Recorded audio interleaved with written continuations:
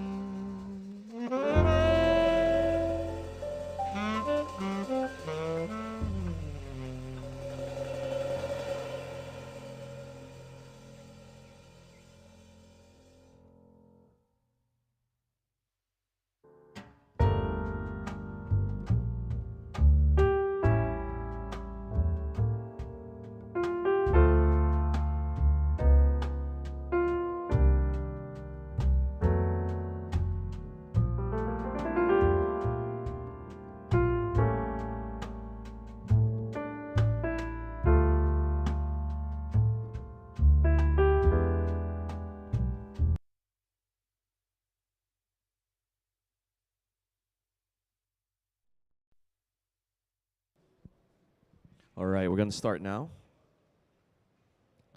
So good morning, everyone. Happy New Year. It's really great to see everyone here in person. For the last 2 or 3 days, I've been telling people that it's really good to see people's faces on campus, because the last few years, as you know, we've been doing a lot of virtual and online. And myself and many people, I like interacting on a live situation, so it's really good to see people. Anyway, so welcome to Toronto, and welcome to our campus here in North York. Today we have lots of sessions, so we have the morning sessions, and also the afternoon. So for the morning, we do have Canadian culture, immigration, which we have our own immigration consultant here on campus, co-op and career services / employment in Canada, for those who want to work on campus or off campus, lots of good information. And followed by our director will be here to say, to welcome you guys closer to 11. And then the last one before the lunch break or the snack break is student services. And then at 12 noon, we have a longer break from 12 to 12:45. We have some snacks for you guys just behind this room. There's a cafeteria on the left side, on my left side. So feel free to line up there and get some snacks. Our volunteers will help you. And then also at 12:45, we have the Meet Your Program Coordinator. So you guys will go to your breakout rooms. So we will put the room number at 12 noon so you guys don't get lost. So you can find your classrooms in this building so you can meet your program coordinators. So this is specifically by your program, okay? If I'm not mistaken, there are around 6, 7 programs today. So your coordinator will be there. And then followed by student success and tutoring center, academic integrity, and then followed by guard me, and last one is keeping students safe and housing and accommodations. So that would be for the whole day. It will be long, but it's lots of good information. Might as well, you guys are here, finish the whole workshops for today. And then on Friday, if you guys are free, we do have some open house, some police officers. If you want to meet a Canadian police officer, he'll be here on Friday as well. Anyway, to jumpstart our workshops for today, I would like to call on our academic quality manager, Ms. Shauna Sheldon. Thanks, Nicholas. Good morning, everyone. Welcome to Canada. Welcome to Toronto. Welcome to Lambton College in Toronto, and Happy New Year. My name is Shauna Sheldon. I head up quality assurance at the college, so that is quality across all facets of the organization.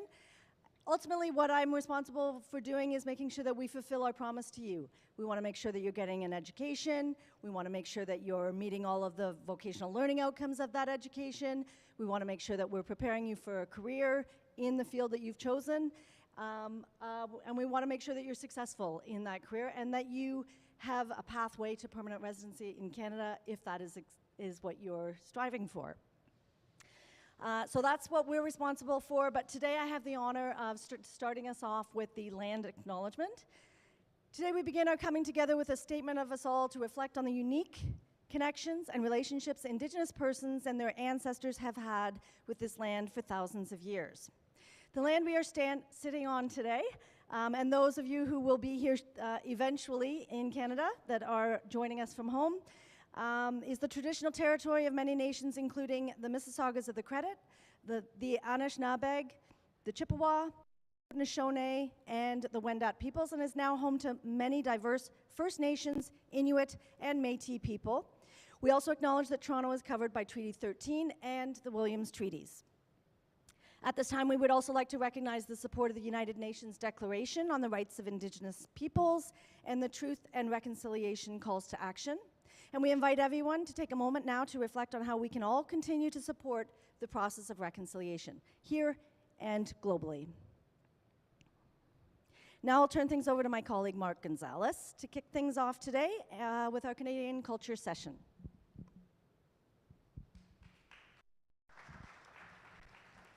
Thank you very much, Shauna, and the applause was not necessary, but I appreciate it. Thank you so much for that. And thank you for being here at like 9 o'clock in the morning, and I'm not the only one here, so that's cool, and it's a nice, robust crowd here, so awesome. And Happy New Year, because, you know, I'm not sure if I've ever met you before, but the first time I'm seeing you, I'm going to say Happy New Year. So, my name is Mark Gonzalez, as you've heard. I'm the Academic Integrity Officer of the college, but I guess the good news is we're not going to talk about academic integrity right now.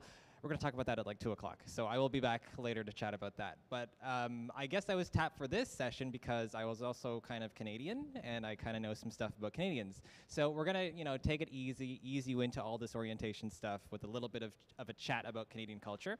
And so we're going to go through a lot of different things related to Canadian culture in as fast as possible. I'm going to keep it like 25 minutes. You know, I don't want you to fall asleep, so, you know, it is 9 o'clock. So anyways, we're going to chat about a few things. Now, when I say culture, Canadian culture, we're talking really about interaction between peoples and how we behave, what we say, how we say it, you know, how we look when we say it, many different little things like that.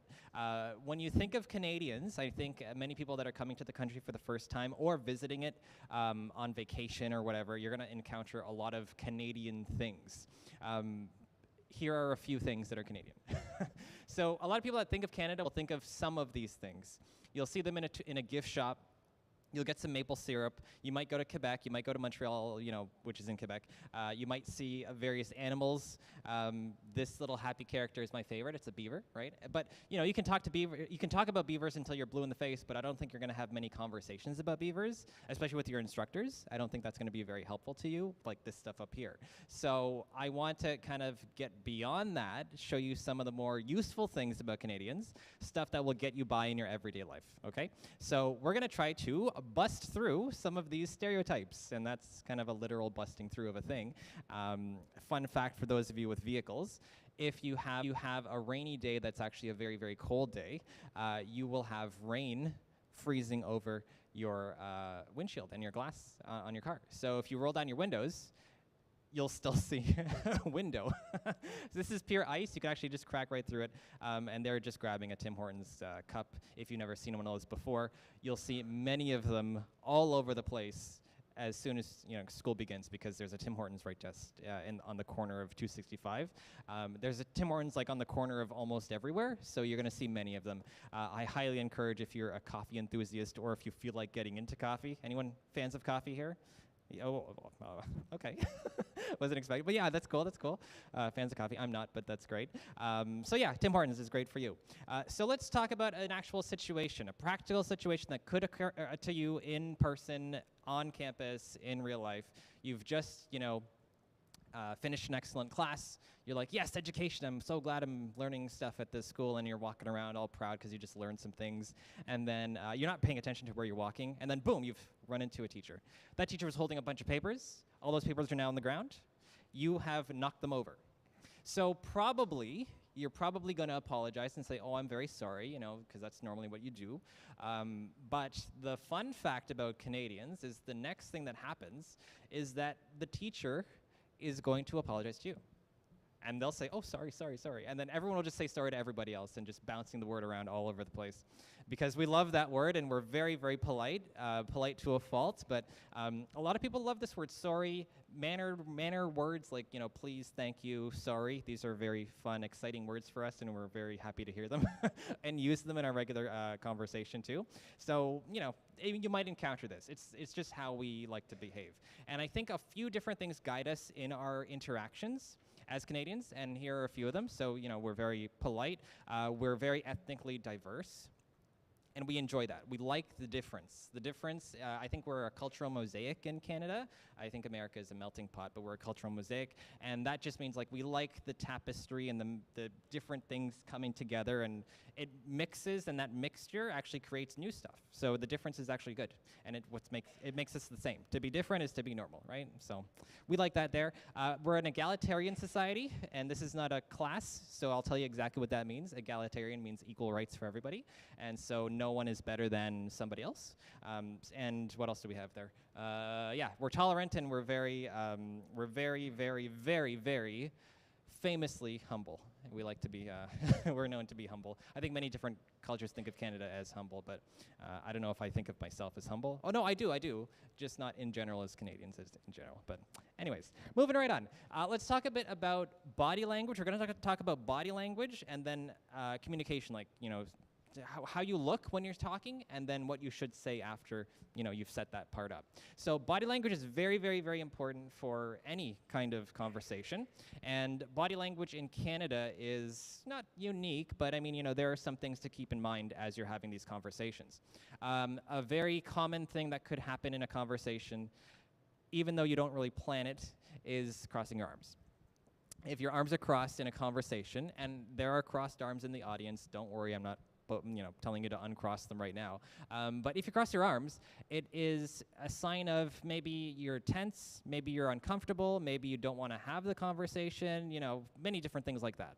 And if you're giving off that vibe, that kind of body language vibe, it's not so great. So if you just uncross them, simple solution. And another thing that could happen is if you have your hands in your pockets. And you'll see it very often. I will put my hands in my pockets all the time.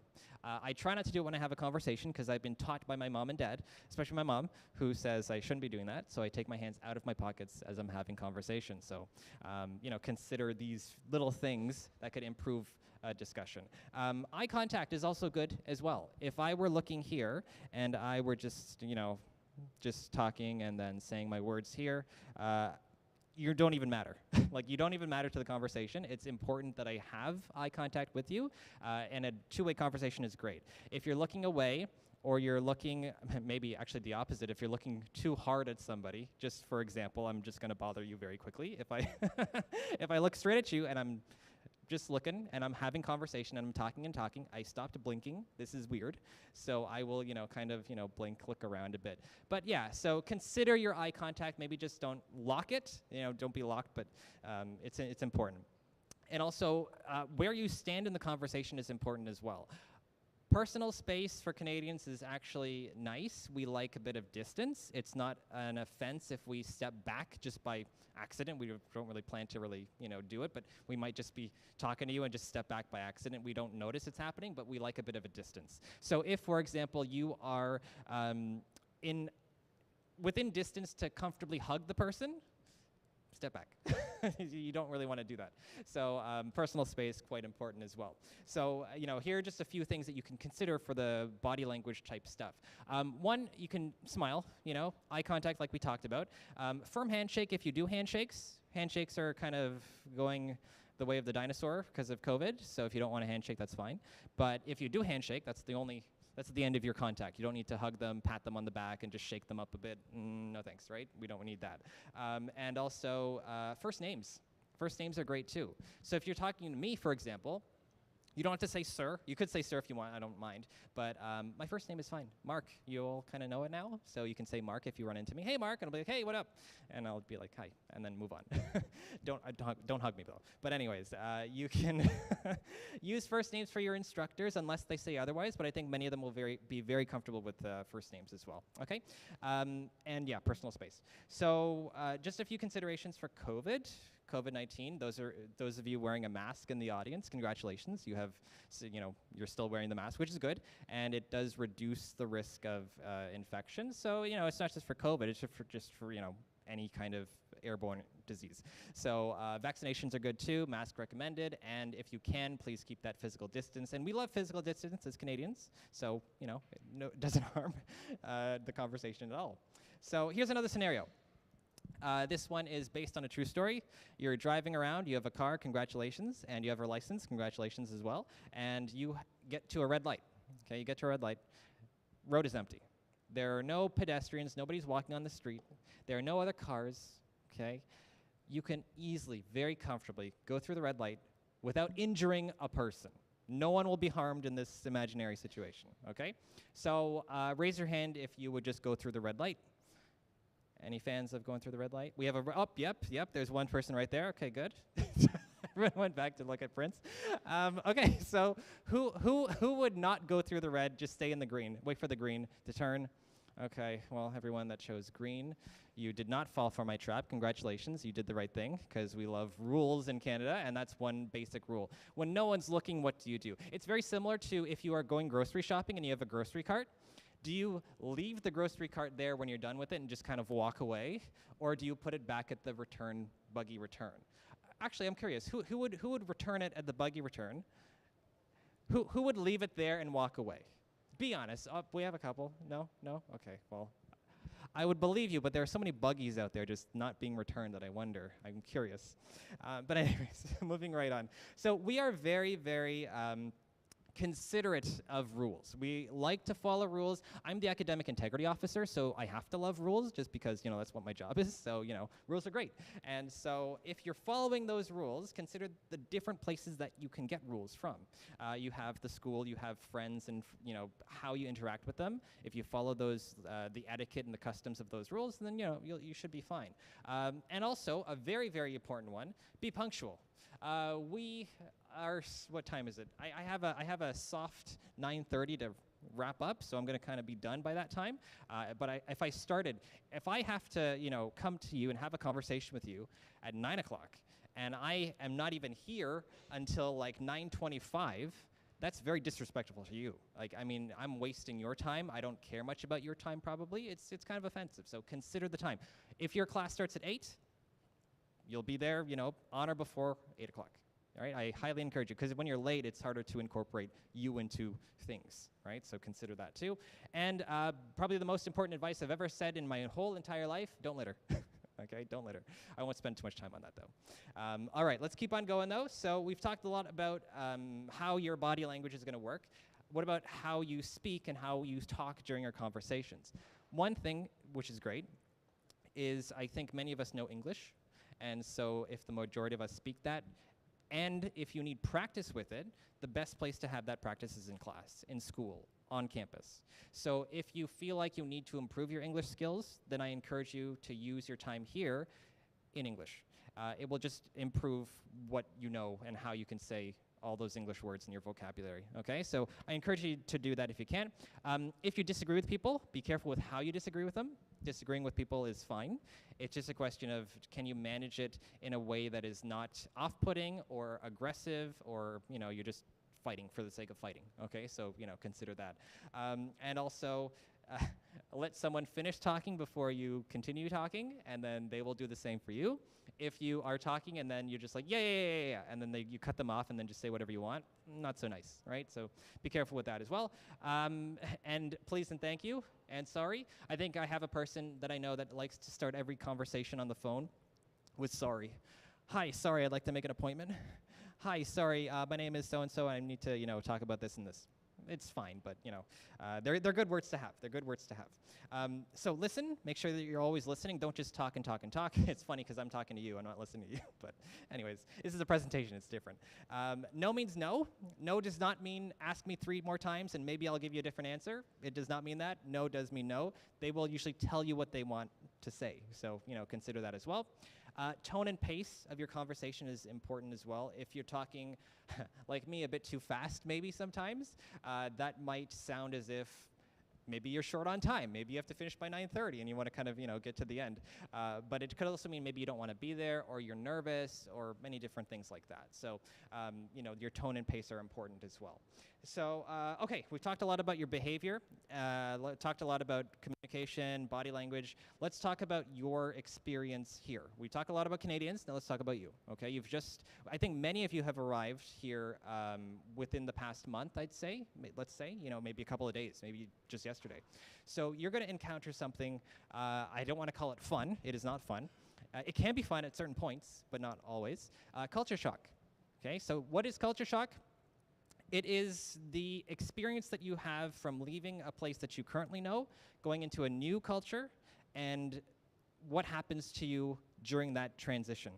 And there are 3 different stages you're going to run into, okay? You've got the fun, exciting honeymoon period, just like a marriage, I assume, I'm not married. And then you have the resistance phase, and then the acceptance phase. So what happens in honeymoon period? You're probably in that right now. Everything is new, everything is different, and that's good. Wow, all these different foods, all these different places I can eat, all these different TV shows I can watch. Okay, cool. That's awesome. And I think we have a lot of bodies of water in Canada, so I think that's cool for some people too. But everything is new, everything is different. You're kind of like a tourist seeing all these new things. That's, the first 1 or 2 months of your time here. But that goes away. That goes away. After about 2 to 6 months, that period, things that are different are no longer good. They don't feel as, good. Imagine, for example, I always say this one, is you read a book, like let's say you read Harry Potter or something, I don't know, whatever books, kids read nowadays, and then you watch the movie, and you're just like, wait a minute, that stuff didn't happen in the book, that's different than the book, no, this doesn't feel right. Imagine feeling that feeling all day, every day, with everything around you. That is just painful. It can be very painful. So the important thing to remember is that you can kind of push through it. If you stick with it for a few months after that, there's a good chance that you will see that difference and be okay with it and then understand that it is different, and you can kind of forgive it. You can kind of, it's okay that these things are different, but it's a challenge. It's definitely a challenge, but I want you to understand at the very least that, it happens, and if it happens to you, it's normal, okay? So there are different ways to tackle it. I think the best ways are communication. So if you're communicating with people and you are keeping in touch with people, friends, family from back home, making new friends here, keeping social, very important to help with that culture shock. If you feel like you don't have those avenues and you've been very, very brave, you've come here by yourself, maybe your whole family, there's no one to talk to back home, or you can't connect with them, well, we would like to offer our assistance as a school, especially student services. You're going to hear from them later today, and you can always keep in touch with them with studentservices@cestarcollege.com, but they are out there to help you, and you don't have to talk to them about school. You can talk to them about just coping with life. Okay, so I encourage you to check them out. Yeah, that's about it. So I'm out of words for now. I have lots more to say to you, but during the academic integrity stuff, and that's going to be even more fun than this one, right? It's all rules and stuff. So, anyways, thanks for listening. I'm going to pass it over to Shauna, who's going to talk to you about your lifeline at the school, which is Moodle. Okay, there you go. And sorry. There you go. Thanks, Mark. So just a couple little housekeeping things. I take notes while Mark his spiel, and there's a couple things that I wanted to piggyback on. So one is, Mark mentioned that we are tolerant of differences. We actually celebrate differences in Canada. Toronto is one of the most multicultural cities in the world. We have well over 80 languages actually spoken in downtown Toronto, which is fantastic, and we love it. We love it. You'll find that we plan a lot of activities on campus to celebrate other cultures. It's one of the things that we love about Canada. It's one of the things we love about this college. But English is, as Mark said, it is the language that we all have in common. So whatever you can do to practice your English, this is a safe space, as Mark said. There's lots of people that are in the same boat. What I recommend that everyone does to improve their English or to hone their English skills, there's a couple things. We have a tutoring center, writing and language center that you're going to hear from those folks a little bit later this morning. Feel free to check in with them. They're in the top corner in this building. And you can connect with other people that just to have conversations with. I also recommend that you take in English media. So do a lot of reading of English, listen to English podcasts. And I am going to give you a little bit of homework today, but we'll get to that in just a second. Mark also talked about rules. We do have there's probably a few smokers among our cannabis-free school. The campus is cannabis-free, but we do have smoking sections, so just designated smoking areas. So just make sure that if you do smoke that you are paying attention to those areas. And masks. So several of you are wearing masks today, and they are optional, they're recommended. It's flu season. It's a good idea for you to wear a mask if you're ever feeling uncomfortable. But let's say you come to campus one day, you're non-mask wearing. I often will wear a mask in the elevator because you're in close quarters. But let's say you come to campus, no mask, you're feeling brave in the morning, and then you're walking by a few people during the day and there's some coughing going on. It's flu season. Go to reception, grab a mask. If you need a mask, we have them at the reception desk with Ash, the main door that you would have come in this morning. So just know we have masks on hand for you as well. Okay, so Mark said that I was going to talk about the Lifeline. How many of you have been to Moodle? Have you gone to the Moodle site, which would give you access to a number of different resources? Moodle? Oh, most of you, that's fantastic. We have had seasons where, or semesters where no one had been to Moodle yet, maybe the link was broken. I just like to know that everyone has been there. It is awesome. Moodle is going to give you everything that you need. I mentioned at the outset that I'm responsible for making sure that we're giving you all the tools for success. Moodle is one of those tools. So it's the college learning management system. It is also where you'll gain access to a number of different resources. It is also where you'll gain access to all of your courses. Has anyone gone to any of your course pages yet? A couple of you, that's great. Oh, a few of you, that's great. So I'm going to talk a little bit about what should be on those course pages. And also, the other thing about Moodle is that there's some key personnel. You're going to be hearing from a lot of people today. You're going to be getting a lot of information today. You're not going to remember it all, right? So just know that you can always go back to Moodle to find information about the things that we talked about today. And also, if you can't find that information there, you'll find the people that you can reach out to get that information, right? You could leave today's session thinking, oh, I remember Prince mentioned that in the tutoring center. You know, I can get X, Y, and Z. You can go back here. Prince's email is in here. Immigration, you're going to hear from immigration shortly after, once I wrap up, if I wrap up on time. But when you hear from immigration, they'll be giving you all kinds of information about various documents and ways to make sure that you're not getting yourself into a situation where you need to extend any of your documents. But you don't have to remember all of that stuff. You can go to the Moodle site and get access to all that stuff, right?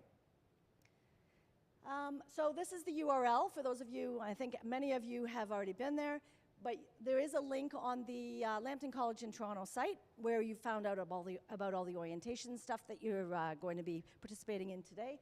There is a giant button there which will give you access to Moodle. You'll log in with your login credentials, your My Lambton login credentials. And once you get there, this is what it looks like for those of you who have not been there. I mentioned that we have a bunch of events. This is normally where we will post those events.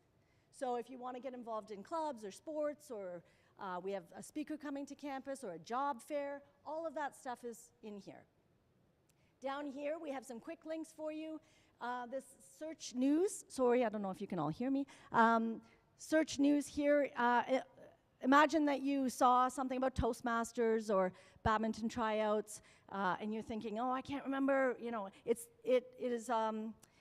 a role, so, you know, the latest will be at the top. So you can just search, put in a keyword, badminton, you'll find out when those tryouts are. Also, another important one that we added just this summer was the job board. Anyone going to be looking for a part-time job? Probably all of you. So we will be advertising part-time jobs on the job board from time to time. There's paid jobs and volunteer jobs. Both are very important. So of course, you know, you got to pay your bills, but volunteer jobs are great for your resume. How many of you are in co-op?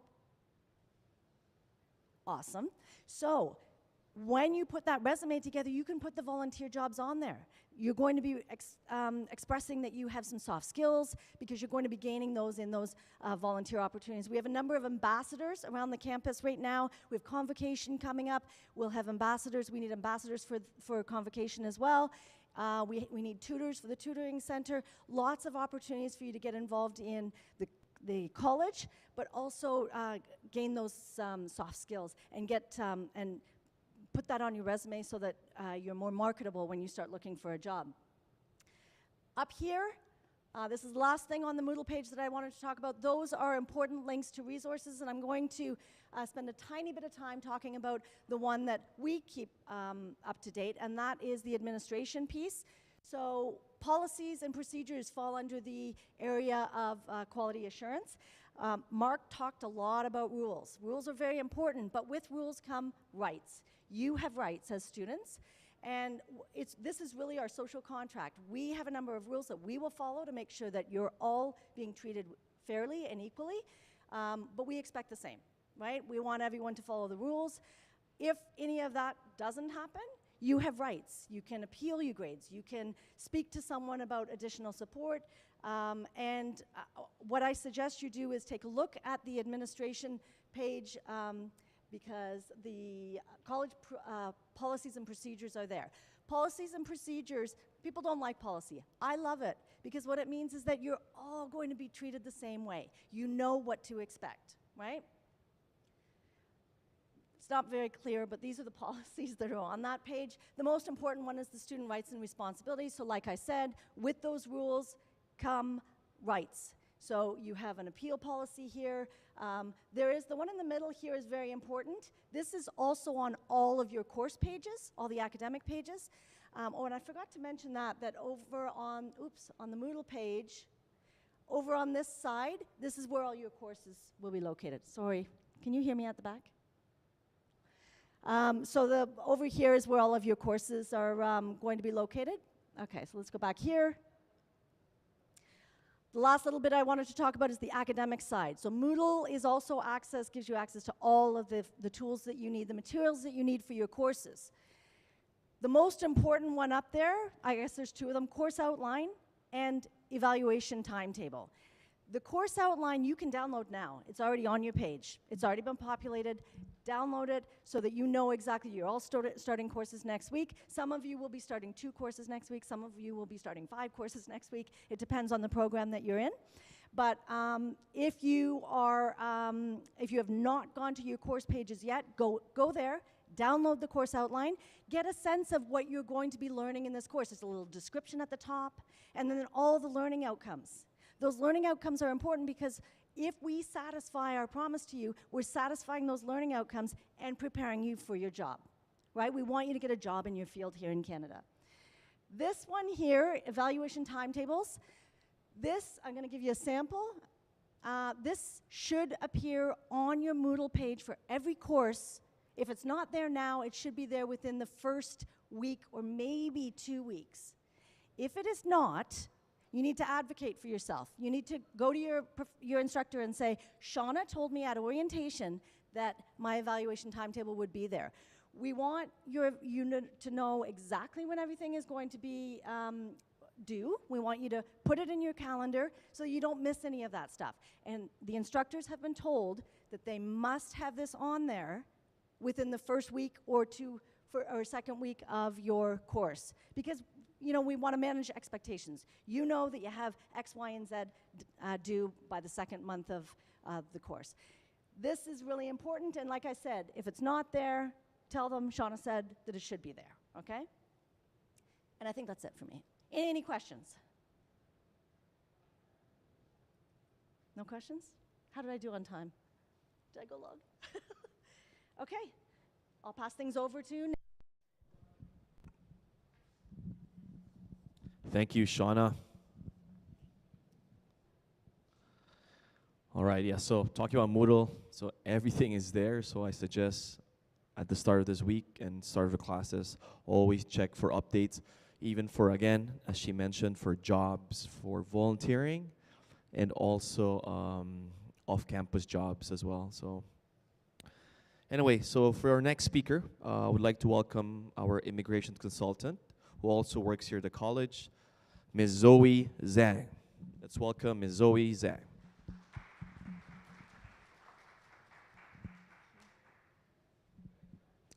Hello everyone and welcome. My name is Zoe. I'm the immigration advisor of the college. In this session, we are going to talk about some important topics that you should be familiar with as an international student. Okay. First, we are going to start by talking a little bit about our department and what kind of service we are going to provide for students.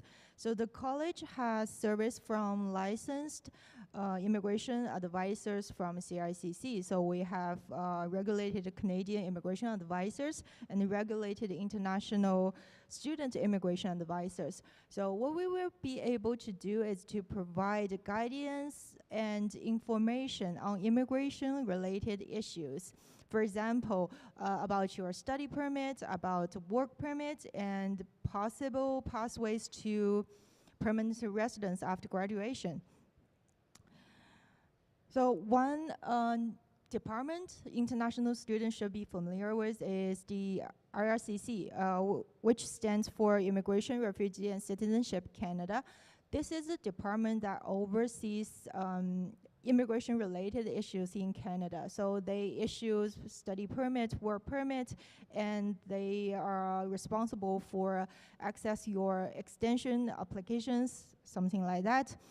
And this is the website of IRCC, and this is the best way and the most powerful way for you to gain correct information, because for immigration-related issues, you are going to hear a lot from friends, from a former student, or you just see something on social media, especially those information on social media. You may see it's kind of misleading, or just it's tried to give you some biased information. So it is always very important to check this website for correct information. And also you can visit one of the advisors in college, and we will be able to provide you the help you need.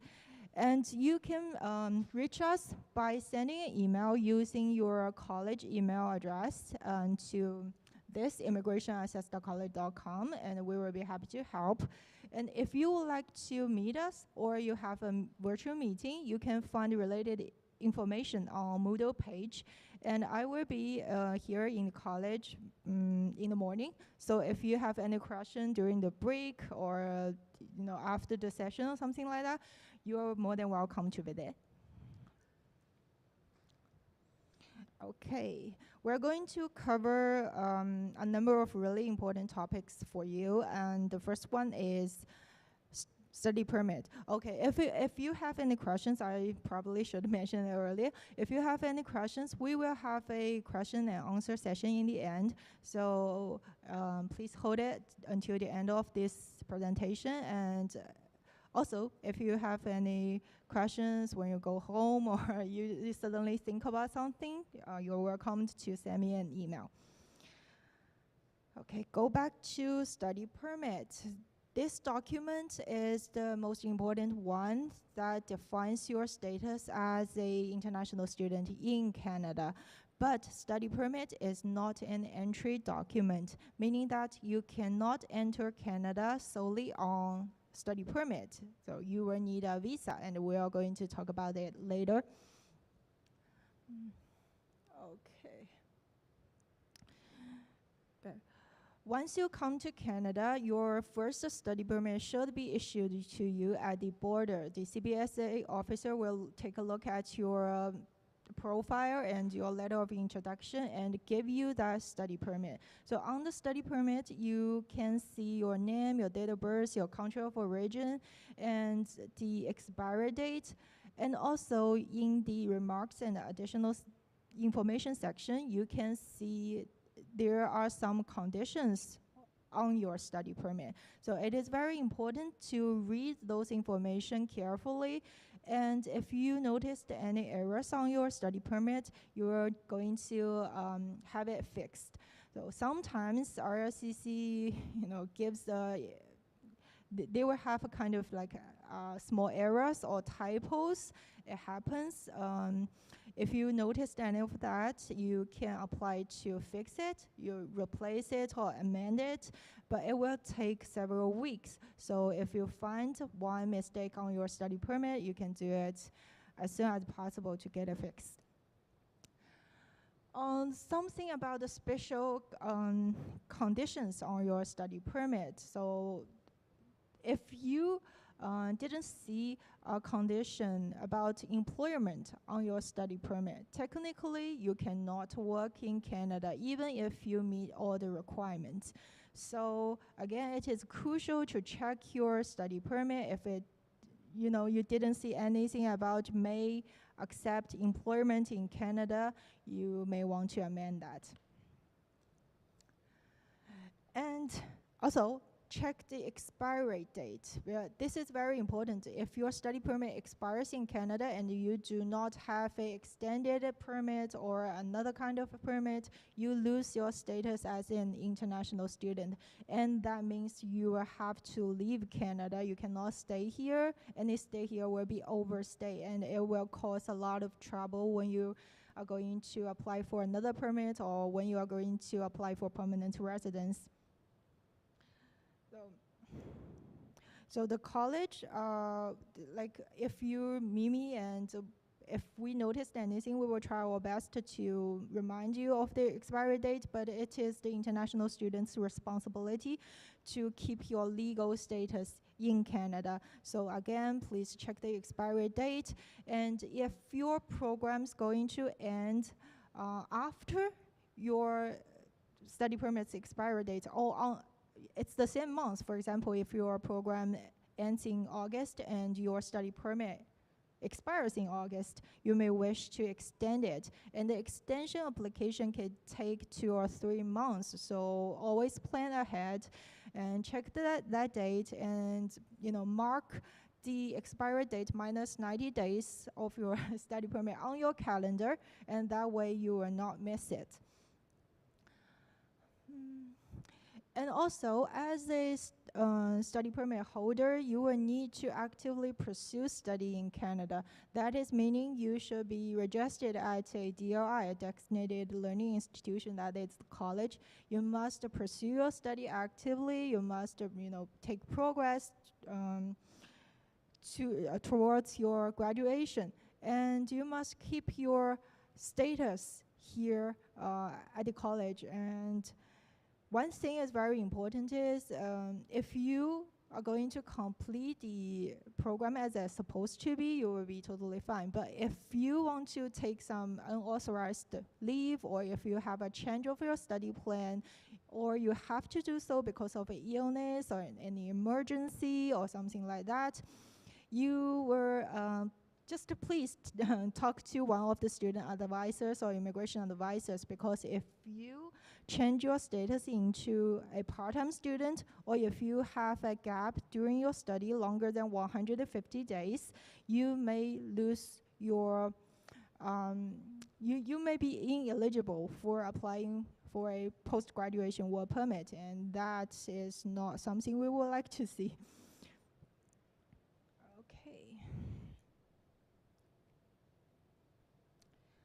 Visas. Visas are different than study permit. While study permit gives you status as an international student in Canada, visas is your entry document. So you will have either visa or ETA, depends on the country of origin. And so the visa, we sometimes call it a temporary resident visa, TRV. It allows you to travel to Canada. So when all of you applied for an initial study permit, you didn't have to apply for a TRV separately. Your study permit was approved and the visa office asked for your passport, and they put that TRV on your passport. It's a sticker counterfoil on your passport, or some of you call it stamps. It is usually issued for the same duration as your study permit. Also, TRV can be extended, but if you would like to extend it inside of Canada, for example, your program requires you to extend the study permit and the TRV because it's longer than the expiry date of your study permit, you will have to extend your study permit first, and once you get that extended study permit, you can apply to extend your TRV. It's also important to know when your TRV expires, it can affect your traveling plan. You may consider applying for an extension 3 or 4 months ahead of time based on your study plan, your travel plan, and the IRCC's processing time.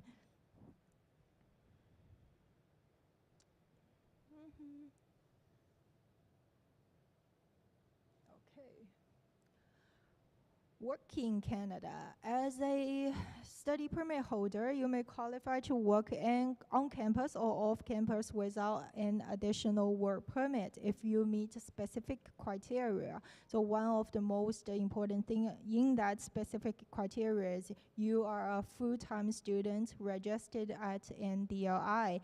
So you may work on campus full-time, and if you would like to work off campus on your study permit, you can work up to 20 hours per week. But the good news is from now on until December 31st, 2023, you can work full-time outside of the campus. And there is no limitation on the employment you take, and there is no limitation on the hours you work. But again, please balance your study and work. Prioritize your study because you're an international student. You will have to keep that full-time student status. And one thing is you cannot work during authorized leave. You can work on reading weeks or on holidays, but you cannot work on any leaves.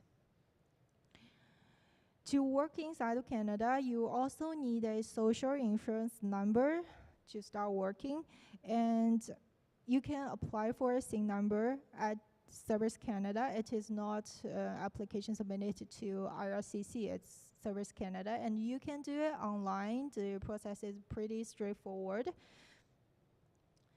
But to apply for a SIN, international student must provide an original study permit states that the permit holder may accept employment in Canada. So if your study permit doesn't allow you to work on or off campus, and you have actually met all the eligible requirements, you should apply to change the condition on your study permit.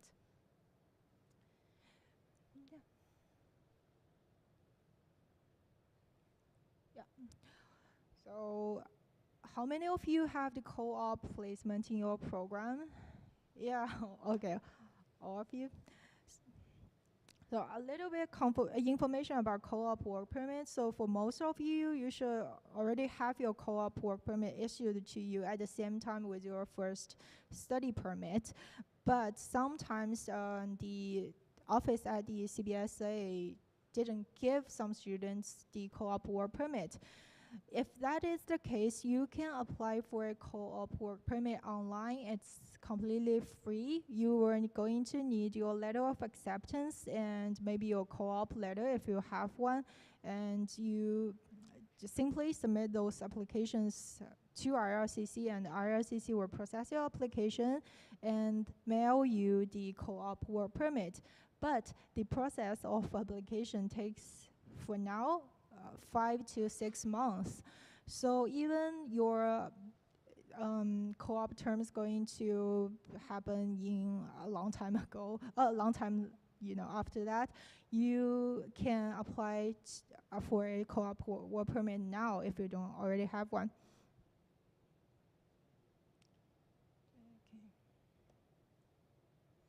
And also, co-op work permit can be extended. So if your co-op placement is longer than the expiry date of your co-op work permit, you can also have it extended.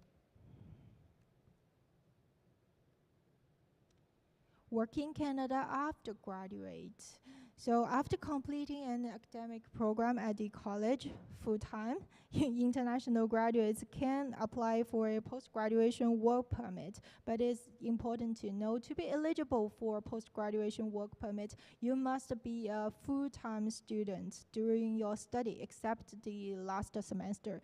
So if you have any gaps, or if you, for example, in semester 2, you change yourself status into a part-time student, you may not be eligible for post-graduation work permit. Okay. So this permit is a very powerful one because it allows international students to gain valuable Canadian work experience. And if any of you, have interest in apply for Canadian permanent residence, this permit will be very useful.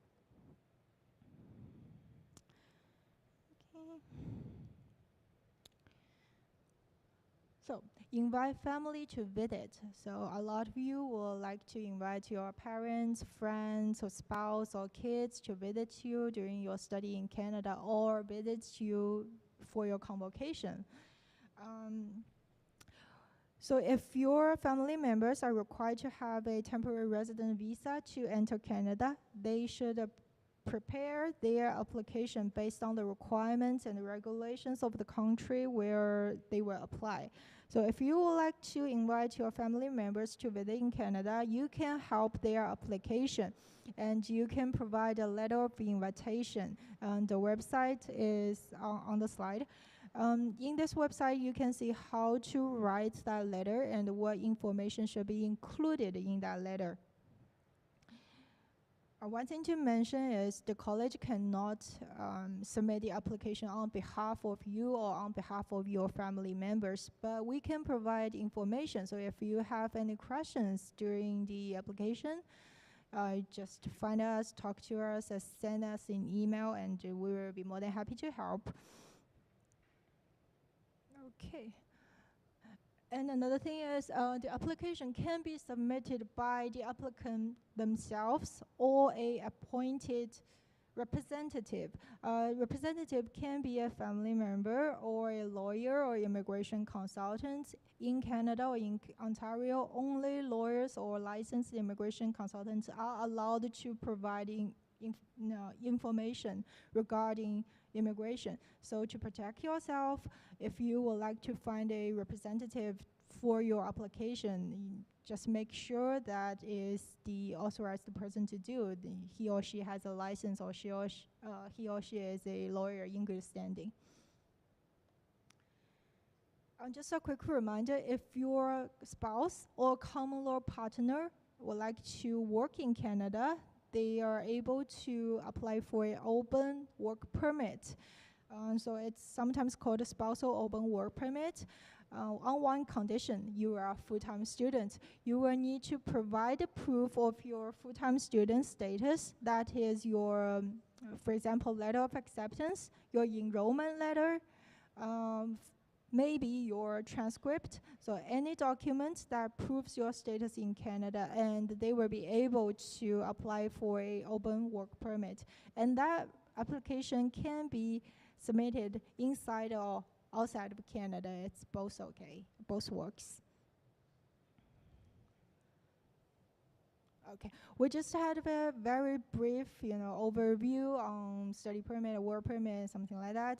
So if you have a very specific question, you can email me because every case is different. Everyone's condition is unique. So you can listen to your friend or listen to your former student, but do not use their, experiences 100% because everyone's different. So your case may have something different from theirs, and it will cause you some problems. Yeah. Any questions for today? Yeah, good. Okay, so if you have any, again, please email us, or I will be at the office in the morning, and you're welcome to visit. Yeah, thank you.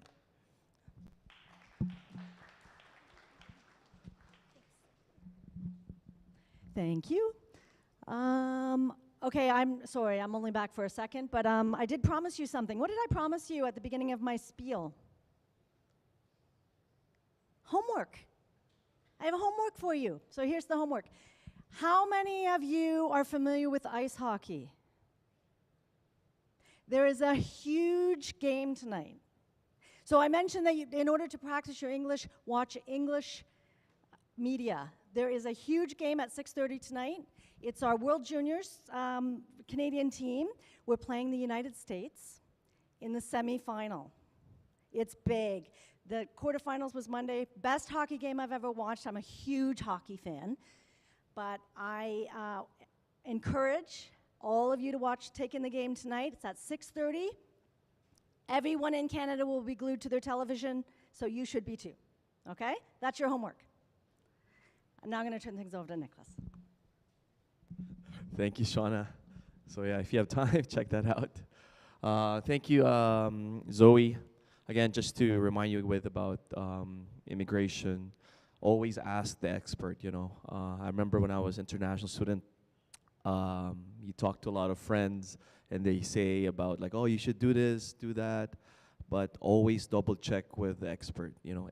Immigration always changes. Sometimes last month is probably still good, but the current month, maybe they've changed it, the policies.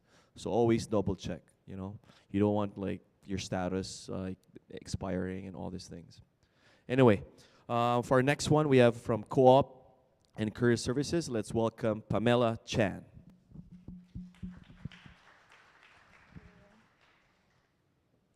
All right. Good morning, everyone. Thank you all for joining me today on this very gloomy Wednesday morning, right? So thank you all for being here. Happy New Year.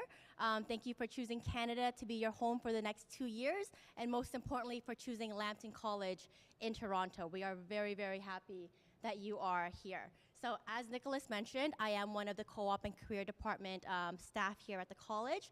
So that's what I'll be presenting to you guys on, along with some tips, a very brief overview of Canadian culture in terms of the workplace as well. Okay? All right, so there we go. Okay, so we have a total of 5 people on the staff. You can see all of their information up here. I would recommend for everyone to take out their cell phones, amazing, for you to get to know who your co-op advisor are. They should become your BFF, your best friend here at the college, okay? Because not only can they help you land that job, right, but they'll also be the ones responsible for approving your co-ops come your final semester. Okay, so again, if you don't get to know them, you will, for sure, by your 3rd term. Okay, but it's never too early to get a head start and start introducing yourself, so that way not only can they help you with your co-op job, but if you guys are looking for your part-time jobs as well, they can help you with that too. Okay, so bear with me because I'm going to be reading a whole bunch of letters to you. So first and foremost, we have Brian Messias. He is the manager of the co-op department, and he oversees the programs CCBT, SCMT, and our newest program, FSQT. There is also Diana McLennan, and she is the co-op advisor for BMAT, CPCT, and CPMT. There's also myself. Hi, everyone, again. My name is Pamela, and I oversee MADT, MMDT, MMPT, PMIT, and PMLT. Okay, so that's me. There's also Peter, and he oversees BMHT, CSAT, and FPWT. And last but not least, we have our newest addition to our team, which is David Ying, and he oversees AIMT, OHST, and QEMT. Okay, when it comes to really specific questions regarding your particular co-op, I would encourage you guys to reach out to your designated advisors. Okay, but if it's a general question like what's the magic number to go into co-op, does anyone know what that number is? Magic number for co-op eligibility. 2.8, thank you, okay? That is the magic number. That is your golden ticket in order to get to co-op for your final semester. So if you have questions like that, like, hey, what's my GPA for co-op?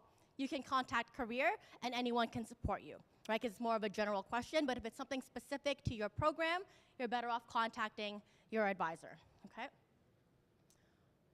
All right, so here are some of the services that we do offer. And this is career services and co-op services all together. So we do things like resume writing, cover letter critiquing, job search assistance, online presence, so helping you review your LinkedIn profile, interview preparation, and mock interviews. Okay? All of these services are completely free. They're built into your tuition already. Okay? I would highly, highly encourage you guys to use these services. Otherwise, what am I doing here? Right? No, but more importantly than that, it's because some of these services, if you were actually to go outsource them and hire a career coach, these services would cost you a fortune, right? For one appointment, for example, for a resume writing critique, can cost you anywhere from $300 to $500 per meeting. That's quite costly, okay?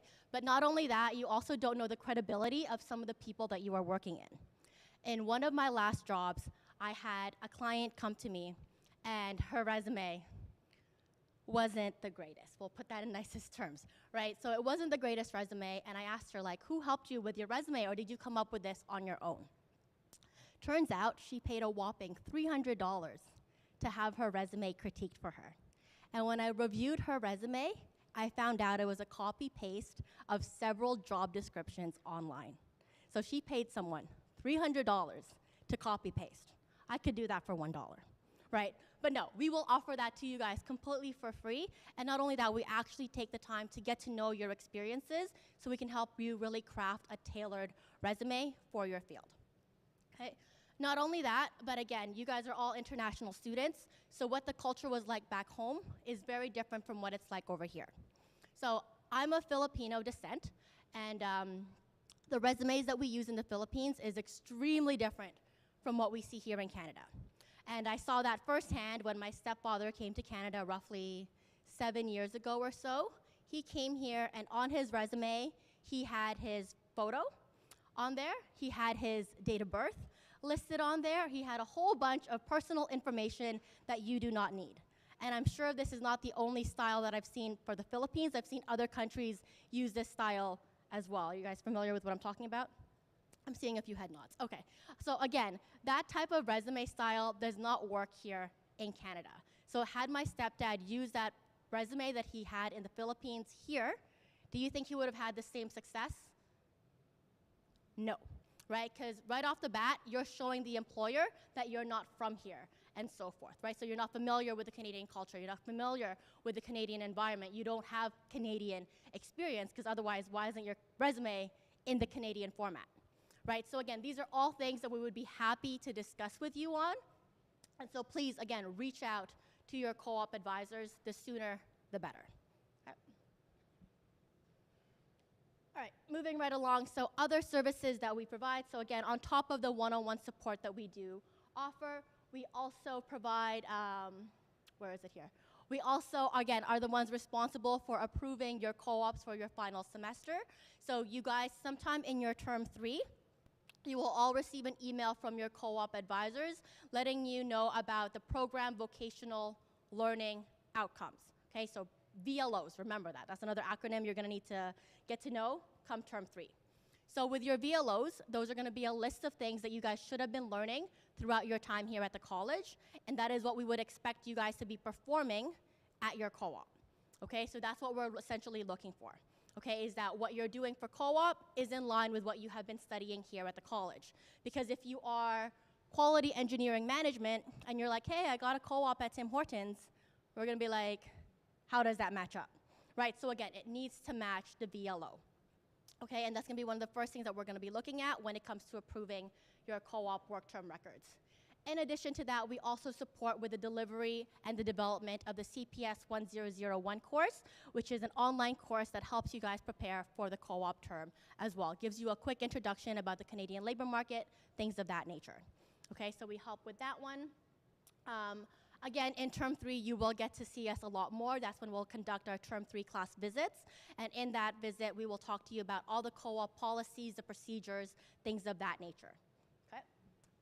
And then we also have career services. So again, marketing materials, some job searches, and like I mentioned, there are those one-on-one appointments that you can be booking with us that, again, I highly, highly recommend. Okay, so there are 2 ways for you guys to book with us. One of them is gonna be through My Career. If you guys aren't familiar with that, I do highly encourage that you guys become familiar, because that's gonna be one of your main touch points, again, when it comes to term 3. That is where you'll be able to see all of the co-op job postings and again, access our appointment schedule as well. So yeah, so you can either book directly through My Career, or if you can't see any of our availabilities, for some of you guys, if you wanna reach out to your co-op advisor today, you might not have access to it as of yet, but if you wanna reach out, then you can just send them an email, and make sure in your email you include your student name, your student number, and your program code, so that way they know who you are. Okay? So this is essentially what My Career will look like. So again, you log on to My Career. It's gonna be the same login and information as your My Lambton account. It's just a separate portal to that. And basically, you're gonna go to co-op, select appointments, and then book by appointment provider. From here, you're gonna look up one of your co-op advisors' names, okay? Because most of us limit our availability strictly to our co-op students, okay? So again, look for your co-op advisor. From there, you will see a list of all of their available time slots, okay? The majority of our appointments right now are being held virtually, so we'll either send you a Zoom link or an MS Teams link. Okay, that's the automatic default. But if you prefer that face-to-face interaction, you can still request that. Just let them know in your appointment scheduling, like, hey, I want to meet in person, and then we can arrange that. Okay. There is also a drop-in service as well. I think you guys all came through the front desk here today, right? Okay. So right at that reception area, there is there's a podium there, and that's basically where you can sign in to do drop-in services with, again, any of the co-op and career advisors available, right? So again, that's more for generic co-op career questions. If you really want to meet with your advisor, it's best to contact them directly and book that appointment, because if you do drop-in, it's just whoever is available will come grab you, okay? So there's that there. Okay, so my Lambton email, so this is going to be the main form of communication. It's really the only form of communication to you guys. And I will also let you know that we only respond to my Lambton student emails. So if you send us an email using your private, your Gmail, Hotmail, whatever it might be, we're going to tell you, send it back using your My Lambton. Okay, so let's cut the back and forth. Strictly use your My Lambton account. On that note, I want you guys to really take the time to create your email signatures, so that way it's something already built in your emails. So in your email signature, again, there's 3 things that you want to include there. That is your student name, student number, and program code.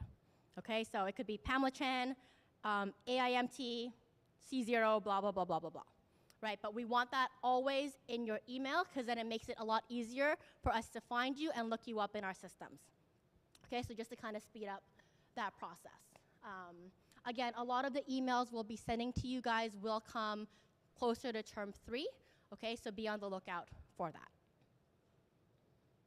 Okay, I already kind of mentioned this, but again, that's kind of the formatting that you're wanting when it comes to setting up your email signature at the college. Okay. All right, so here are some of the expectations for your co-op work term, and that's, again, your final term here at the college, okay? So with this one, you need to make sure that you honor your start and end dates. So whatever your contract dates are, you're expected to honor that. So if it's January 2nd until April 21st, we expect you to be there throughout that entire duration. If you guys were to leave halfway through because you're like, yeah, you know what, I'm over it, I'm gonna go look for something else, that's not gonna be okay, right? We expect you to honor those contract dates. Most of your co-ops are going to be roughly 4 months in length, okay? And there is a minimum number of hours that you have to complete, okay? That magic number is 420, okay? You guys can exceed that. A lot of our students go up to 600 hours by the end of their co-op, and that is perfectly acceptable as long as you meet the 420 minimum, okay? There is no maximum, but there is that minimum, okay? You'll be roughly working 30 to 40 hours a week because it is going to be a full-time position. There will also be a course that you will be registered for during your co-op term. So in addition to completing the co-op job itself, there will be some modules that you have to complete on CPL 1049. Those modules are very, very simple and straightforward. There are things like, how do you make a good first impression? How did your first meeting go with your employer? What are your goals for co-op? It's, again, very simple, reflective questions, but nonetheless, they must be completed in order for you to graduate from the co-op program. Okay? And that's pretty much what that section is. Okay, so CPS 1001, like I mentioned, that is your online course that you will be completing during term 2. Okay, that is a mandatory component of your program map. Anyone who does not complete this course cannot proceed to co-op and cannot graduate. It is essentially a pass-fail course. There's no real grade attached to that one, but there are, again, some modules, some reports that you have to complete to make sure, again, that you're getting familiarized with the Canadian workplace culture. Okay, but that's pretty much what that is. It'll give you some topics as well on resume writing, interview skills, and so forth, but that does not replace you actually meeting with your co-op advisor. I still encourage you guys to still meet with your advisors as well. All right, so like I mentioned, my career website, you guys need to become familiar with this. This is where you'll be able to book your appointments with your advisors. You can also see some part-time positions, but only under the career services section. Okay, so there's career services and then there's co-op.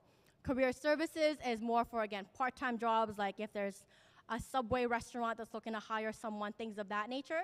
And then under the co-op tab is where you'll find co-op postings. Okay? Again, co-op postings will only be given to you starting term 3. Okay? Under career services, you'll also find information about any expos, any hiring events, things of that nature. But again, those are more for like your part-time student type jobs, not really co-op related per se. Okay, so those are the 2 avenues, career services, and then there's co-op. Okay. Again, this is what that page looks like, right? Like I mentioned already, your login for My Career is going to be the same as your My Lambton. It is a completely separate one from your Moodle. So whatever your username and your password is for your My Lambton account will be the same for My Career. Okay. People are taking a photo. We'll pause for dramatic effect. Okay. So again, here is the career services. You'll see there's a section there called career services, and you'll see the different job postings and career events on the side menu. Those are, again, your student part-time jobs. Okay? There are no appointments available in career services, so if you want to meet with your advisor, you have to go through the co-op tab. Okay? Not career services. Make sense? Ish? Yes? Okay. All right, so for co-op, that's where you'll have some more opportunities. So that's where you can, again, book your appointments by provider. You'll have the job postings that are related to your program, okay? And yeah, that's pretty much what you'll have under the co-op tab. And again, you'll only have access to this starting in term 3. Okay. All right, so these are some of the events that we've had in the past. So we'll have things called employer showcases. We normally have a few of those every semester. They are more tailored and targeted towards the term 3 students, but I would encourage you guys that if you see an employer that's targeted for your program, attend that showcase anyways, because it's never too early to start networking, okay? Networking takes a lot of time to do, so the sooner you get started, the better it is for you, okay? So that's what's kind of available for events here. All right, so advertised versus the hidden job market. Has anyone seen this image before of the iceberg referring to the job market? A little bit, I saw your head nod a bit. Okay. So there is an astonishing number that falls under the hidden job market. Does anyone know what that number is for jobs that are not advertised? No? Okay. 80. 80% of jobs are not advertised. And the only way to access that 80% of jobs is through networking, okay? And there are 2 types of job search approaches. There's one called reactive job search approaching, and there's proactive, okay? Proactive job search involves networking and effective networking. The reactive job search approach involves you seeing a job posting on something like Indeed and applying to it. So you're just simply reacting to a posting, okay? But as I just mentioned, 80% of jobs aren't actually advertised, okay? And I have 2 stories that I'd like to share with you here about just the reality of how powerful networking is. So I have my wonderful, wonderful husband. He used to work at one of the big banks situated in Alberta that had a branch here in Toronto. So he was working for them. It was a 30-minute commute by car. It was a decent salary. He was happy. He had 3 weeks vacation. I don't know what he could have asked for, right? But anyways, after working there for 2 years, he was like, meh, I'm over this job. I want to do something better. I want something new, right? So he found a new job located in downtown Toronto, and that would require him to wake up at 6 in the morning in order to get there for 8 o'clock because he was going to commute, taking GO train and all of these things. So he upped his commute time, right? He was originally driving 30 minutes away. Now he's waking up 6 a.m., at least an hour commute to get to downtown, right? And not only that, he went back to 2 weeks vacation, and he also was earning the same amount of income. Why my husband left to go to that job, I've got no clue. That's a different discussion of what's wrong with my husband. But anyways, he went to that job, right? And he lasted there for 6 months until he was like, oh my gosh, what did I do? I regret my decision. I should have listened to you, my lovely wife, and not left that job, right? Anyways, so he was miserable. He hated it there because the commute time, it kills you. Like long commutes just are extremely draining, right?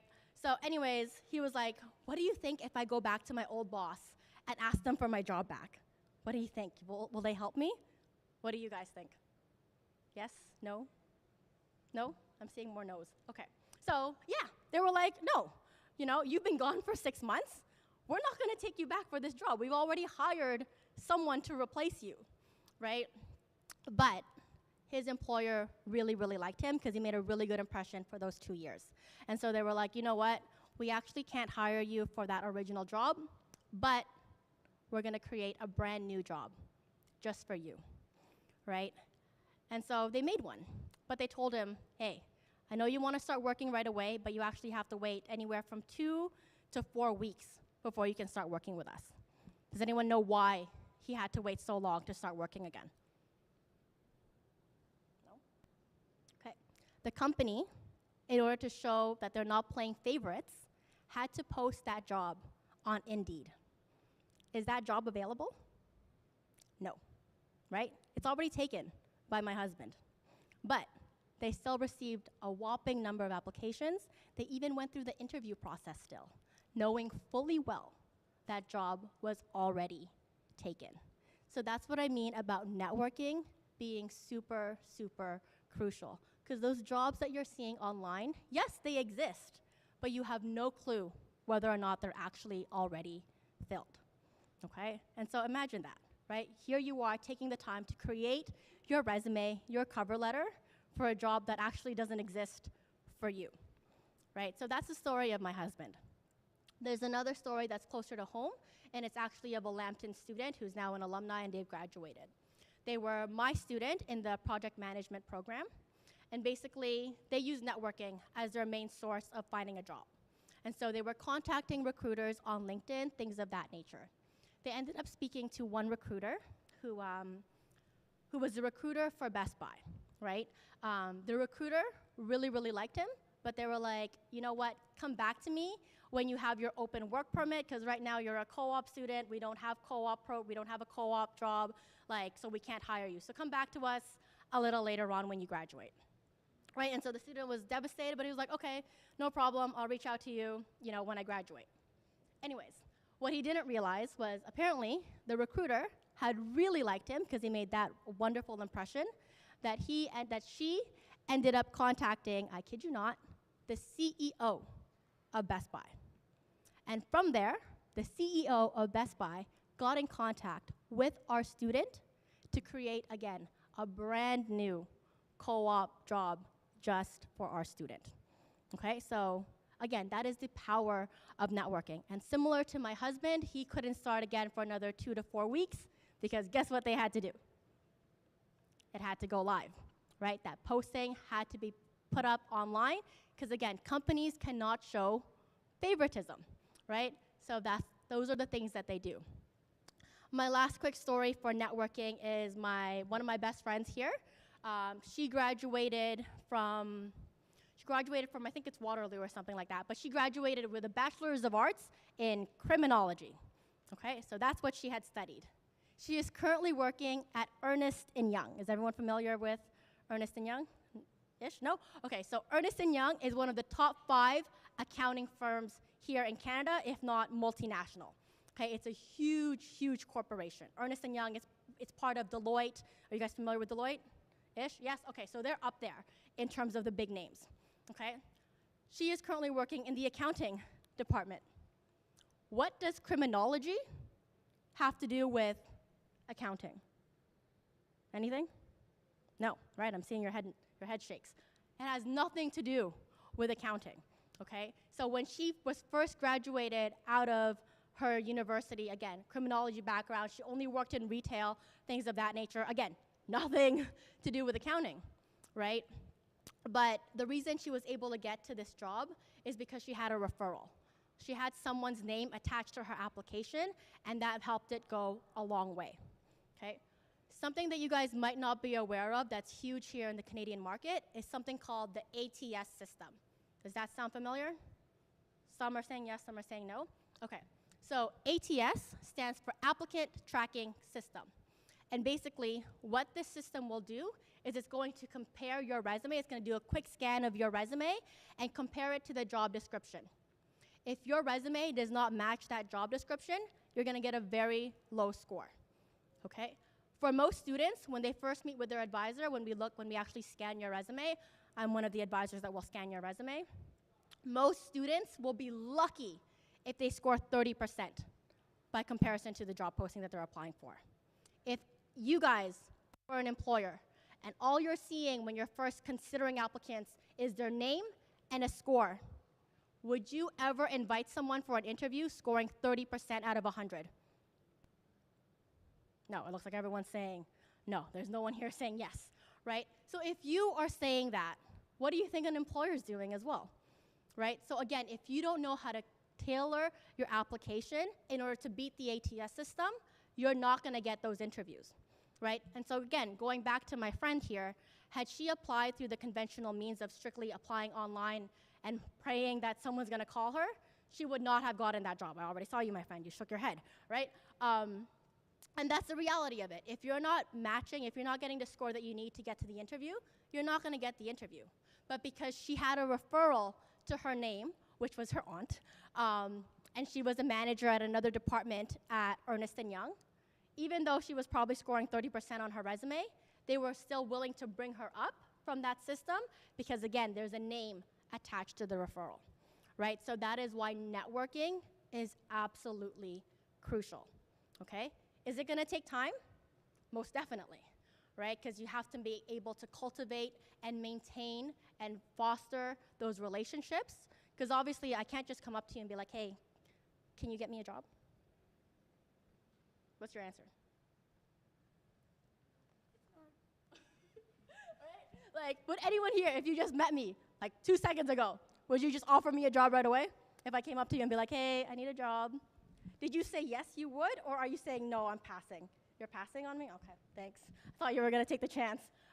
Okay, but again, if that's what you guys are gonna do, that's the same thing an employer is doing, right? So that's why you have to network, so that way people get a chance to get to know you, get to know what your skill sets are, your personality, things of that nature, and that's gonna help them become more comfortable and helping you in their company as well, right? So that's why networking is absolutely crucial. Okay, I got a little sidetracked, but these are some other website links as well that you guys might want to research, like look into in terms of some job postings, but hopefully I've sold you on the concept of networking, because it really is, again, it's harder to do, but it helps you out immensely when it comes to the job searching, okay? All right, let me see what my time is at here. Okay, we've got plenty of time. Okay, so what is networking and what it's not? So again, networking is all about meeting new people, making those connections, but most importantly, maintaining those relationships. If you guys, does anyone here not have a LinkedIn account? No? Okay, good, good. So you all need a LinkedIn account. Okay, but what it's not is just you befriending a whole bunch of people in order to grow your network. That doesn't do anything. Right, your networks need to have to get to know you, or you need to, again, be speaking with them for that relationship to really go anywhere, right? So you want to make sure you're selecting meaningful relationships. Not only that, but with LinkedIn, there's all those algorithms in place, right? So if you accept anyone and everyone, that algorithm is going to be very confused, right? But if you are selective of who you are connecting with, then that algorithm is going to have more tailored recommendations to you that is more relevant to your actual field. Right, so again, don't accept anyone and everyone, be a bit selective, and make sure you're trying to get to know some of your contacts, right? You don't need to get to know all of them, because there's a lot, but again, just maintain some of them so that way you have that relationship, okay? So yeah, so that's what networking is. What it's not is, again, you accepting multiple friends. It's the same thing as amassing a bunch of business cards that you don't know what to do with, right? So again, you have to develop those relationships. Like I mentioned, it is gonna be a time-consuming process, right? You're probably gonna get a lot of rejections, like a lot of people ignoring your invite, your messages, and so forth, and that's okay, right? No harm, no foul. It doesn't ruin your day. It's not like your life is over because that recruiter didn't get back to you. You can still move on, right? But if there's that chance that they say something to you, they get back to you, again, that opportunity that it can open up is huge, and you never know what it could lead to. Right, so put yourself out there, right?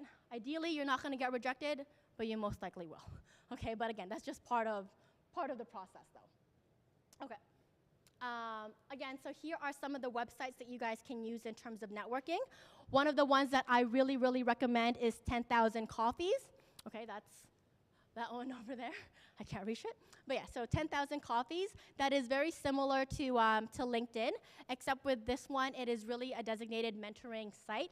So a lot of the people that are there because they want to be, because they want to give back, because they want to support, they want to act as your mentor, right? So that's the one that I would really recommend. There's some other job boards here as well, and so forth, right? So again, take a screenshot of this so you can refer back to it later on too. Okay. All right, so some email etiquette. This one seems like it should be a no-brainer, and it's like common sense knowledge, but you'll be surprised with how many emails I get that are not professional. That's the terminology. Okay, so again, really simple things, but when you are contacting employers, email is probably gonna be the first method of communication that you're using, right? And with email, a lot of the ways we communicate can sometimes get lost, right? Because the emotions aren't there, so they can't tell your tone, things of that nature. So one thing that you might be saying was supposed to be construed as a positive thing, they might end up taking offense to it, right? So you need to be very careful with the way you're writing, and it really shows off your communication skills as well. This is their first impression of your communication skills, so it does matter, okay? So with your email, please make sure that, again, you're using a professional email address, okay? No, none of your younger year email addresses and so forth, a professional one. Ideally, Gmail, that's the preferred one. With this one, you guys do have access to Grammarly here at the college. I recommend that you use it, so that way you can address any of the minor grammatical errors and syntaxes and things of that nature that you might have on your emails. I even use Grammarly, and I've been here for 25 years or so, but my grammar is still horrendous. So Grammarly is also my best friend. You guys have it for free, so please use it. You guys would also have access to LinkedIn Learning for free as well, and that's where you guys can get certifications on LinkedIn. I'd encourage you guys to use that as well. Okay, but yes, so with your email, please make sure that you are addressing the person formally. Okay, this also goes for your cover letter, because in your cover letter, you guys are gonna be writing, "Dear Hiring Manager," okay? So again, a formal salutation is needed. I cannot tell you how many times students have sent me an email saying, "Dear Sir," and I'm not a sir, right? I hope that's obvious to you guys. But again, for some students, maybe it wasn't, because maybe my name is masculine sounding in a different culture, I don't know. But again, if you're making that assumption and now you've insulted me, it's not a good look on you, right? Even though it might have been a simple mistake, right? But again, it's your first impression, you don't want to start off on the wrong foot. So if you don't know the person's name, if you don't know the person's name, it's "Dear Hiring Manager," right? Not "Dear Sir" / "Madam," because again, it's too informal, okay? If you do know their name, but you're questioning what their gender is or something, then just do "Dear Jamie Adams," right? So that way you're not putting that prefix of sir, or Mr. or Mrs., and especially right now with people's personal pronouns and so forth, you don't want to, again, end up offending anybody, right? So "Dear," just their name, or "Dear Hiring Manager." Other things is making sure that you have a short and succinct subject line, right? So if it's for a job posting, write the job posting there, right?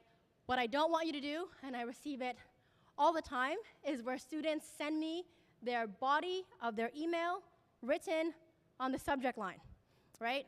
Or the opposite, they'll actually have no subject line, right? And I don't know about other people, but if there's emails that come to me without a subject line and I don't know who it's from, I delete it, right? And so again, that's the same thing that can happen with employers. So make sure you have that subject line there, and then the body of your email should, again, be short and succinct, just telling them what this email is about, so that way they have an idea, right? But again, these are really common sense stuff, but a lot of people tend to forget about it, so please don't, okay? And this not only applies to contacting us, but any of your instructors here, and again, and most importantly, when you're contacting your employers as well.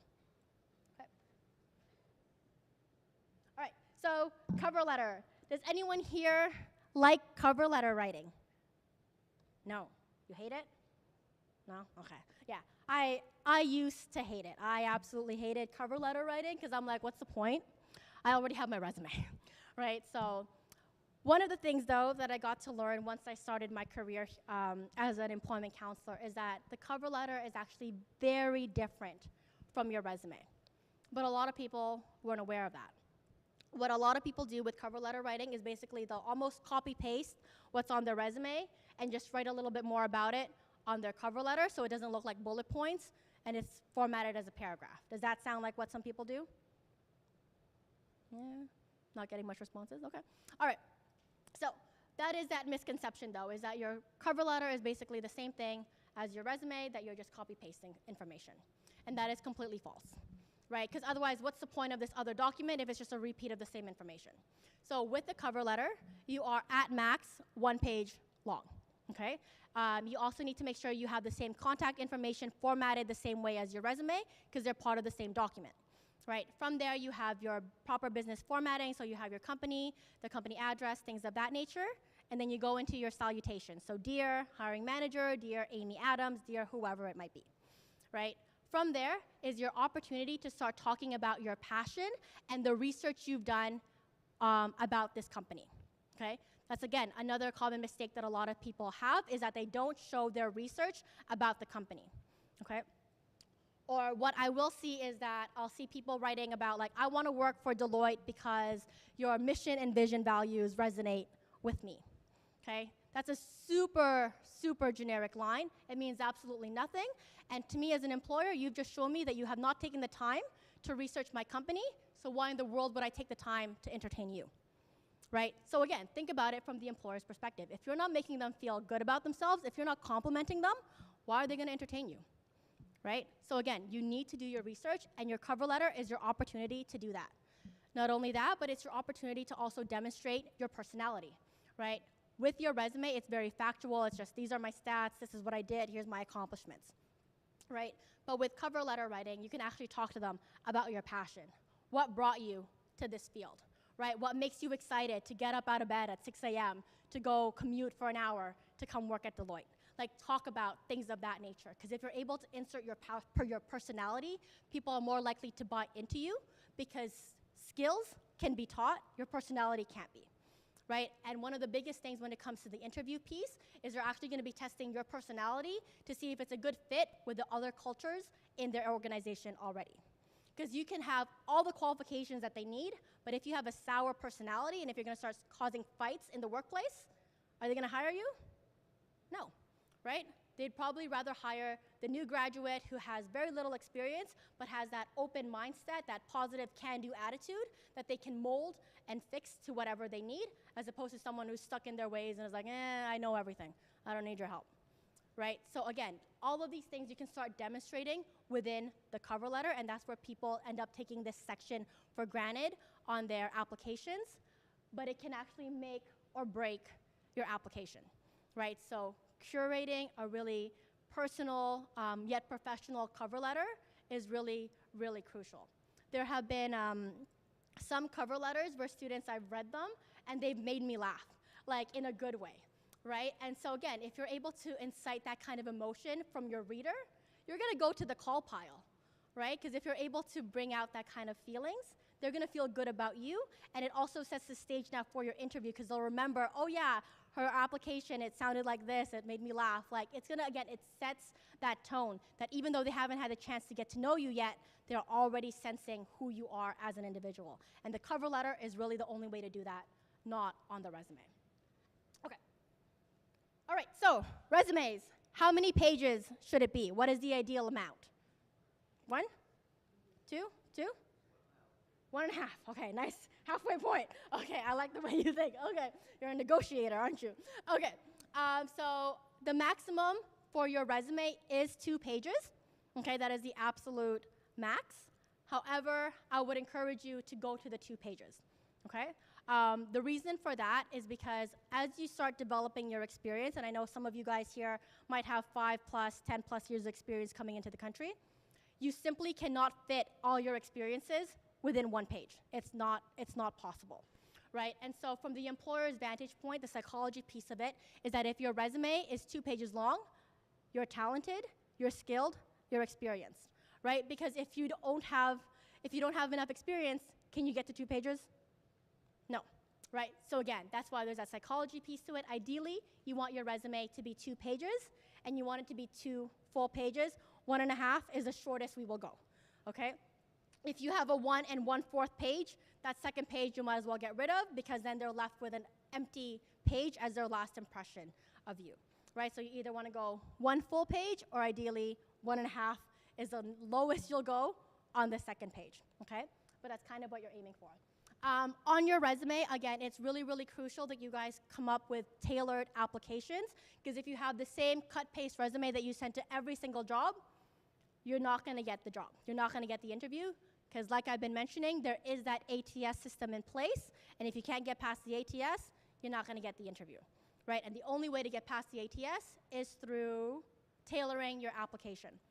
So there is a website that I would encourage you guys to check out to scan your resume to see how well it compares to the jobs that you're interested in. It's called jobscan.co. That's jobscan.co.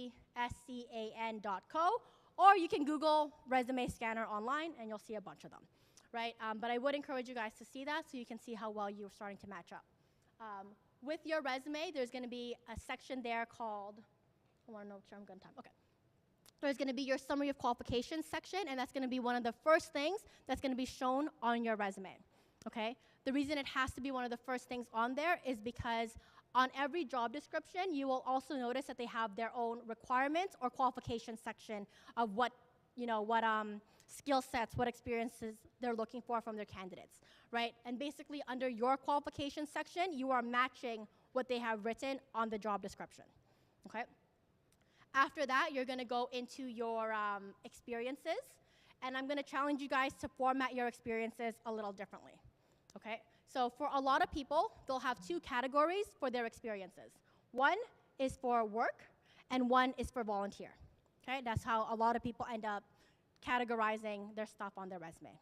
I'm going to challenge you guys to do it a bit differently, okay? I'm going to get you guys to have it called relevant experience and additional experience, okay? So bear with me, I'll explain my thought process. So when you guys are here and you're working your part-time student jobs, most likely they're going to be considered your survival jobs, right? Like working again at Walmart, Tim Hortons, things of that nature, right? If you guys are following the regular formatting for resume writing, your Walmart job is going to be the first one that they see because it has to be newest to oldest, right? But if you guys are in business management, for example, and your last job was Tim Hortons cashier, does being a cashier at Tim Hortons have anything to do with business management? No, right? But as an employer, if you guys list it that way, that is their first thing that they're going to see, and what they're going to think of is irrelevant. This person is not skilled in the job that I need them to do, right? But if you change it to relevant experience, and relevant experience, you're actually going to name that experience, so it could be your business management experience. And then only things that are business management related would go under that category, right? And as we just identified, being a cashier has got nothing to do with business management. But you still want to list that experience because it shows off your Canadian experience, right? But what you're going to do now is you're going to bury it towards the bottom of your resume under additional experience. So that way the Canadian is still there, but you're burying it so that way you can front load your resume with the most important information up top. Does that make sense? Yeah? Okay. Not only that, but when you use things like business management experience, engineering experience, project management experience, developer experience, whatever you categorize that experience as, that now becomes a keyword that the ATS would be looking for, right? The ATS is never going to look for the word work experience. It's never going to look for the word volunteer experience. That's simply not one of the keywords that's ever on a job. But things like developer, project management, business, engineering, again, whatever type of experience you have, that could now be listed and that will count as a keyword. So it's almost a throwaway without you having to really work for it. Makes sense? Yeah? Okay, so I hope I'm selling you guys on my credibility as a co-op and career advisor. And that's not just me, that's my entire team. So please use our services. This is exactly why we're here. Okay, and we love talking about this stuff. You'll be hard-pressed to find people interested about resumes the way we are. Okay, so again, please utilize our services. So that's just a really quick one in terms of your resume. There are other things too regarding formatting. So there's a lot of people who like to use what's called an infographic resume, where they'll use things like symbols, pictures, icons, and so forth to make their resume look really pretty. And I agree, your resume will look really pretty, but for the ATS system, it absolutely hates them. It hates them with a passion, right? And so if you have a pretty looking resume, you're probably gonna score really poorly on the ATS. ATS likes simple, it likes plain text, it likes boring, essentially, is what you're looking for in terms of the design, right? And that's what's considered an ATS-friendly resume. If you guys go to networking events, that's when the infographic resume would stand out because it looks different from everyone else's, right? So you might have two resume styles. One is more for physical networking, where you can actually hand in your application physically, and then there's the one that's more online, which is more ATS-friendly, okay? All right. Moving right along. Okay, so again, one of the other things that we'll help you guys with is your mock interview prep and interview techniques as well. So there are a few common interview questions. One of them is posted up here, why should I hire you? But there's also other ones like, tell me about yourself. And that's one of the top 10 interview questions. And it's also one of the top hated interview questions as well, right? For some of the students that I have coached during a mock interview, and I asked them that question, tell me about yourself. I cannot tell you how many times I had one student talk to me about living back home and how back home was like. There was one student who was business management, and I did a mock interview with her, and she talked to me all about her dad and how her dad ran a successful business. And I was like, fantastic, can I hire your dad, right? Because like, what does that have to do with you? I'm not interviewing your dad, I'm interviewing you. Right, but because that tell me about yourself question is so broad-based, it throws people off and they're like, what do you want to know? Like, how do I answer this question, right? And so the trick to any interview question is EES, that acronym EES, which stands for education, experience, and skills. So whenever you're answering a question in the interview, it should always refer back to these three things. The more that you refer to, the stronger your answer becomes, right? So those are things that we want to coach you on. And as we get to know you, we'll be able to reference some experiences that you might have not realized would have been a relevant one to talk about. There was one project management student that I was coaching, and I had met with her like, I think it was roughly 10 times or so, so I really got to know her. I got to know her experiences and so forth. And there was one question that I asked her where I was like, tell me about your experience dealing with KPIs, right? So key performance indicators. And she was like, what? I don't know what that is, right? And I was like, you were a team lead, right? If you're a team lead, you're monitoring people's performances. What you're monitoring about them, those are KPIs. What do you mean you don't have experience with this? Right? Or there was another question I asked them. I was like, what's your experience working with targets? And they were like, I didn't really work in that kind of environment. Like, we didn't really deal with targets. And I was like, you were a sales agent at one point. Do sales not have targets? Are there not amount of quotas that you have to meet, a certain amount of profits that you have to make? She was like, yeah, I did those. And I was like, okay, guess what? Those are targets, right? So again, these are things that maybe you guys might have forgotten that would have been relevant to bring up in your interviews, but if we get to know you, we'll be able to reference them and help guide you on how to present yourself in the best light possible during your interview, right? So again, reach out to your CCAs. We are here to help. We do not bite. So yeah, so again, these are things that we kind of will be talking about if you end up meeting with us. Okay, so going back to co-op eligibility, again, what's the magic number for co-op? 2.8, thank you, okay? Not 2.7, okay? 2.8, that's the number that you need, okay? In addition to getting that GPA is only considered as part of your term 1 and your term 2, okay? So if you guys get a 2.6 in your second semester and you're like, you know what, I'm gonna pick it up on my third semester and I'm gonna get a 3.0 as my average now. Great, you'll get a 3.0 in your third semester, but you still won't be eligible for co-op, okay? Because we only look into term 1 and term 2, okay? If your grades you'll find are short of the co-op requirement, then you can take makeup courses, but only during your break semester. Okay, so if you decide to take a makeup course during your term 3, again, I'm sorry, that's not gonna qualify. You'll go into Will Project as your final semester. Okay, so 2.8 is the magic number. You also need to make sure you've completed all of your programs, all of your courses prior to going into co-op. Okay, so what that means is if you get a 3.0 in your second term and you're like, sweet, I'm co-op eligible, I can start failing my courses in term 3, again, not okay, because you need to be able to complete all your courses in order to actually graduate from the college, okay? So still put in the effort all throughout. And again, make sure you complete your CPS 1001 course and make sure that all your fees have been paid at the college.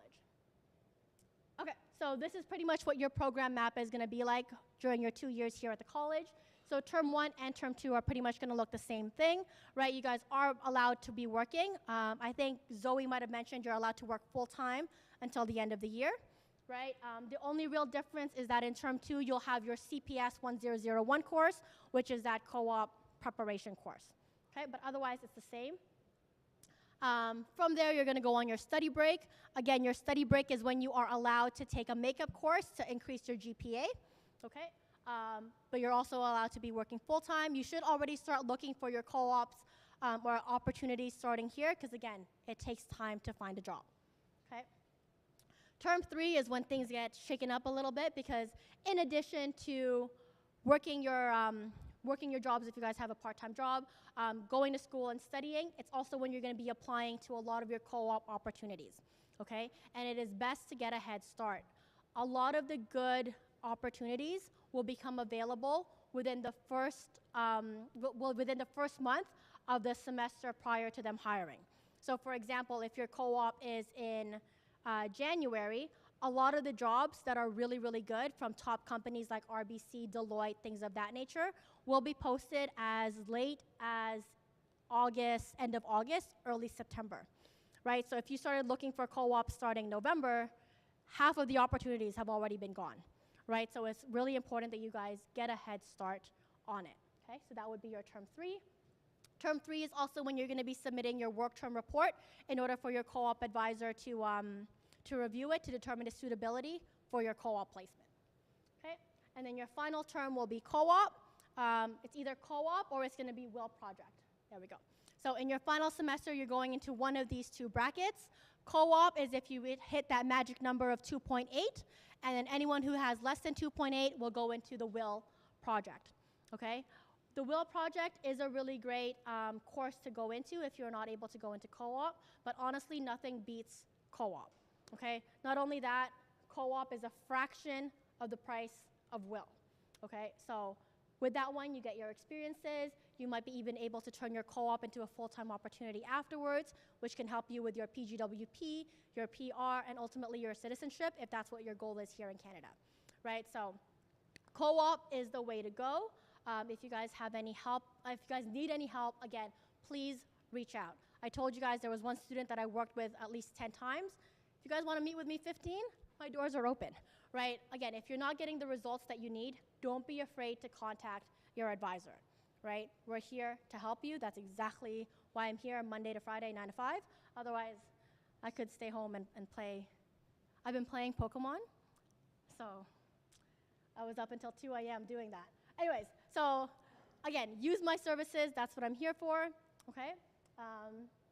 And then you already had your presentation with Zoe earlier today about the immigration process and so forth, but we also have another consultant named Melissa, so her information is here as well, okay? And that pretty much wraps up, yes, it wraps up my presentation. Any questions anyone might have? All good? Okay, is everyone gonna book an appointment with their advisor? I hope so. Okay, and again, you can do it sooner rather than later, okay? All right, not sure what happens now. Okay, here we go, Nicholas. Perfect, thank you, Pam. All right, we're gonna have a quick break, and then we'll regroup at 11. So, quick break, and be here 4 minutes before 11. Thank you so much.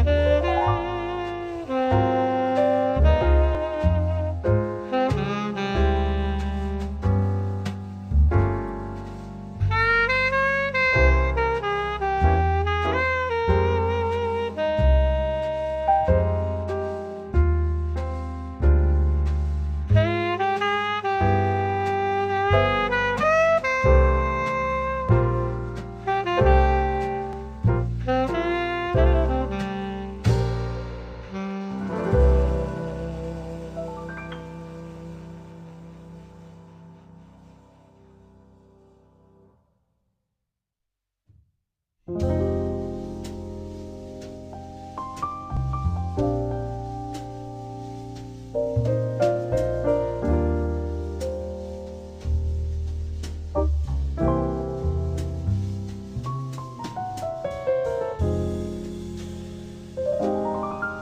we'll be starting in a few minutes. We can have everyone back to their seats. We'll be starting in 2 minutes.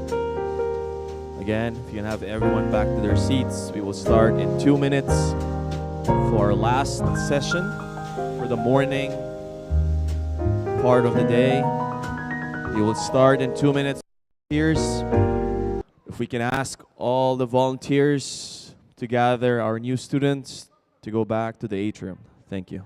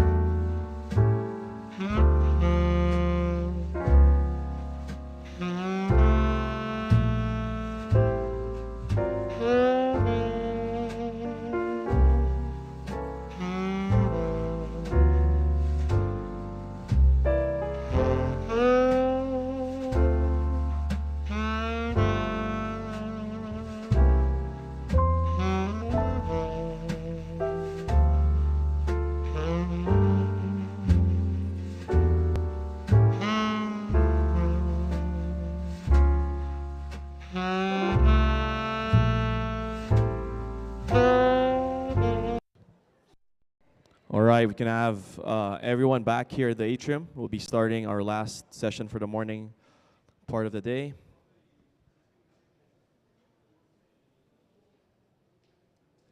So just a reminder, after our student services, we'll have a longer break.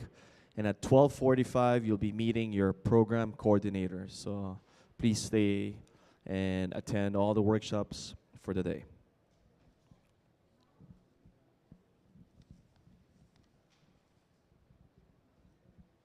So now, before we go to our student services workshop, we have a special person that is here, and let's welcome our director of Lambton College in Toronto, Mr. Michael Varakis. Hi students, how are you? Good morning. Happy New Year. Welcome to Lambton College in Toronto. It's great to have you here. So thank you for coming to see us here at Lambton College. Where are you from? Where are students from? India, of course. Well, a lot of our students are from India. Okay, where else? Turkey, welcome. We have a lot of students from Turkey. Chile, excellent, fantastic, welcome. Where else? Colombia, home of Shakira, welcome. Nepal, Peru, where else? Philippines, where else? That's it? Okay. Let me tell you a little bit about Lambton College. Lambton College was incepted in 1967 in Sarnia. This is a public-private partnership between Lambton College and Cestar College. That's why you'll hear the names that interchange all the time, and you'll see it in our email addresses. It's first name dot last name at cestarcollege.com. That's the naming convention for our emails. We've been around since summer of 2011. We started with one program and 30 students. We currently have 21 programs at the undergraduate and postgraduate level with over 6,700 students 11 years later. Since the summer of 2011, we have over 20,000 graduates. So this is a real success story because of our students, because of our staff, because of our stakeholders, which include over 6,000 employers that we work with. In fall of 2022, 87% of our students that went out on co-op, and there were almost 1,000 students, were actually paid.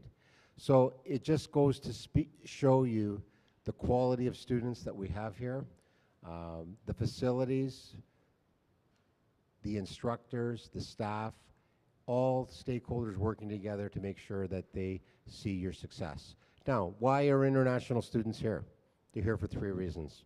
Number one, they want to come here, get a 2-year diploma, so they get a 3-year postgraduate work permit. Number 2, they want to get a job related to their program of studies. And number 3, students want to get their permanent residency. Who's on that program? 2 people? That's it? I'm just talking for 2 people? Who's on that program? Who wants their PR? Who wants a 3-year postgraduate work permit? Who wants to get a job related to their program of studies? Who? Half the people? Let me see all your hands. Okay, it's everyone. That's what we're all here for. Okay? If you want to get a great job, we've got excellent staff and services in our co-op and career department to assist you. And you heard Pamela Chan, she spoke to you a few minutes ago. Also, my colleagues are coming up, Tamara and Nicole from Student Services. We're going to tell you about all the wonderful things that we do here to assist you. But if you want to get a really great job, you've got to make sure you have a great network. The best network that's out there is LinkedIn. LinkedIn can help you connect with employers in our community. I invite you to seek me out on LinkedIn. If I see you're a Lambton College in Toronto student, I will accept you. Once I accept you, you're going to see over 10,000 graduates, students, employers, educators, staff, instructors that are on my site. And I want you to reach out to students who have graduated from here and ask them how Lambton College in Toronto is, and how is Canada, and how is this industry. A lot of success stories are there. So reach out, start to build your network, start to connect with people, and you can find out you can learn from individuals' successes and setbacks, okay? There's no one here that doesn't want to help. Look at everyone possible. So when we talk about helping, we can't do your homework. You got to do that yourself. But the thing is that there are over 250 staff and instructors and administrators that work at Lambton College in Toronto that are here to assist you, including myself, and including my colleagues in Student Services, Co-op and Career, academics, your instructors, your coordinators. Everyone is here to assist you, because without students, we wouldn't have a college. Without us, you wouldn't be successful. So it's a two-way street. So we need each other. Reach out to us. Don't wait till it's too late. Nicole and Tamara are going to present to you a whole bunch of resources that are available out there to assist you. We need you in the best frame of mind, both mentally and physically, to do what you're doing. You've done the unthinkable by coming 10 or 12,000 kilometers away to a cold country here we call Canada. And we welcome that you're here. Canada is a country that was built by immigrants. We appreciate the diversity, and we're doing some phenomenal things. That's why we're one of the top 8 countries in the world, because of the diversity that we've embraced here, and we're looking to go even further as a country here in Canada. So, let me see if I can get this.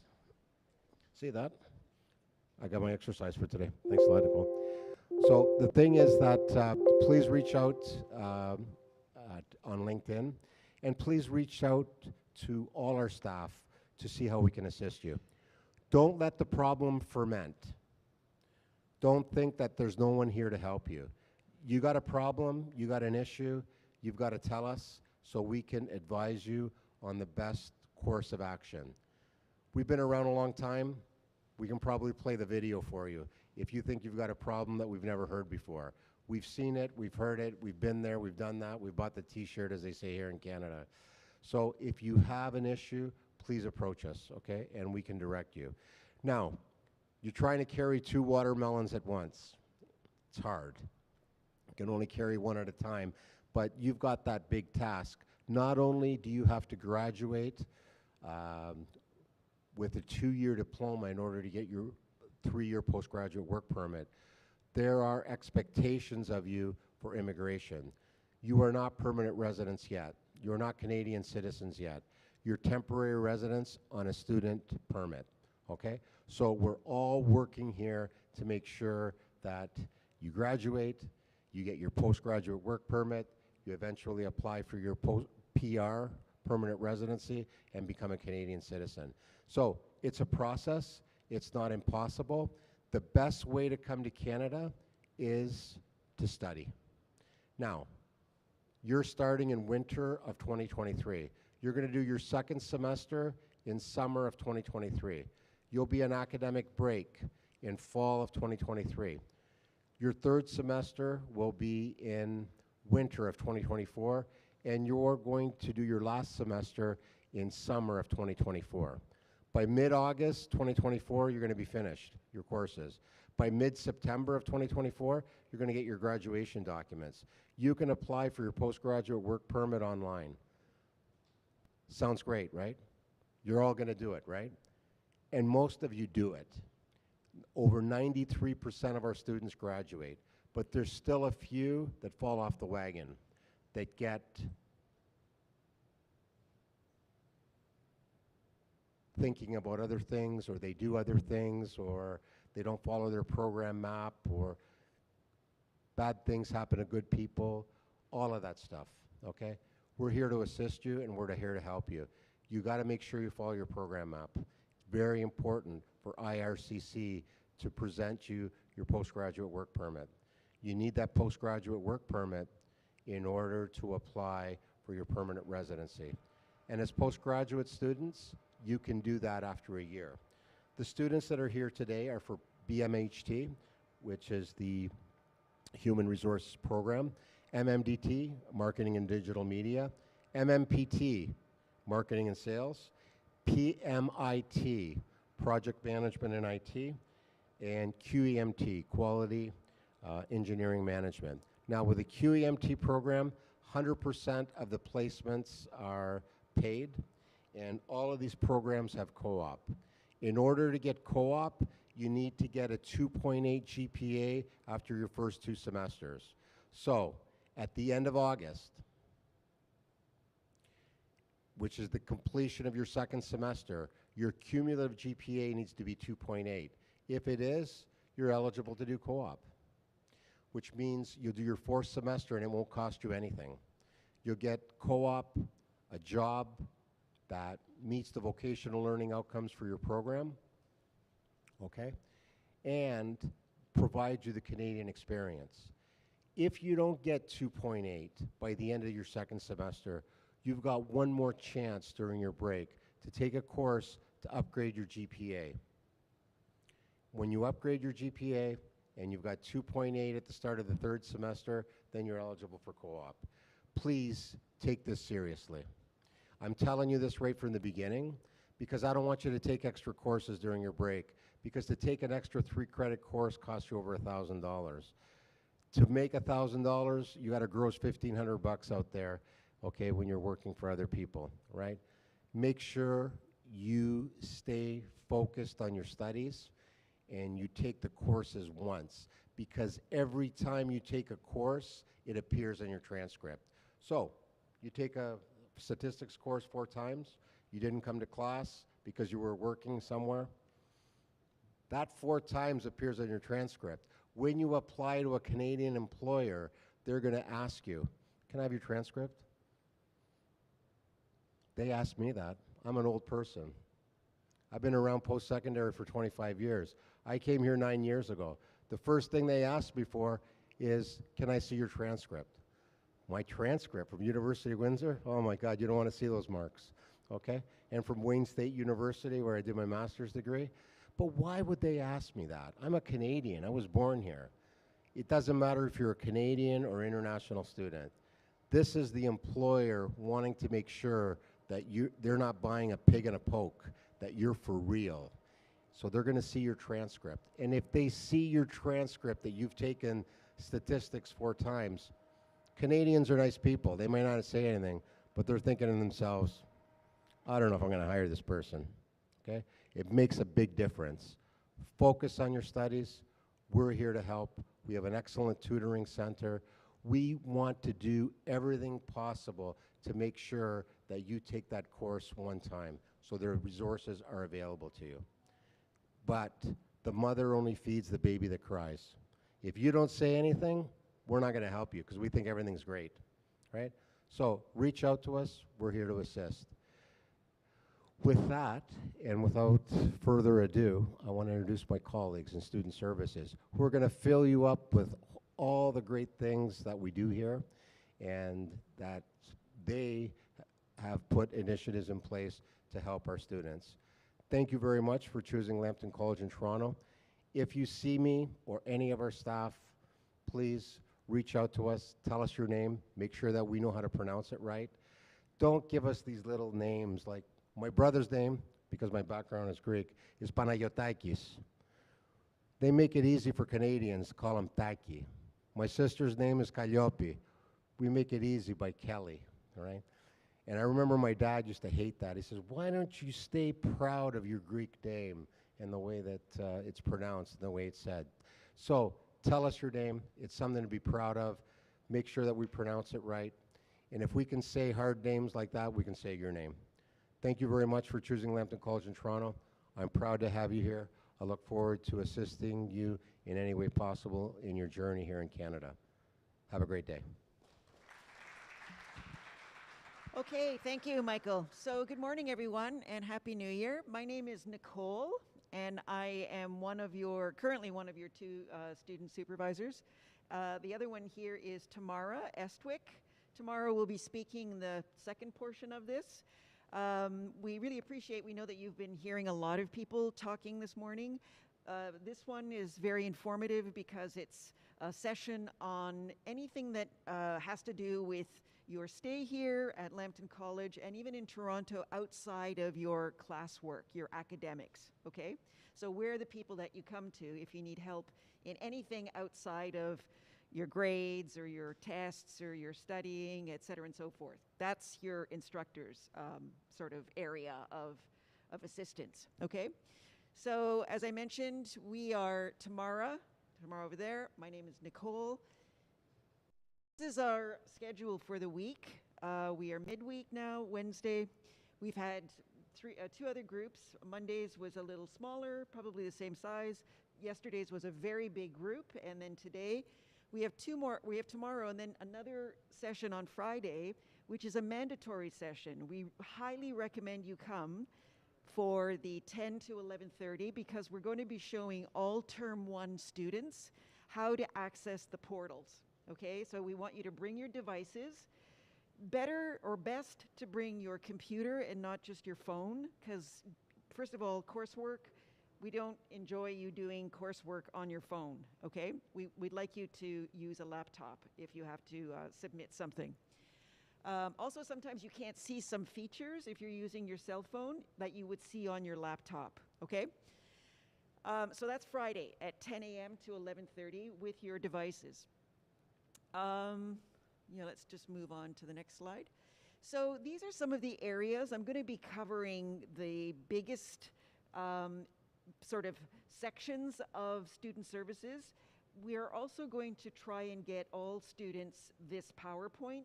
We're going to send it out to all Term 1 students so that you will have it handy for the rest of the term in case you forget everything, right? So how do you contact us? First and foremost, on our Moodle page, and we're going to talk about Moodle on Friday, but on the Moodle page, if you see the top left where I have that circle, that red circle, there's a hyperlink that says Student Services. Pamela might have told you about Co-op, which is right next to it. If you click on that hyperlink, it'll bring you to our page, and that page will show you everything that we do in Student Services, okay? And most often, all of the PDFs or JPEGs or email addresses or contact numbers, everything you need is there, okay? So sometimes your instructors might not know that. So you don't, if you have something, concerning student services, you are responsible for your education, right? So you can be proactive and go to this page and find what you need by scrolling through, okay? But we'll talk more about Moodle on Friday. That's our email address. So the way it works is you type in studentservices@cestarcollege.com, and that goes into a ticketing system. In the ticketing system, there's, maybe a half a dozen people working on these tickets, okay? So you would put in a subject, obviously make the subject reflect what the query or the question, the concern is. And if we cannot answer it at Student Services, for instance, if it's a co-op question, we would forward it, reassign it to co-op. If it's finances or registration, we would send it to finances and registrations. If it's academics, we would send it to academics, okay? Please send only one email. The reason why is sometimes, I'm not gonna, say any of you here do this, but sometimes people have a tendency to want a question answered right now, right? Like I sent the email, I waited 10 minutes, why didn't they reply, okay? It does not work that way. We have over 6,500 students and everybody has an emergency, right? It's always urgent. So we really do need the 24 to 72 hours, business days to get back to you. Be patient. If it's urgent, you can put, well, actually I have to be careful. Don't say that, put urgent, because you're gonna put urgent. We can check to see, like let's say you start a class tomorrow and you don't have the information you need. We will get to you. We will let you know what you need to do, okay? Again, this notion of an emergency is really kind of subjective, right? My emergency is I need this right now, but in the grand scheme of things, maybe it's not an actual emergency, okay? So be careful about throwing around the word emergency or urgent. Yeah, don't send multiple tickets because not only is it adding, so instead of having 200 tickets, now we have 210 because 2 people decided to send the same ticket 5 times. But we also have, as I said, half a dozen people working on the tickets, and you might have different people opening and closing tickets, which is super confusing, okay? The Moodle is your best friend. Please, please, please check the Moodle every day. Even if you think, 3 days, nothing's changed, doesn't matter. Make it a habit, make it your best friend. The Moodle will tell you if there's any changes on campus, if there's any deadlines, if there's any updates, if there's anything. That's where the first information goes because it's this broad platform, right? It accesses everybody, but you have to go there to see it. So sometimes students will send us a ticket and they'll say, where is this? And we're like, you know, it was posted 2 weeks ago. So you can go back to the Moodle, because the Moodle stores everything, like older messages, so you can find the actual message. So sometimes on our ticket, we will say to you, please go to the Moodle page and access the older tickets hyperlink at the bottom left-hand corner, and you can find this information, okay? So, information, help, guidance, assistance, direction. Sometimes we will tell you how to find something on campus, where to go, the best course of action. We highly, highly promote the tutoring center for some students. I know you all got, you know, high IELTS scores because you're all here. However, it doesn't mean you're finished, right? Because this is Canadian content. So sometimes you're not using Canadian English. The tutoring center is here and it's free. It's for you. Typically, a tutor privately on the outside would be $45 an hour. This is part of your tuition. So please take advantage of it. Student services is also part of your tuition. So please come and see us if you need to. I'm going to skip. So yes, registration and finance is a totally different department, but there is someone here. You also, we're going to talk about this on Friday, you also have a self-serve that you can be responsible for your receipts, your updates. You can see where your money is, okay? Where your money's going. If you overpaid, like let's say first or second term, typically what happens is we send that money to your next term, right? If it's your final term and you have outstanding money in your account, we refund that, okay? You also, in your offer letter, you received a breakdown of what everything is estimated to cost. Now, we say estimated. Please pay attention to this word, estimated, okay? An estimate means that it's subject to change. So if you've paid $1,200 for this term, next term it might be, you know, $1,400 or something. So these tickets come into us a lot, but really read your material. I know it's exciting to get the offer letter. I know it's exciting to come here, but remember, this is adult education, and unlike domestic students, you are all navigating so much more. You're having to be responsible for so much more than just your classes, right? Okay. Student account updates, that's also on your self-serve. But the grievances is the problem play. If you have a problem, in my opinion, a problem is a very good thing, okay? Problem is an opportunity to grow. So if you have a problem and you want to come somewhere and go, vent, come to student services. Come and see me tomorrow. If you want to come to see us and you just feel like crying, come and cry. That's okay too, okay? It's not easy being here outside of the classwork. Sometimes the classwork is the easiest stuff. I mean, it's difficult, but it's easier because you know what you're doing and you know what's expected of you. All the other stuff that's happening about being in Canada, snow, weather, travel, transit, jobs, that stuff can become incredibly stressful. And that's what we're here for, okay?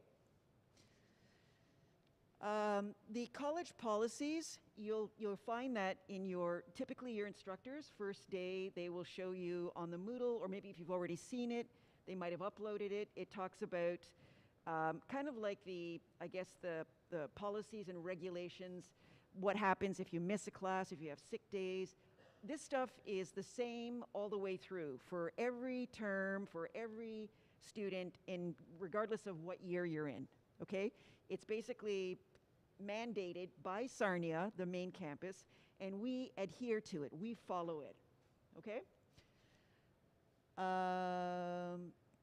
So I'm not going to touch on any of these, right, Tamar? Let's just leave these?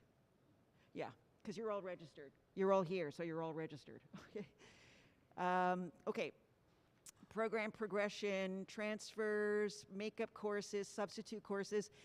this is probably going to become more important to you after this first term, because you all have a program map and you all more or less know where you're going next week, right? For this term at least.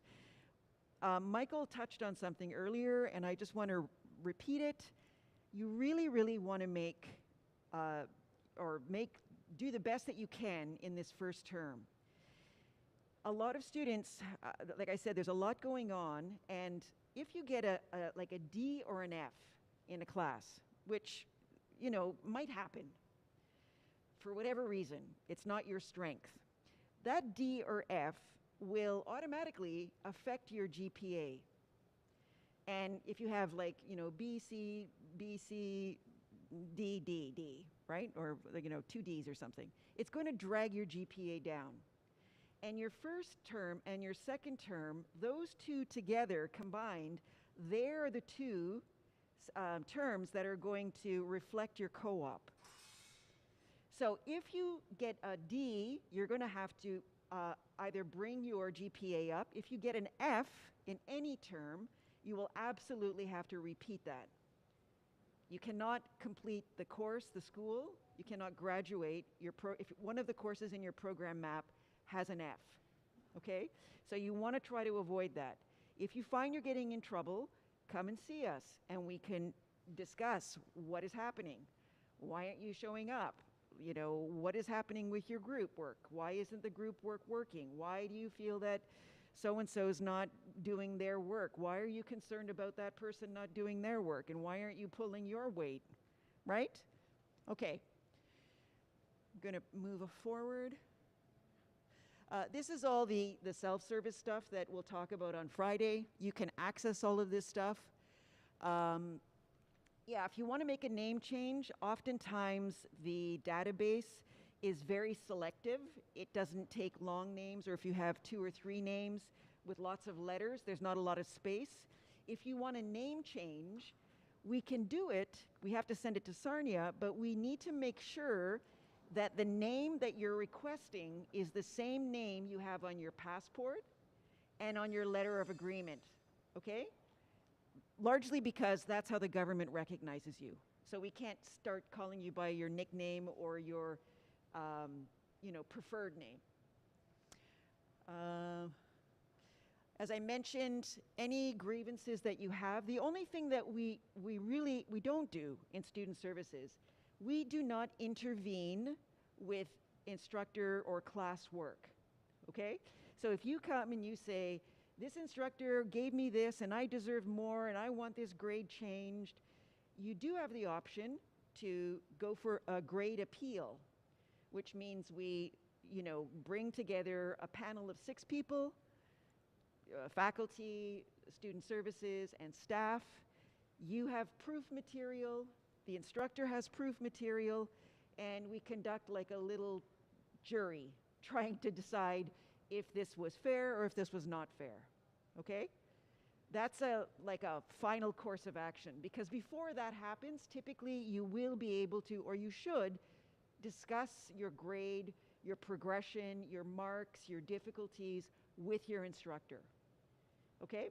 So you can come and have a vent about your classwork, your frustration, whatever, but ultimately we cannot change anything. We do not know you as a student in the assignment of in the capacity of a classroom and assignments, okay?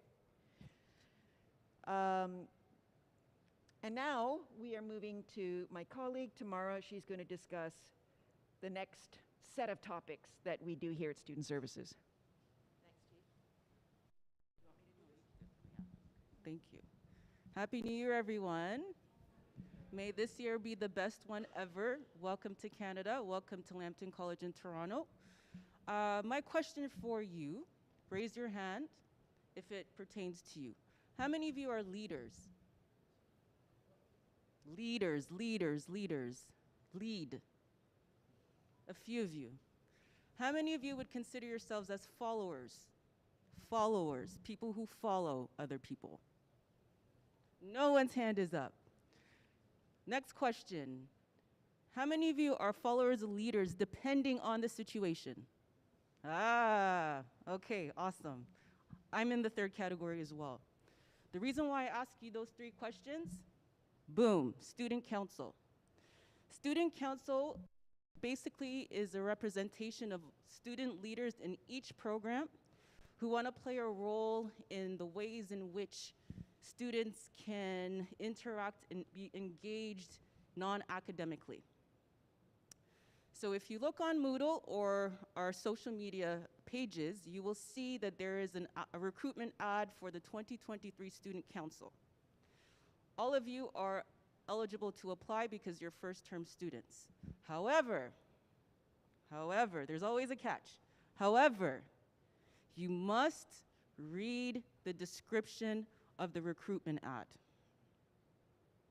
because there are tricks in that recruitment ad.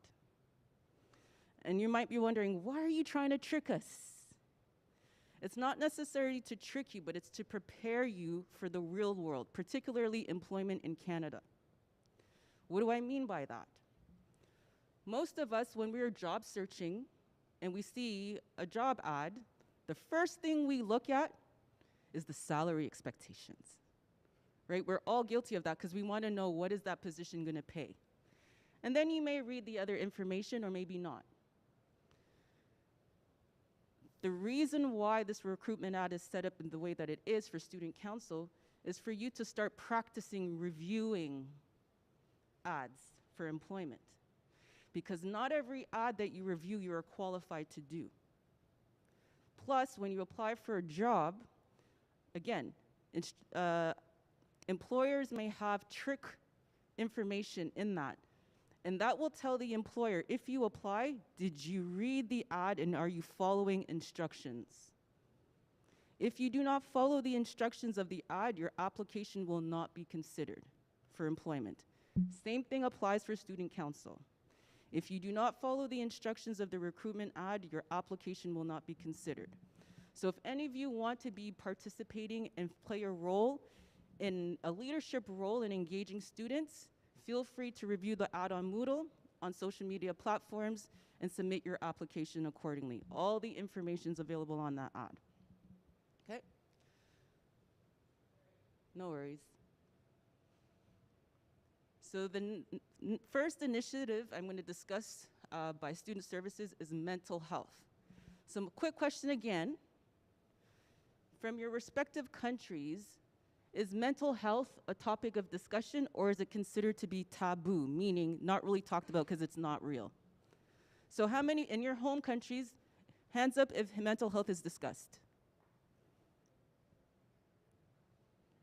Wow. And if it's not discussed, hands up?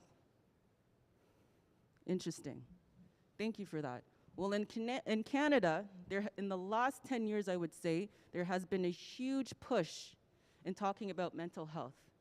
Because before, everything was physical. If you're physically unable to do something, then whatever. However, the mental health piece is very important. You cannot be physically sick and mentally well. You cannot be mentally well or mentally sick and physically well. Why? Because they all work together. The way you think is how you behave. And how you behave impacts how you think. So many of you, as Nicole discussed, many of you will be dealing with so many things. Coming to class, looking for employment, looking for a place to live, sending money back home, et cetera, et cetera, et cetera. Also, I'm going to let you know, and I'm going to be 100% honest with you. As newcomers to Canada, you will face discrimination. You will face discrimination in different forms. Nicole will elaborate on that because she has more of a instructor experience, so she'll talk about Canadian experience, Canadian English, all of those things that play a role in discrimination that many of you may experience. This form of discrimination may have an impact on your mental health, your performance in the classroom, and the way that you relate to society and each other as a whole outside the classroom. So we're going to watch a short video on the importance of mental health, and if you are struggling with anything, you can come to Student Services to seek guidance and advice and support.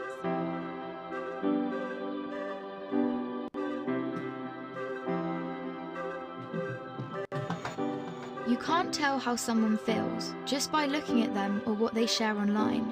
To the outside world, our lives may look perfect, even if in reality they aren't. I'm always worrying about doing well at school, and with the end of year test coming up, I'm not sure how much longer I can cope. My thoughts swarm around my head, sometimes keeping me up all night. Some days it's just all too much, and I feel like I'm lost in space. When I did badly on one of my tests, I just about kept it together until I got home. Then I broke down crying in front of my mum. She listened for a bit, and then she told me that, just like physical health, we all have mental health. It's our feelings, our thinking, our emotions, and our moods. She then said that feeling down, angry, and stressed is a normal part of life, just like it's normal to feel happy, confident, and carefree sometimes. We all have positive and negative emotions that come and go based on what's happening around us. These are everyday feelings. Good mental health means experiencing negative emotions. It's not always about being happy. Mum can relate to the feelings of stress. So when Mum suggested I take a break from everything and do something I enjoy, I actually took her advice. So I made myself a hot chocolate, snuggled up in a duvet and watched a film. And you know what? Afterwards I felt so much better. Mum should take her own advice. Most of us only ever share the good things. We don't like to share how we really feel. Every morning when I wake up, negative thoughts stream through my head. Getting out of bed and pretending I'm okay takes all the energy I have. As the day goes on, the negative thoughts turn from a stream into a river. The water rushes through my head so loudly it's hard to concentrate in lessons. And some days it's so bad it feels like a waterfall that's trying to pull me over the edge. Everything is so overwhelming. I didn't think my friends would understand if I told them how down I was feeling. But when Sasha opened up to me about how stressed she was feeling, I told her. I wasn't sure how to bring up how I'd been feeling, so I started by saying that I didn't feel like myself. Just her listening made me feel like she understood. She told me some things that had helped her, so I tried them too, but it didn't make much of a difference. Even when I tried to be around my friends, I felt alone. The things I used to enjoy weren't fun anymore. I was really worried about Andre and not sure what to do. He was quiet and wasn't hanging out with us like he used to. So I asked our head of year for some advice. He suggested I get Andre to speak to him since his negative feelings weren't going away. I didn't want to speak to our head of year, but I also didn't want to keep feeling so down, so I went. He said that sometimes we have overwhelming feelings that can be more intense than our everyday feelings. These feelings hang around for a long time and change the way we feel, think, and behave. They can stop us doing what we want to in life. That's what I was going through. He also said that if we're physically unwell, we let people know, we ask for help. It should be no different with mental health. Sometimes our overwhelming feelings are brought on because of things in our life. Sometimes they happen for no reason at all. After hearing this, I felt much less alone and it felt good to talk. Scientists have found exercise can help when you're feeling low, so our head of year encouraged me to sign up to the school football club, which Sasha was already in. I still have days when the river is there, but now I'm beginning to understand my mental health. I'm learning how to cope. Our head of year reminded me that my friends, family, teachers, and lots of others at school are there to help just as much as he is. I had no idea the people around me could be so understanding. And while it's not always easy to talk about my mental health, the person I'm talking to might be able to help. If you don't feel like talking, that's fine. You could try writing, sports, reading, art, music, playing with your pet, whatever makes you feel better. If you're the person someone talks to when they're struggling, just listen with no pressure or judgments. You don't have to have the answer. If you feel unsure about anything, you can speak to a trusted adult. Talking about mental health doesn't have to be difficult. After all, it's something we all have. Indeed, it's something that we all have, so we need to take care of it, okay?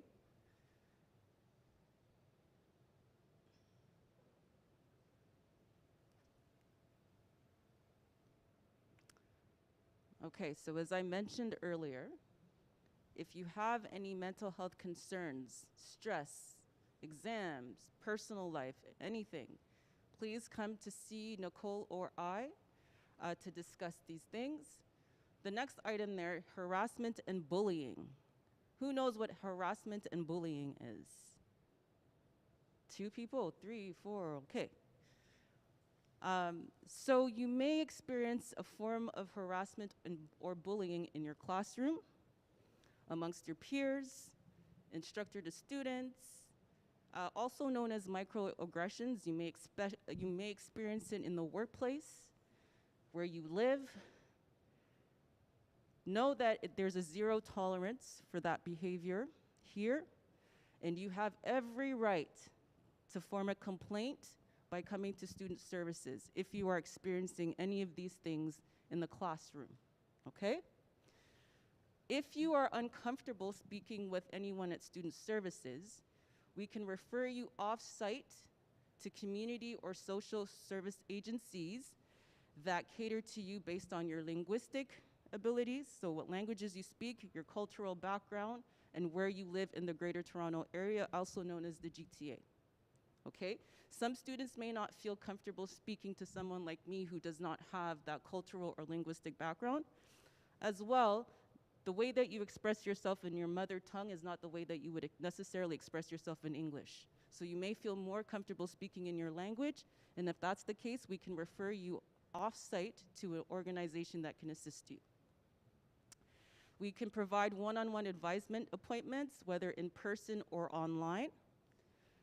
And you definitely have the option for a virtual chat, particularly if you're not coming to campus on a certain day, but you want to speak to someone because your concerns are urgent, we can definitely set up something online. So there are 5 members, initial members, or first point of contact for the mental health team. If you'd like, you can take a picture of the screen so that you have their names and their email addresses. I am the primary contact for mental health.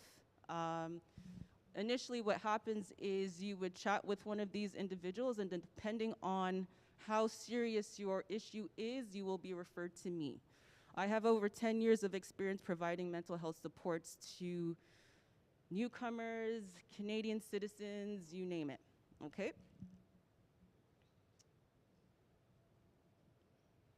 So quickly, what is and what is not mental health? So we'll start from left to right in the columns.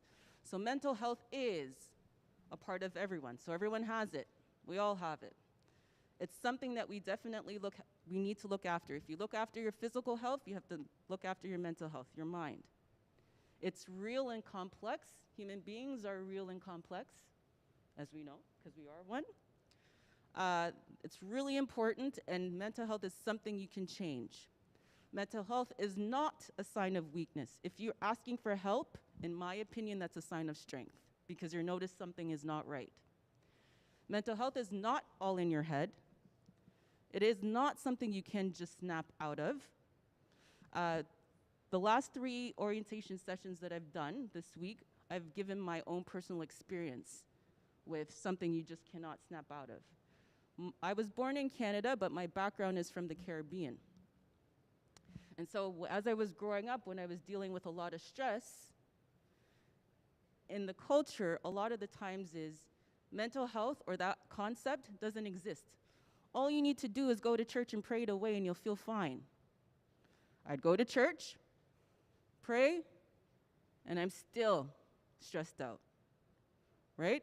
So it's not something you can just snap out of. Sometimes you just need to talk to someone to get supports, right? Mental health is not always a negative thing, and it is something that you should not be afraid of, okay? So when I asked you at the beginning, in your home countries, is mental health spoken about? Here it is. So if you need someone to talk to, come to student services. If you'd like, that is my email address. You can take a screenshot of that. If you think that those 5 individuals are taking too long to get back to you because you are in urgent need of mental health supports, send me an email, okay?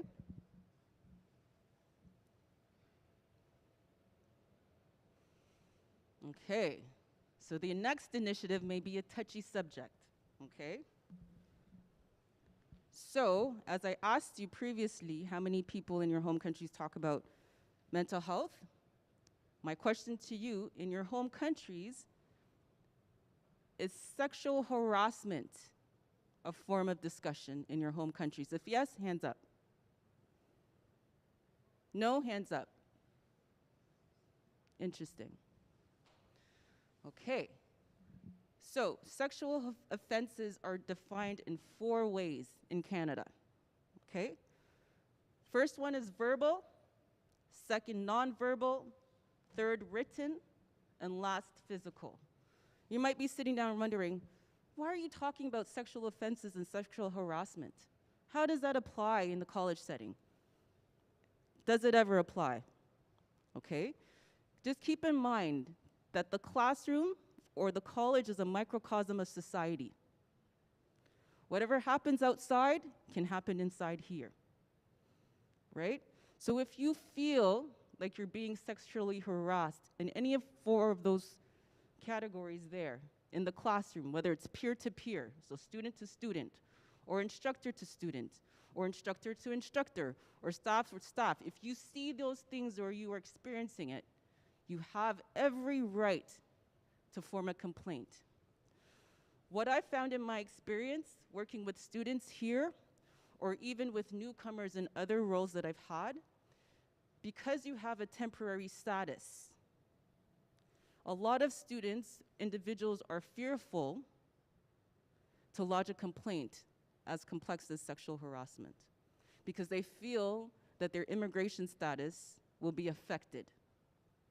That is not the case. Although you have a temporary status in Canada, you have all the rights that I have, or the majority of the rights that I have as a Canadian citizen under the Canadian Charter of Rights and Freedoms. Canadian Charter of Rights and Freedoms. I encourage you guys to search that. Canadian Charter of Rights and Freedoms. That discusses all of the rights that every person in Canada has, whether you have a temporary status or if you're a Canadian citizen. So if you feel that your rights are being violated, you have every right to form a complaint, whether it's at the college or calling the police, okay? As Nicole said, we will send all of you the PDF presentation so that you can review some of this information and watch some of these important videos so that you guys are well equipped to live here and know what your rights are in Canada. So different forms of sexual harassment look like, or the ways in which sexual harassment can affect you. You may feel threatened or scared. You may feel exploited. How many of you are familiar with the term of sex trafficking? So sex trafficking is a huge issue here in Canada, where many people are exploited or coerced in different ways to get into the sex trade, okay? The main targets are newcomers. So international students are included in that. There are a lot of scams. You are vulnerable. And the reason why you're targeted is because there's an assumption that you don't know the rules. You don't know the laws. You're ignorant to all those things, so you're easily manipulated. You need to educate yourself on the things that happen here so that you're equipped. This is super important. Again, if you feel like you're being violated, you need to tell someone, whether it's the college or call the police. So some people, as I mentioned, let's go from left to right in the column. We'll go to the third bullet, fear of retaliation. That's a major issue that I encounter when talking to students who feel uncomfortable in the classroom, but they don't want to complain because they think if the perpetrator is the instructor, that the instructor is going to use it against them and give them a low grade. That is not tolerated at the college. If you feel like you're being exploited by anyone, you need to tell us right away. You may feel shamed, you may feel guilt, you may feel like it's your fault, you may feel like your immigration status will be in jeopardy. It will not. Start speaking up, feel empowered. You have every right to be in this country and you're paying thousands of dollars to be here. So use that power and empower yourself and stand up for yourself. You standing up for yourself is helping to stand up for other people who may be affected. Okie dokes, that's it for me. On to Nicole. So that's a lot of information, right? Now, you might not even know those things, right? You just feel like off. I just feel like weird. That's okay too. You don't have to analyze what you're feeling. You just got a funny feeling about something and just want to check in with student services to see blah, blah, blah. We can talk through it, okay? You can figure it out. We just want you to know that you're not alone. That's what we're trying to get across to you, okay? There is a service here to help you through this process, okay? Now, big concern, I'm sure some of you are maybe just finding your lodging or your housing. Some of you might be in Airbnb, some of you or hotels, some of you are still looking, don't have furniture, et cetera and so forth. You know, it's a big deal. By the way, I was an international student as well. I went to Europe. I did my undergraduate there. So when I speak to you, I speak from experience. When I was in the school, I was fine. But when I left classes, it was like this whole other world. They spoke another language. There was all these customs and cultures and things you're supposed to do and not do, all these nuances to the culture, right? I also had a little bit of a linguistic accent to, I moved to France, so they would know right away that I wasn't from there. It gave off, you know, oh, look, she's a, right? I felt like a bit of a target, right? Because they could see that I was North American.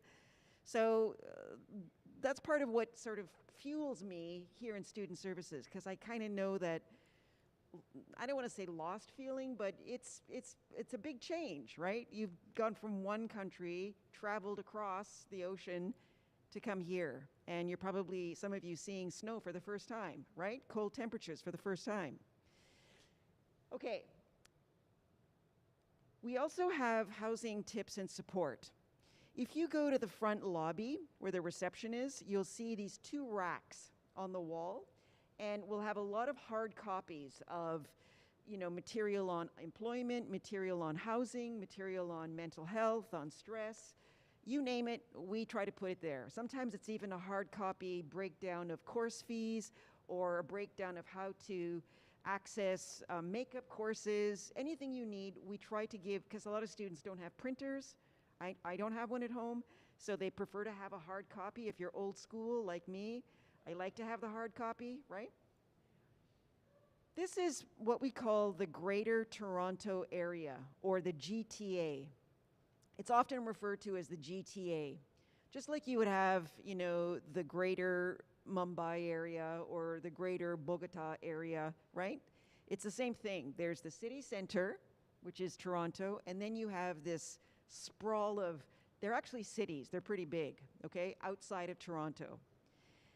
Toronto, or Ontario, is so big that you can fit the country of France 4 times inside the province.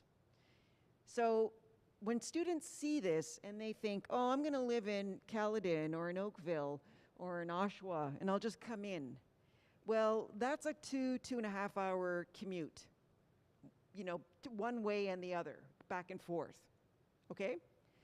Sometimes traveling across Canada is more expensive than traveling to Europe. It's a big country. It's a huge country, okay? If you want to stay, and I'm going to say Brampton because we have a huge South Asian diaspora in Brampton, which is why the lure, a lot of people want to go because, you know, you'll have access to a lot of stores and a lot of products or even culture. Sometimes I tell my students, be very careful because you're probably speaking Punjabi or Hindi or Malayalam or Gujarat all day, and then you come to school for 4 hours and speak English, and then you go back and you feel like you're at home, right? And your English is not progressing, okay? So be very careful about that. Also, if you have aunties and uncles or cousins that live in Brampton, that's great because you've got safety, security, right? You've got family, someone there, like a washer and a dryer and the whole thing. The downfall is it will take you sometimes 2 hours to come into the city. So you cannot send us tickets and say, oh, it's raining this morning, or my class starts at 8 and I have to get up at 5 and it's like, yeah, that's what you have to do, right?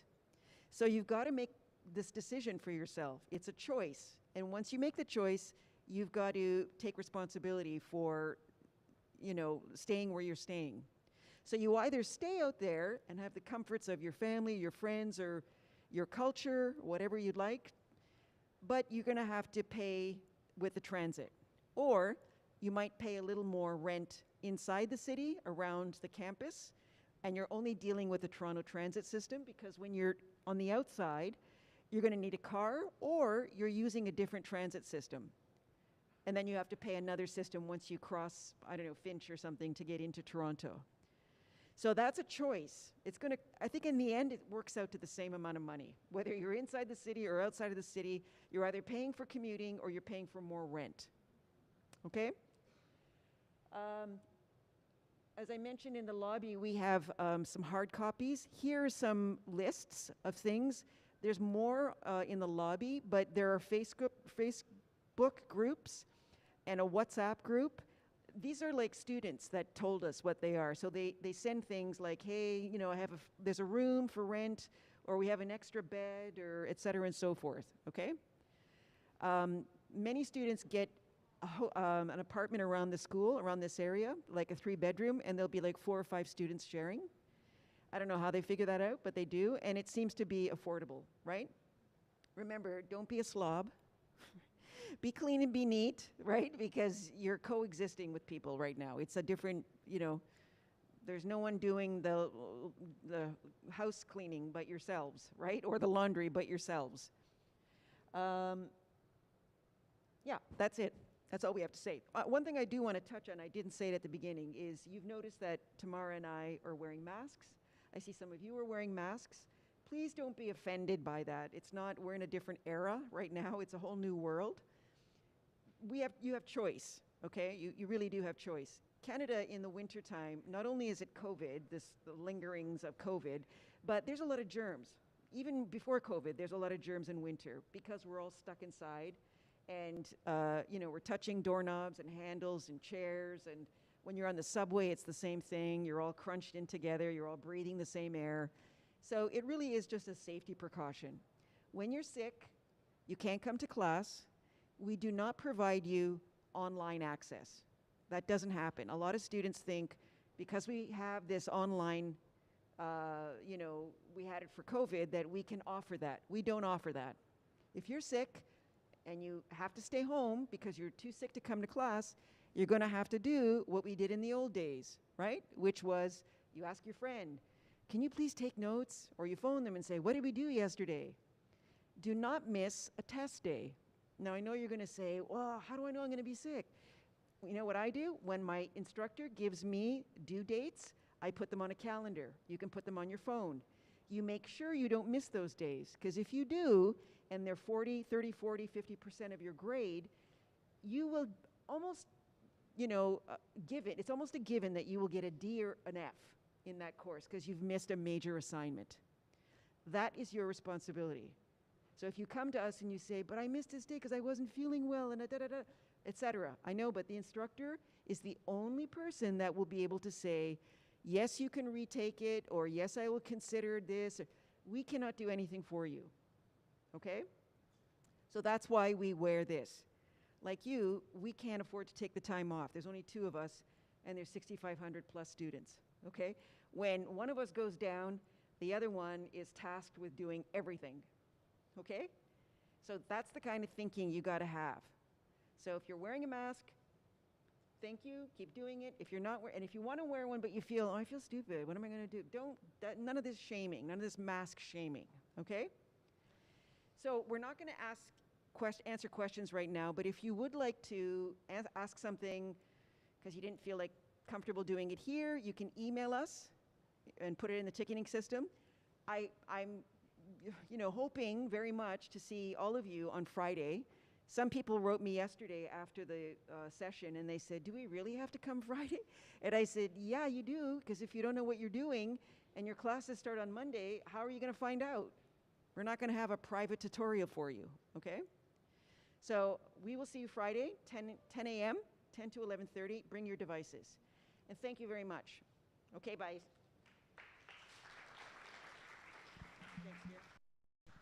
Thank you, Nicole and Tamara.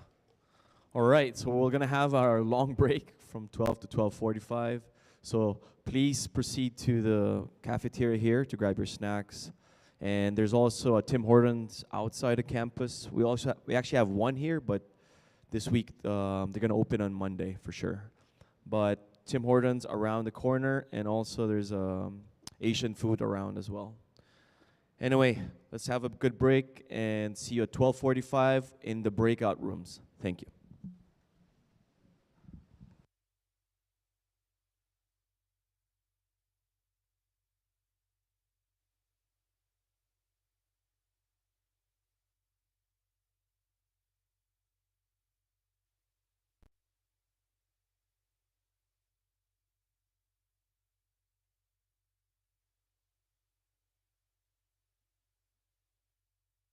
And our volunteers will be helping out with the food, so please proceed at the cafeteria. And don't forget to check out some of the companies here: Freedom Mobile, Mattress Matters, WDNA, Plus Communications, and some academic clubs. They're looking for volunteers as well as a tutoring center. And Student Council, if you want to be active and get involved, please visit them. We'll see you guys at 12:45 to meet your program coordinator. Thank you.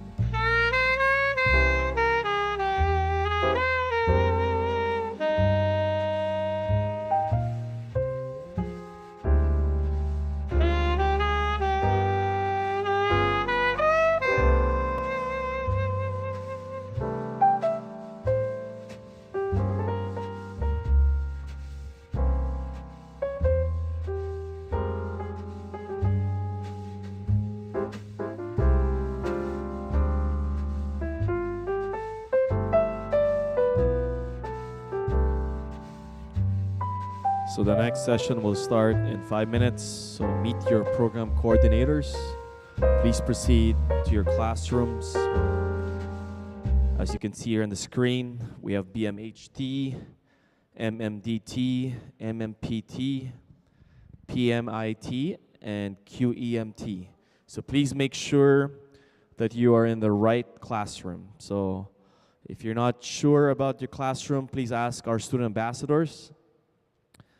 If it's starting with a number 1, that's on the first floor. If it's number 2, it's on the second floor. Okay, so please proceed to your classrooms. The session will start in a few minutes. Thank you.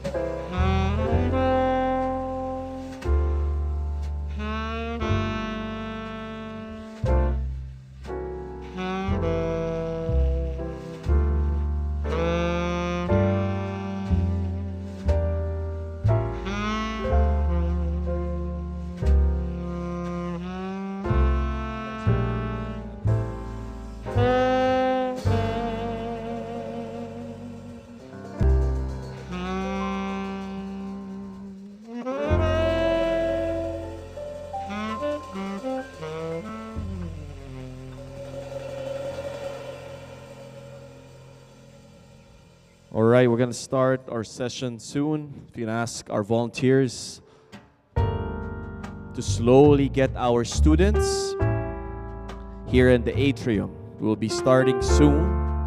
Volunteers, if we can go around.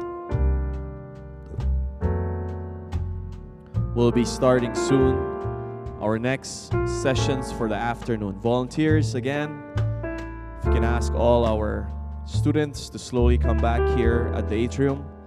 We'll be doing our afternoon sessions. Thank you.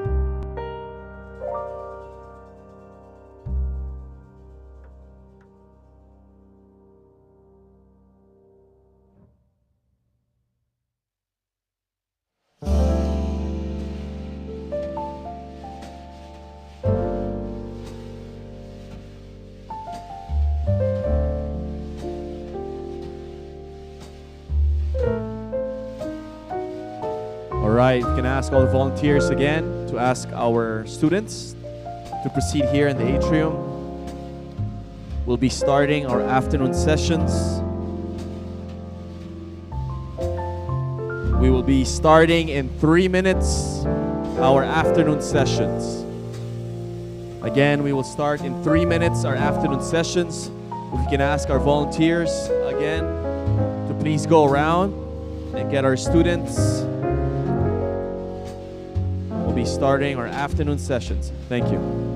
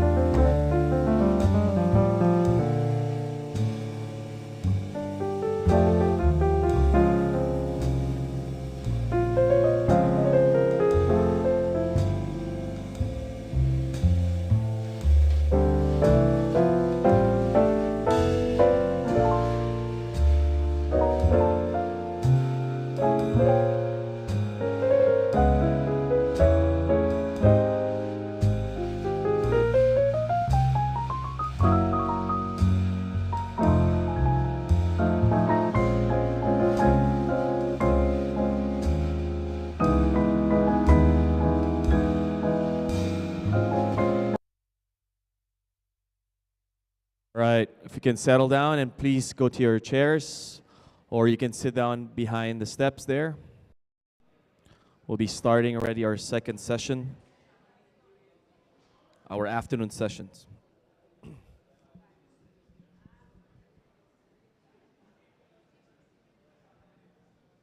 So if we can quiet down.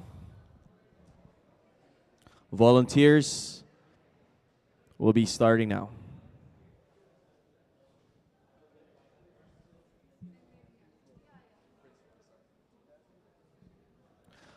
Okay, guys, good afternoon. We'll be starting our afternoon sessions now. So for the last part of the day, we still have student success / tutoring center, academic integrity, Guard Me health insurance, keeping students safe, and housing accommodations. So to jumpstart our afternoon sessions, I would like to call Mr. Prince Sharma of the Tutoring Center.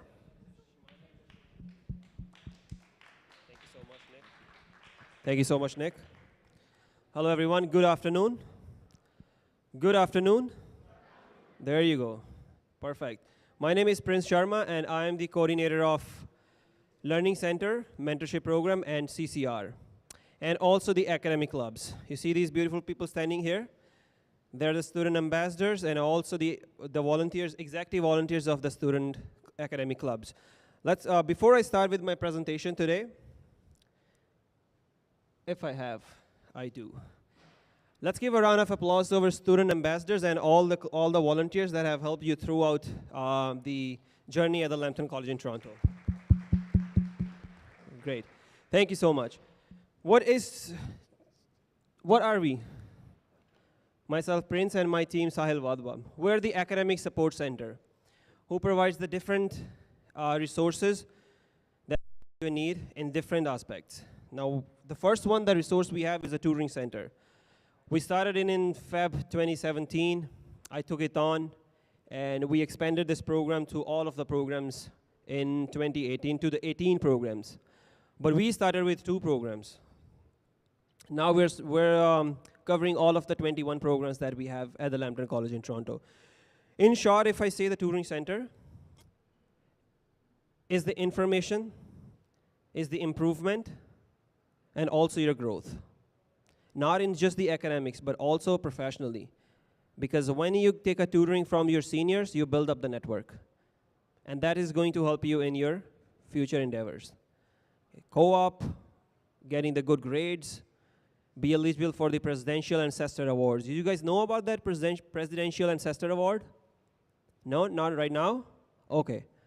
So let me set an aim, first of all, and then before I explain about the Presidential and Cestar Award. You gotta have the GPA of 3.5 or more than that to be eligible for that. Now, who's going for that? And also the students who are watching me online, you can also raise your hand to keep the momentum up. Perfect, everybody's going for that. But it is hard, it is going to be hard, believe me. All right, my GPA wasn't that much as well, but I was close to that. There might be the student ambassador who were close to that or surpassed that 3.5, but it's hard, all right? But we have a tutoring center here who can support you with that. Now, tutoring center is not just for the poor students, but it's for every single student, all right? In your 2 years of academic career, you might be able to get the GPA of 3.4, but there's 0.1%. How to achieve that? Even you're putting yourself completely, insanely into the academics and investing a lot of your efforts in there, but how to achieve that? Let's hope on the tutoring center resources, and if it's working out. If not, let's go back to the instructor. No, let me ask the tutoring center staff there, how can I achieve this goal? So this is all just running. You gotta have that aim, and then we'll find a pathway. We'll both sit down and find a pathway to achieve that. So in short, you have to set up your aim, and that's tutoring center. Now, we provide 3 kinds of services: one-on-one tutoring, group tutoring, and workshop. Now, I am a shy person, believe me, okay? Even I'm not, but I'm a shy person. I'm putting myself in a shyness. I just want to have one-on-one tutoring. Glad to have that. Now I discovered that my other friends also have the same concern but are afraid to come up with that. Now you take the initiative and then book the group tutoring. That could be from 1 to 5 students. Now there is a whole lot of students, or let's say the complete majority of the class is suffering from the same concept. Let's arrange the workshop. All right? And that has to become from the students, not from us. From our side, you're all set. Or unless my team member Sahil Adva runs the early intervention on you. He will explain that what is early intervention. All right? Before it happens, if you come to us and request for any workshop to be arranged for you guys in any topic, any courses, we would do that. Gladly we would do that. And we're gonna have a lot of speaker series for you guys. Okay, and then I also like to focus on this, that why speaker series for all the students, because you learn a lot from the speaker series. Second, you get to volunteer with them. And third, you get to make the connection with the speaker. The speaker might be coming from HRPA. We're gonna have the HRPA soon, will be explained by them. Or the ASQ, American Society of Quality, or PMI, Project Management Institute, or other programs as well. So you can build up a good connection there, okay? All right, the next is the writing language centers. We want to improve our English. I might be wrong or having some grammatical errors in my writing, in my speaking, but I want to grow that, but I want to get a good hold on the English. This is the right platform for you. Because you believe me, you're gonna write a lot of reflective journals, you're gonna have to follow the APA formation. So this is the right platform to use, and it's free of cost. Everything that we're sharing today, it's free of cost. You're not paying nothing, okay? Okay, so the next is the yeah, this is very important. We work strategically, okay? This is completely an appointment-based system. You will have to book an appointment prior 24 hours to this available time. That means you would have that means your tutor or your instructor, English instructor, would have 1 day to prepare for that. And also for you to prepare what exactly you're coming for. And then sometime we have seen the student put chapter 1, chapter 5, chapter 10. And then the tutor thinks that what is in chapter 10? There might be whole world in there. So you gotta be specific all the time. Next is the academic clubs. Here is my last part of the slide. Before I go to academic clubs, I want to ask about the volunteering. How many students have done the volunteering in your past academic life? Or in your career? Okay. It's a good number still. Volunteering is very much important in Canada. Believe me, networking is a key to success in Canada. You gotta build up your network every single day. You come to us, you meet us, you may have already gotten their emails or the LinkedIn profile, and that is amazing. If you haven't done that, there are the academic booths. Go to them based on your interest. We have 3 booths today: project management, quality, and business, and marketing as well. You can go to them and build up the network, okay? Because if you are going for co-op, guess what? They're going for co-op in the next semester or in summer 2022. And by the time you would be finished, they'd be completing their co-op or would be at the very good job. So that's a first resource, first network that you would have on the first day of your orientation. So make sure you do at least 1 volunteering during your 2 years of academic period inside the campus. Sounds good? All right, let's go back to the academic clubs. We have 3 clubs here, as I mentioned: PM Guild, Google Developer Student Club, Business Caucus, LinkedIn Learning, and American Society of Quality. Now, what is LinkedIn? How many students have a LinkedIn account? Let me check if they have. Don't you guys have that? Or you are graduates? All right, how many students have a LinkedIn account? Perfect. And if you don't have, create one. It takes only 5 to 10 minutes to create 1 LinkedIn account, okay? With the LinkedIn, we have a LinkedIn Learning program as well. How many students know about the LinkedIn Learning program and also watching online? Perfect. That's not, I would say, promoted yet through worldwide, but it's happening because there are 18,000 courses in different career pathways. Prepare your pathway according to your interest, and that's free of cost for all the students. All right, go for that. Now, I would like to invite our clubs. I would start with the Business Caucus Club here, who would give you a brief introduction about their club and then who they are, what are their titles, and their. Here we go. Thank you so much. Thank you, Prince. Hi, everyone. Do you hear me good and loud and clear? Okay, so we are the BCC Club, Business Caucus Club. I'm Laura, I'm Vice President. Then we have here Darshan, is our President. We have here Mitali, is our HR Coordinator. And we also have Danushki, is our Administrative Coordinator. So I want to begin with what question? What is success for you? And I want that just one of you or two can answer me. Don't be shy. So please, I'm more nervous than you, believe me. So what is success for you? Someone raise their hand. Or over here, who can tell me? Prince, what is success for you? What else? Who want to help me here? You, what is success for you? Enjoying the best goals of my life. Enjoying the best goals of your life. Okay, so I want to begin with this phrase. Success is not what you have, but who you are. So I know it's difficult. I'm in second term, so 4 months ago, I was where you are right now. And for me, 4 months later, be here is success. Because every month, every day, I know me, I know who we are.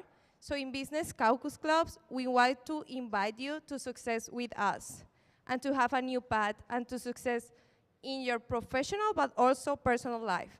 So we have 3 important values: aspire, aim, and achieve. I don't have the presentation there, but if you are going to follow us on LinkedIn, I know you are going to do it, you are going to have our values then.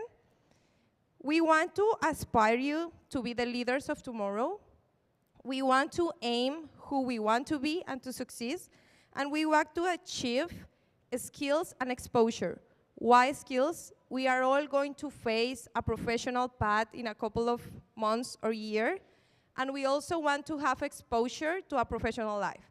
So in the Business Caucus Club, we are going to develop some activities to help you achieve and to succeed in that path, professional path. Every one of us want to succeed in different activities. So we are going to have debates, we are going to have tech talks, we are going to have webinars, we are going to have activities with you in it and also as an audience. So we really want you to participate with us. So you can find us at the end of the aisle in the right side. You can just QR our LinkedIn, and also you can go online to be part of our volunteer members. And if you don't have time or you think you are not ready to be volunteer, then we invite you to participate in our activities because we are a club built from students to students. So welcome to the BCC Club, and I hope to see you all around in campus. Please feel free to ask us any questions. We are here to help each other, to commit with each other, and this is the best first networking we could all have. So welcome to Lambton College in Toronto.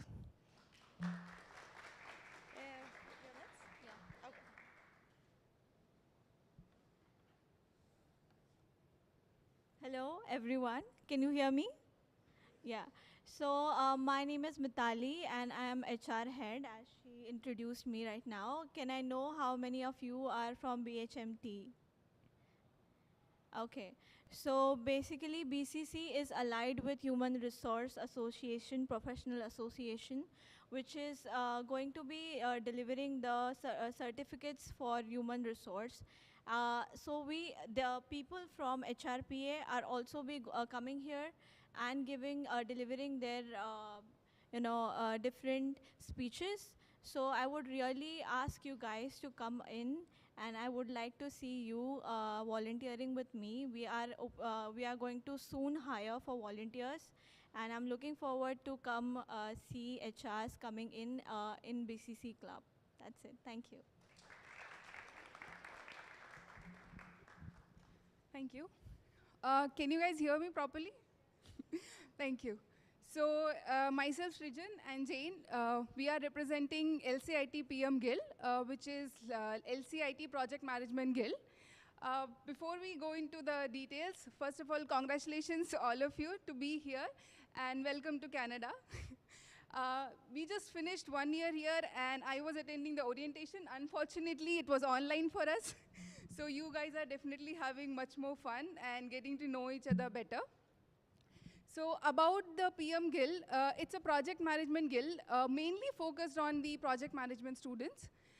So we basically, it is one of the oldest club in Lambton College, and we organize events and workshops related to PM Guild. So I have been associated with PM Guild since last 2 terms, and I have myself learned so many things, met so many new people, and acquired new skills. So and for the coming terms, we have exciting programs coming in, and other than the events where we just get speakers and who will help you out, like how to prepare your co-op, how to improve your resume, and other than that, we'll have more workshops. And we have a new drive coming in, which is where you can join the club and you will have access to all the information that we are putting in. And I was like really surprised to see that we have like students who have already volunteered. This was my first time where I volunteered. So we really look forward to all of you to join us and help us like achieve the goals that we have for this term. So we are located right there towards, once you go from here towards the left, please feel free to come and we can give you more details about the club. Thank you.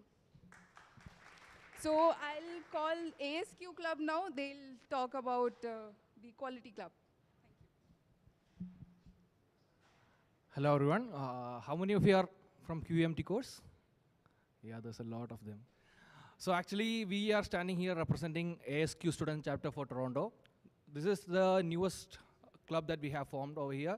And while we are speaking about ASQ, you need to know that compared to all the other courses that we have over here, what's different is that we have both technical aspect as well as management aspect in our course. So we need to have both resources and the support along with the networking opportunities that has been provided by ASQ. If you don't know about ASQ, let me briefly say this is like one of the largest organization where all the quality professionals come together and make a pool, and they have a lot of resources. They provide trainings, they provide certifications, and apart from that, you can get a lot of opportunities to be mentored by various professionals who are working in the quality field. So basically what we do is that we form a group of volunteers who act as a bridge between all the students who are currently going to pursue quality engineering here and the quality professionals who are part of ASQ team. This provides us with a lot of opportunities, like for example, if I'm talking about a small opportunity, we can directly go visit different places where we can see how quality professionals are working in real life, and we can get to know more people. Similarly, you also get to know a different set of volunteers who have a lot of different experiences coming from various backgrounds. I mean, we have a guy who has 18 years of experience with us. So you guys get to know a lot of people, and also it's more like an opportunity to mingle with people with similar minds. And all the other things which I wanted to talk about, mostly the PM Guild has already talked about, because management aspects, they have covered everything.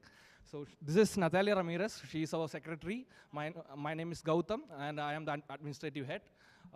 So all those people who are interested in further knowing about ASQ or the student chapter, or want to pursue a volunteership, you guys have to come to us. We can explain further if you have any further things to know about. We are also situated over there. You can freely come to us and talk to us whatever you want to know. Thank you. Thank you so much. Thank you so much, all the clubs. Thank you so much. All right, this was all about the academic clubs. Now I want to invite my colleague, Sahil Wadhwa, for the early intervention and rest of the resources that we have for you. Thank you so much. Thank you so much for today. Please. Thank you, Prince. Hello, everyone. Happy New Year. How are you? So my name is Sahil Vadva. I'm Student Success Counselor at the Tutoring Center, and I deal with early intervention and acupressure. So when we started in 2017, we saw that the undergraduate programs had the most highest failing rates throughout the college. So we started this early intervention program to reduce those failing rates. So how this works is every month we send a warning email to the students who are performing low, who have low attendance or low performance. We send emails to them. We offer them our assistance through our tutoring center. And we also get in touch with the instructors as well to know the reason, like why are students failing, how can we assist them. So we provide them our services to reduce the failing grades. We have reduced it by 20% since we started, so that's a great number. And next we have acupressure. So this is for our undergraduate programs, BSNT and CPCT. Because maths and English, they struggle with, the undergraduate students struggle a lot with their mathematics and English subjects. So we started the acupressure, and how this works is, so we take the test for English and mathematics, and once we see that the students who are performing low in those tests, so we offer them mandatory tutoring sessions for those English and mathematics classes. Next we have CCR.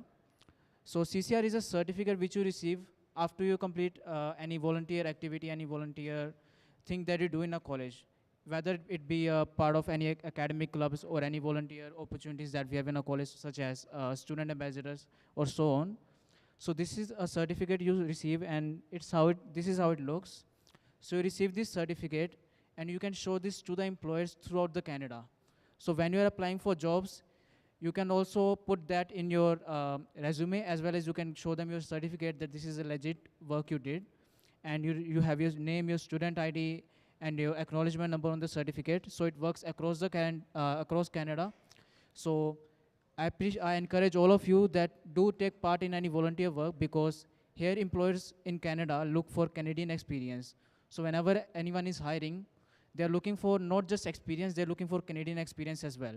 So if you have that in your resume, whether it be volunteer or any job experience, that is a great impact on your resume, and that helps a lot in your professional life and getting a job. So that's our contact information is right here, the email address, phone number.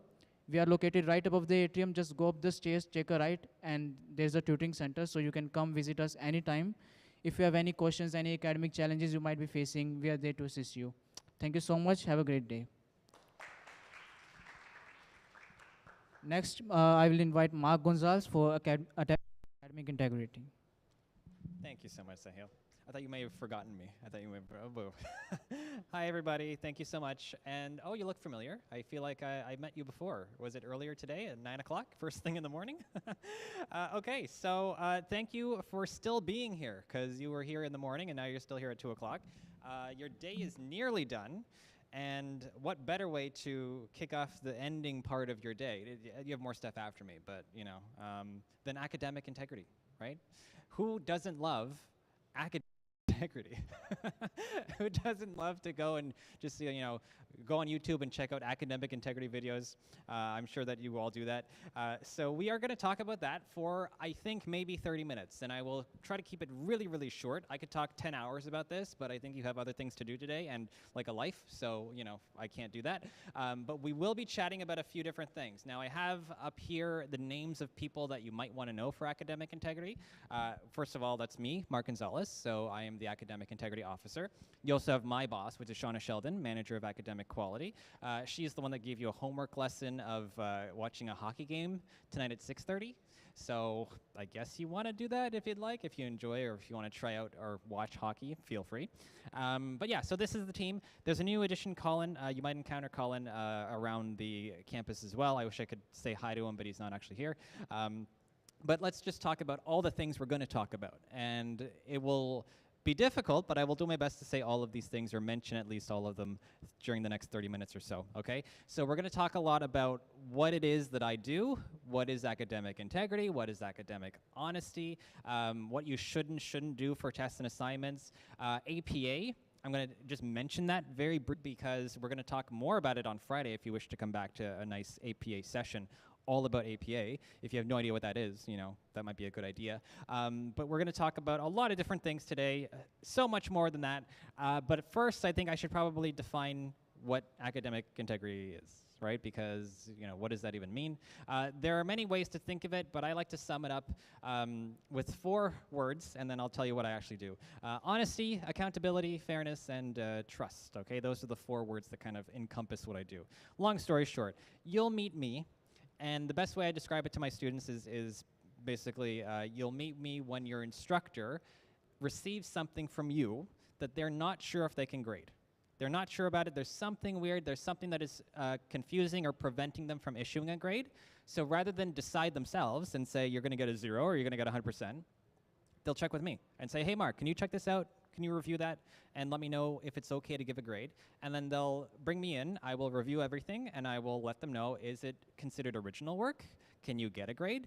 Is there no issue? Or is there actually an issue that will prevent giving a grade? Okay, so usually a meeting with me in private is not the best thing for you academically, but I do like to show you why, if I can't give you a grade, here's why. So it's not just a case of, I am called an officer, but I'm not really a cop, you know what I mean? Like it's a different thing. It's a learning experience for academic integrity. And there are many people involved in academic integrity as well. So you have, for example, the college has some stuff. That's the staff and the faculty and the students. So everyone is involved. Everyone has rules to follow. Remember I mentioned, if you recall from my session at 9 a.m., we love following rules. Well, we have rules to follow just like you do.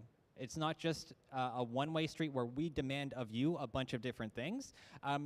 You should expect certain things from us as well, okay? So we want to be consistent and fair, very, very important to us. So if one person does something that is not so great on an activity and they get a 0 on that activity, another person does the same thing and you're like, I don't know, I like his shoes, he seems pretty cool. Don't worry about it, just slap on the wrist. That will not happen, okay? We want to be consistent across. Everyone gets the same outcome based on what you've done, right? So we want to be fair as we can. We want to communicate with you as well, so we'll tell you what you need to do. We're going to give you plenty of notice of things. We want to provide you support. That's the stuff that we can provide to you. Similarly, I think there's a lot of things on this list that you want to do. So be honest, of course, right? You want to have original work. There are 2 important words that you can see here, originality and communication, okay? Originality, of course, means that the stuff that you're giving us represents what you know. The other word, which I have forgotten, communication. Okay, so communication, the other word, is just that, we will tell you lots of stuff. Your instructors will tell you many things. Moodle will tell you many things. The school is always talking at you, but we would love it if you can ask questions, communicate when you don't know something or if you're not sure about something. Because if you don't know and then you do it incorrectly and then you say, I didn't know, I couldn't do that, we'll probably ask you, how many times did you talk with your instructor? How many times did you ask questions? And if you ask no questions, then that's an issue. So we like questions. If you asked me questions today, I'd be like, oh my goodness. First of all, I'd be shocked because I never really get questions, but it would be a good thing if I got questions, okay? So please communicate with your instructors, with your faculty and staff that you see around the school. It's always going to be of benefit to you, okay? So let's talk a bit about tests and assignments. Those are the 2 big things that you really want to focus on when it's academic integrity. As far as tests are concerned, there are things that you should consider. We want to know how much you know. So if you're telling us how much Google knows, Google is not going to graduate from Lambton, unfortunately. They are totally fine. They are doing their own thing. But you are, right? So we want to make sure that what you hand into us shows us what you know. That means you can't really copy-paste from Google. That is also, copy-paste is a very broad idea. I can look at Google the night before a test, memorize a lot of stuff, and then go on the test and just spit that stuff back up and just stick it on the page. That's not really representing how much you know, that's how much you've memorized. So the idea is to express things in the way that you understand them. The words that you want to say to tell me these ideas, that's what we want to see on a document. And if you do that every time, you will never have to meet me again. This might be the last time you ever meet me, which is kind of good, I guess. So memorizing is okay, but expressing yourself originally is the most important thing, okay? You also want to keep in mind closed book tests and open book tests. This was bigger for online and versus in campus. I think a lot of your tests online were sometimes open book. That just means you could access your notes, you can access your textbooks while you're doing the test, which I think a lot of students would probably enjoy better than a closed book test. You cannot access notes for the other one. By default, it's closed book. Unless your teacher says the words open book together at one time in the same sentence, then it's closed book. Okay, so if you're not sure though, communication is important, so just ask them. Ask them if it's open book or closed book, right? And just you'll be sure. Make sure that you read your questions on tests and assignments very carefully and answer specifically what they're asking. And I think the last thing that you see here, the most important point, because it happens all the time, if you are in an examination room and you can take the test, great. If you leave the examination room because you get a phone call and you need to take the phone call because you have to go to the bathroom and you cannot hold it, so you have to go to the bathroom, or you just don't feel like being in the room anymore, okay, but your test is done. You cannot continue the test after you leave the room.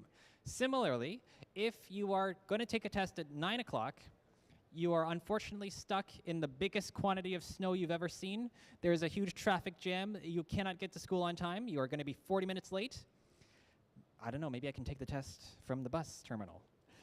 No, you can't. No, you can't, okay? So the answer is never to take the test. Your solution in these cases is, again, communication, email or contact your instructor, and wait for instructions on what to do next. That is the safest thing for you to do, because we cannot issue a grade to a test that's taken outside, okay? So please keep that in mind. And sometimes your teacher might be late in responding. That's okay. Just wait for them to tell you if it's okay to change the date of your test or something. They'll tell you what's okay, okay? So just keep that in mind as things are going on. Assignments. Assignments are similarly important. Originality is always important, and this is true for the assignments as well. Googling is a bit trickier here because memorizing, I told you about copy pasting, memorizing and stuff. We want you to research. We want you to use Google for assignments, okay? It's a very helpful tool. It's a question of how you use Google that will decide if you want to meet with me and maybe get a 0, or not meet with me and totally get a good score on your assignments, okay? So you want to be careful with that, and the best way to do that, the way to protect yourself from any issues of plagiarism, and that word will be discussed later, is to just use APA, okay? Now, just a quick show of hands. Anyone know what APA is? Like, have you heard APA before? Okay, we have like 2 people, 3 people, less than 10 maybe. That's okay. That's okay. I think many of your courses, your programs will contain a course called COM 1013, COM 1113, COM 3013. They'll teach you APA there. Okay, so it will be available to you. We're going to teach it to you. You're going to know about it. But APA tells us where stuff came from in the proper academic way. And if you do that, then you're never going to really have issues with similarity or plagiarism or copy and stuff. It's the way to protect yourself in the future. Okay, so APA, very, very, very good. Don't share your work, the stuff that you've written down for assignments, don't share it with anybody else. It's okay to study. It's okay to work together as a group. But when it comes to your actual sentences and your pages of work, don't share that with people because, okay, I have a friend. The friend is struggling in the assignment. I've written the assignment, and the friend wants to see my assignment, but he doesn't want to copy my assignment. He just wants it as a reference, okay? As a reference. And I hear this phrase, as a reference, all the time. And then, so, okay, I say, okay, sure, you can use it as a reference. Both of you are now in trouble, unfortunately, right? Because you have helped someone else do something dishonest. It's not a representation of their work. Because what they could do is, they could just delete my name and put their name. And you can't control that because you shared the content as a reference. You don't know what they could do with it. So don't share your work. Keep it private. But you can work together and study together in groups and, have study sessions, and that's totally fine. Okay, so just be careful with how you share work. Don't copy paste and, cite stuff using APA. Okay, good. So I mentioned a word, plagiarism. Plagiarism is kind of an important word, and that comes up a lot with academic integrity. Plagiarism is when the stuff you hand in for a grade, you want to be graded on it. That stuff is not really stuff that you wrote. There is not enough of you in the document to get a grade. That's what plagiarism is. And there are many ways to plagiarize. And the funny thing about plagiarism, and a lot of people don't know this, is that you can plagiarize yourself, because that's the thing, okay? So I can write an activity, an essay for class 115, Eco 1113, I don't know. And then I go to the next semester, and I have Eco 2113, and I'm like, okay, this is a very similar activity. I can just take that old thing I wrote in the previous class and just bring it over here and hand it in again. That is considered plagiarism, right? It's self-plagiarism. So whenever you have a chance to make an assignment originally at this point in time, for this specific due date, you have to make a thing for that assignment, okay? It has to be original for every single class, for every single activity. So it's just, fun facts for you. That's just how plagiarism works, so be careful with it. So when you're making original work, the easiest way to make an error when you're making original work and you're not sure if it's original or not, if you're reading something and it's in front of you and there's a document right here with words in front of it, and then you have a blank page right here, you've got to write your own stuff, almost guaranteed you're going to copy, even if you don't mean to. If you have a document open and you're looking at it while writing something else, you're probably going to copy words, copy sentences, copy ideas. It's unfortunate, but it happens. So my recommendation to all of you, if you're going to use any research, and it's okay to use research, read it, put it away, and see what you remember from it, okay? Write down what you can recall in your own words. Because if you do that, it's going to be much, much better for you. And I had my hands in my pockets as I was talking, and I was like, I told you don't do that during conversations, but okay. So yeah, that's something to keep in mind. And something that I was going to say about that, I can't remember what I was going to say about the things. I was thinking about my hands in my pockets. That distracted me. Okay. Well, anyways, you just want to make sure it's a clean slate. It's original work, right? Put it away. Oh, yeah. Okay, think of it like this. A very simple comparison is, if you watch a movie, you just watched a movie. You saw that new Avatar movie. It was fantastic. Okay, cool. And then a friend who's never seen it before is like, oh, did you watch Avatar? And you're like, yeah, I did. And he's like, what happened? What's it about? What do you do? Do you say, well, first it said 20th Century Fox presents, and then it said directed by James Cameron, and then it said written by this, and then it said producer. You don't do that. You don't do scene by scene. You just tell them what you remember from the story. These guys were blue, and they just flew on different animals, and they were in water, right? That's what, that's how you express it. Use your own words, and that is what we want. That's what we can grade. That's what we can grade from you, okay? So, please keep that in mind when you're going for original stuff. Now, the next thing I want to show you is the software that we use to check for similarity, to check for this plagiarism stuff. We use something called Turnitin. Turnitin is a software program to check for similarity across all kinds of documents from all kinds of places. We also provide you with something called Grammarly. Grammarly is a thing to check for grammar, but they also offer plagiarism checking. Don't use it, okay? Grammarly is great. Grammarly, well, some people like Grammarly. Grammarly is okay. Use it whenever you like. For grammar checking, sentence structure, that's fine. If you use it to check for plagiarism, I guarantee you will encounter me, unfortunately, because it will not be accurate. Grammarly will say 0% plagiarism. Perfect, good job, hand it in, and you'll be fine. And then you hand it in through Turnitin, the official one, and it says like 86% similar, okay? So please don't use Grammarly, it's not considered official, and I do encounter students that have meetings saying, but we use Grammarly to check for plagiarism, it said 0, so I can't believe that we're even having a meeting because it said 0.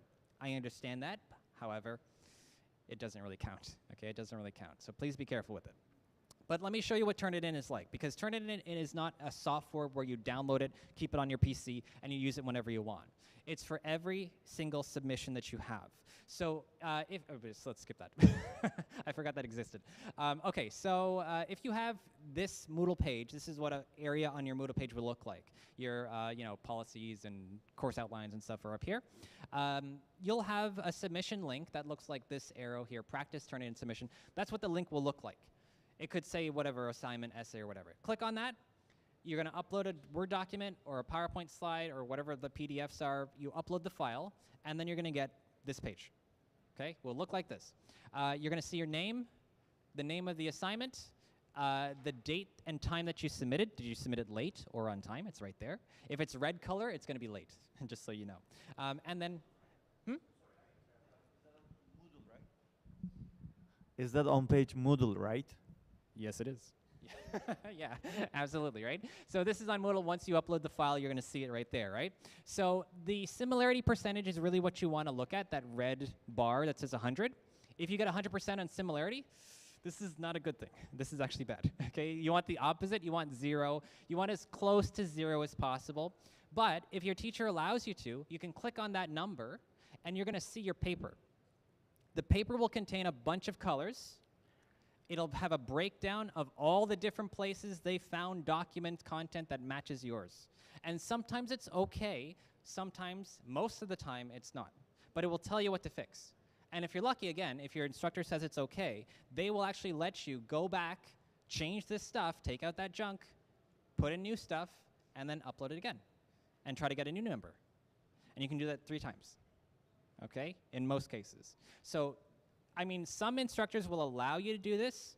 Some instructors will not. It depends on the assignment and the teacher. I cannot tell them what's what. That they're the boss. But sometimes you can request it. If you don't see the similarity, maybe try to request it from them and see if they'll say, yeah, it's okay or not. But I will say, if you don't get it, you don't have access to this, just remember, if you're using APA formatting, if you're telling us where the stuff came from in the first place, it won't even matter what the number is, right? Because you'll probably be okay. You're being as honest as you can, okay? So that's just what it looks like. That's what Turnitin is. I hope that is kind of a benefit for you, and you can kind of see how it works. Okay, so let's talk about some general stuff because I don't know. I mean, you all seem very nice. But in the nicest possible way, I never want to have a meeting with you ever, right? Because it's always a good thing to not have meetings with me because I have to kind of decide if I'm going to give you a grade or not, which is not a fun thing to do for you. I enjoy it. But anyways, I hope not for you, right? So if you want to avoid those kind of academic dishonesty accusations, you want to make sure that you don't do these things, okay? So avoid these things. If you share your work, if you copy your work, if you don't have the APA guidelines in place, you forgot to put citations, you forgot to put quotations, you forgot to put references. These things you need, if you miss them, you can actually meet with me, which is unfortunate, but it might happen. So, be careful with that. You don't use sources that are acceptable. What do I mean by that? I mean that a lot of you are professionals. I mean, I think some of you or many of you or a group of you are professionals in your fields already, and now you're coming into a new country. If you use your friends and colleagues from work, your professional relationships as sources, they don't count. So my buddy's an accountant, and he's a very good accountant. He's a CPA. I can't use him as a source for accounting knowledge. I have to go to an actual written document, a journal. If he wrote an essay, if he wrote a formal paper that's been published, I can do that. But I can't go to him and say, hey, is accounting cool? He's like, yeah, it is. Put that in your essay. I can't do that. Okay, so just be careful with who you use as sources. Don't take a test outside of the room. If you're not in the room, you can't take the test. I think I talked about that. And read and follow the instructions. So what should you do based on this list? If you do the exact opposite of the list, all of the above, you'll be fine. You'll be totally fine. Okay. Now I will say that I hope I'm not too scary of a person. You can always come to me and ask me questions about plagiarism stuff too. I'd be more than happy to answer those questions as well. Okay. I do want to take a couple. My words are not. I'm trying to say too many words at once, and I'm very fast. So I want to talk about a few other things. Group work is one. You're going to have a lot of it in the school. A lot of your programs will have group work. I would get used to it. That's how the workplace is like. You're going to have to collaborate a lot. But I don't want anybody to get used to the idea of one person in a group doing work for 5 people in a group. It happens, okay? It's unfortunate, but it does happen. I want you to be aware of your responsibilities in a group. You have a group of 5, divide the work equally. Make your contribution, and then you're done, okay? If you're having issues with that, where you have maybe 2 people doing work, 3 people doing no work, communicate, that's my favorite word, talk to your teacher. Let them know what's happening, okay? So make sure that they understand that what's going on, and we don't want any group work to be a stressful, problematic situation for any student. It's not meant to make your life harder, okay? And I know group work, sometimes, for me, it used to make my life very difficult. But anyways, I've said a lot of things so far. I'm very confident that you're gonna actually, maybe, you've heard a lot of words from a lot of people. You'll probably forget a lot of the stuff I've said today. I understand that. No blame on you. And I'm surprised that a lot of you are even still awake. But you know, keep in mind that there are resources for you. If you forget the stuff that I'm saying, no worries. It's all there somewhere. So a few things that you might want. Course outline is the first thing. I'm going to show you a quick example of a course outline in just a moment. It's got all the important content about your course on that document, your assignments, your learning outcomes, your description of the course, what to expect in the class, the weight of all your assignments, all of it will be there. Textbooks if you need it, all there. You're going to have also the evaluation timetable and the learning resources like your slides and textbooks and stuff on your Moodle page. My favorite document out of all the 4 that you see here is the last one, the APA documentation guide, something that I think, frankly, we should charge like $100 a person per day because it's so valuable to you. It is free, okay? So it's all in all your Moodle pages. It's right there. Download it. Keep a copy of it. It's going to be useful for all your courses that have writing in it. If you're going to hand writing in, use this. Now, you don't have to sit there and read it like a weird person like me. I sat there and read the whole thing. But use it like a dictionary. If you have a question about APA, jump to certain sections, certain pages, read that answer, because I'm telling you, your teacher, if you ask your teacher an APA question, they're going to be like, oh, interesting question. Give me 1 second. And they're going to go to that document, read it, and be like, okay, here's the answer. So cut that out and just jump right to the answer, right? That's where they're getting their information too, okay? So here's what a course outline looks like. First page looks like this. It's kind of hard to see. I know this is very hard for ants. It's like, you know, very tiny. Just the shape is important. So this first page is telling you the description of the course, learning outcomes and stuff over here. The next part that's going to be important for you is the learning resources. So learning resources are like the textbooks if they're necessary. If they're extra, it tells you what they are, okay? And the last part is the student evaluation, which is, you know, what am I going to get a grade on, which is, I think, where everyone will jump to at the very beginning, and they skip everything else, but it's all there for you. The next document I want to show you is the next one, which is the evaluation timetable. This is good because it tells you the due dates for your assignments, and I think Shauna mentioned, if you don't have this yet, when you're starting your courses, ask for it, make sure you have it. Again, I told you, plenty of notice. We want to give you plenty of notice for stuff. This is an example of that. Get notice, know about it, it's happening, when's it happening. But also, benefit is the column that says chapters, units covered. It tells you actually, what do I study for each assignment, okay? So that's also helpful too. Make sure you have a copy of it. It should be available to you on all of your Moodle pages day 1. Okay, so please, please, please request it.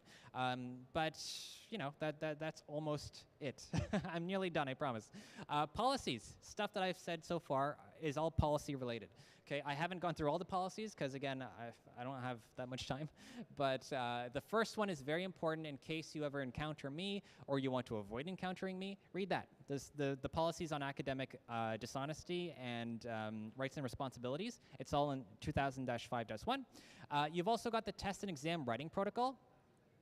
Can I use a phone during my test? Can I have my phone on my desk during the test? Can I have a smartwatch on my watch during a test, on my wrist during a test? Can I have my backpack on the floor during a test? All these and more exciting stuff under the second test and exam protocol. It'll tell you what to do for a test, okay? Your missed class and exam policy, if you're late for that class, you're stuck in snow, what do you do? If you're sick, what do you do? If you have COVID, what do you do? Okay, it's all described for you in that document. And then also you have the grade appeals policy. So if you think that your grade is incorrect for whatever reason it might be, you have rights as a student, okay? Don't let anyone trample over you on that. Read that, know it, don't just trust me. The policies are there for you to read too, okay? So I highly encourage you to know them, understand your rights. No one else will advocate for you but you, okay? So please, please, I encourage you to do so. I can only lead you so far, but if you read these things, you'll be fine. I hope you'll be fine. Okay, so on Moodle, where do you find that stuff? Up here. And I think many people have shown you this page, and they've circled different things. Well, I'm going to circle a different thing for you as well. The next one I want to circle is the administration tab.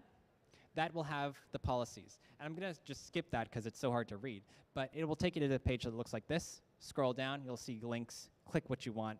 Find what you want. It's there for you as well, okay? All right, so I'm nearly done. Am I way over time? Oh, it's 2:29. Oh, I was so close to being 2:30. Whatever. Anyways, a few things to note, a few things to remember. your Moodle login, your email login, that password is your password. You're responsible for that password. So if your friends have access to that for whatever reason, you save the password on your browser, you share your laptop with somebody, they can easily log into your account. I have horrible news for you, because if something bad happens to your account, something academically dishonest, you're responsible, okay? So I highly encourage you to never for any reason, ever, I know I'm way late, but I'm just gonna say ever, 3 more times, ever share your password with anybody, okay? Don't do it. There's really little defense for that when you have a meeting with me, because I cannot give you a score if it looks like there are 2 people logged into your account at the same time, okay? So please be careful of that. Keep your grades confidential. You have no obligation to share your grades with anybody. You're all adults. Keep them to yourself, okay? You have that power, I suppose. Make sure you know how the grades are calculated. So if your grades are calculated with different percentages, check your course outline, check your evaluation timetable, so you understand what's more important than another thing, how to balance your time, you know, all that stuff. And don't litter. No, I'm kidding. Don't share your private information online, also general information to know. I'm nearly done. I'm nearly done. Last thing I want to say, English is great. I was actually, before this, I was an English instructor. I teach ESL. That's actually my expertise. So I always encourage everyone, speak English. If you need the practice, I said that to you before today, but if you need the practice, use it here. This is a great time to practice, okay? We take attendance in all your classes. If you're international students, any international students in the room? Oh yeah, that's everybody? Okay, cool. Right, thank you for raising your hand though. Okay, but yes, make sure that you are actually in the room for your classes. Make sure you check your course materials regularly. Moodle is not something that you should just check at the end of the test periods or whatever. Check it regularly, things get updated. And also, food trucks happen, right? Food trucks are like free food that just gets parked outside and you can just go some days and get it. Just check Moodle and you'll know what days that is, okay? So that's kind of good. And also be on time. Punctuality, very, very, very important, okay? So I am out of things to say. I have said a lot of things. I apologize for taking an extra, how many minutes of your life? 2 minutes I've stolen from your life. I apologize for that, okay? But I will thank you very much for listening. And if you have any questions, you can always reach me at, oh, actually, right now. Any questions? No questions? No, okay. All right, well, if you ever need, I'm always wandering around the room. You know, I am here all the time. I don't leave. I do, but you know, any questions, let me know. But thank you for listening. I appreciate your time. I wish you much success in your academic career and all the best. I hope you have a great day. Honestly, it's so great to have you here. Okay. Thanks everyone. I'm gonna run away now. Okay. Bye.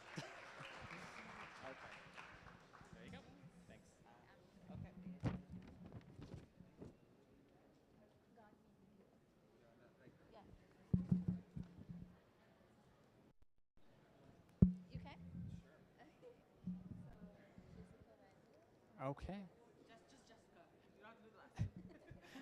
I'm back, everyone. Hi, everyone. I just wanted to introduce your next speaker. So we are listening to the awesome GuardMe, right? GuardMe is very important stuff for you too, right?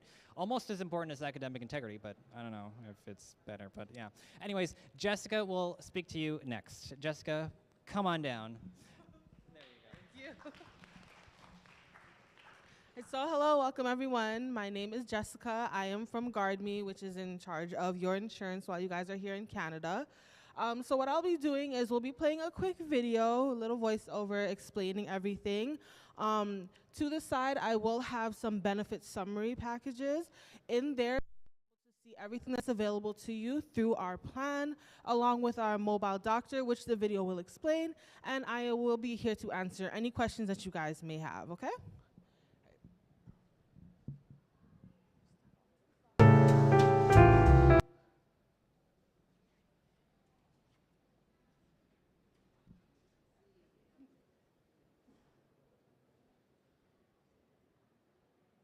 Accidents do happen. Greetings from Guard.me International Insurance, and welcome to Canada.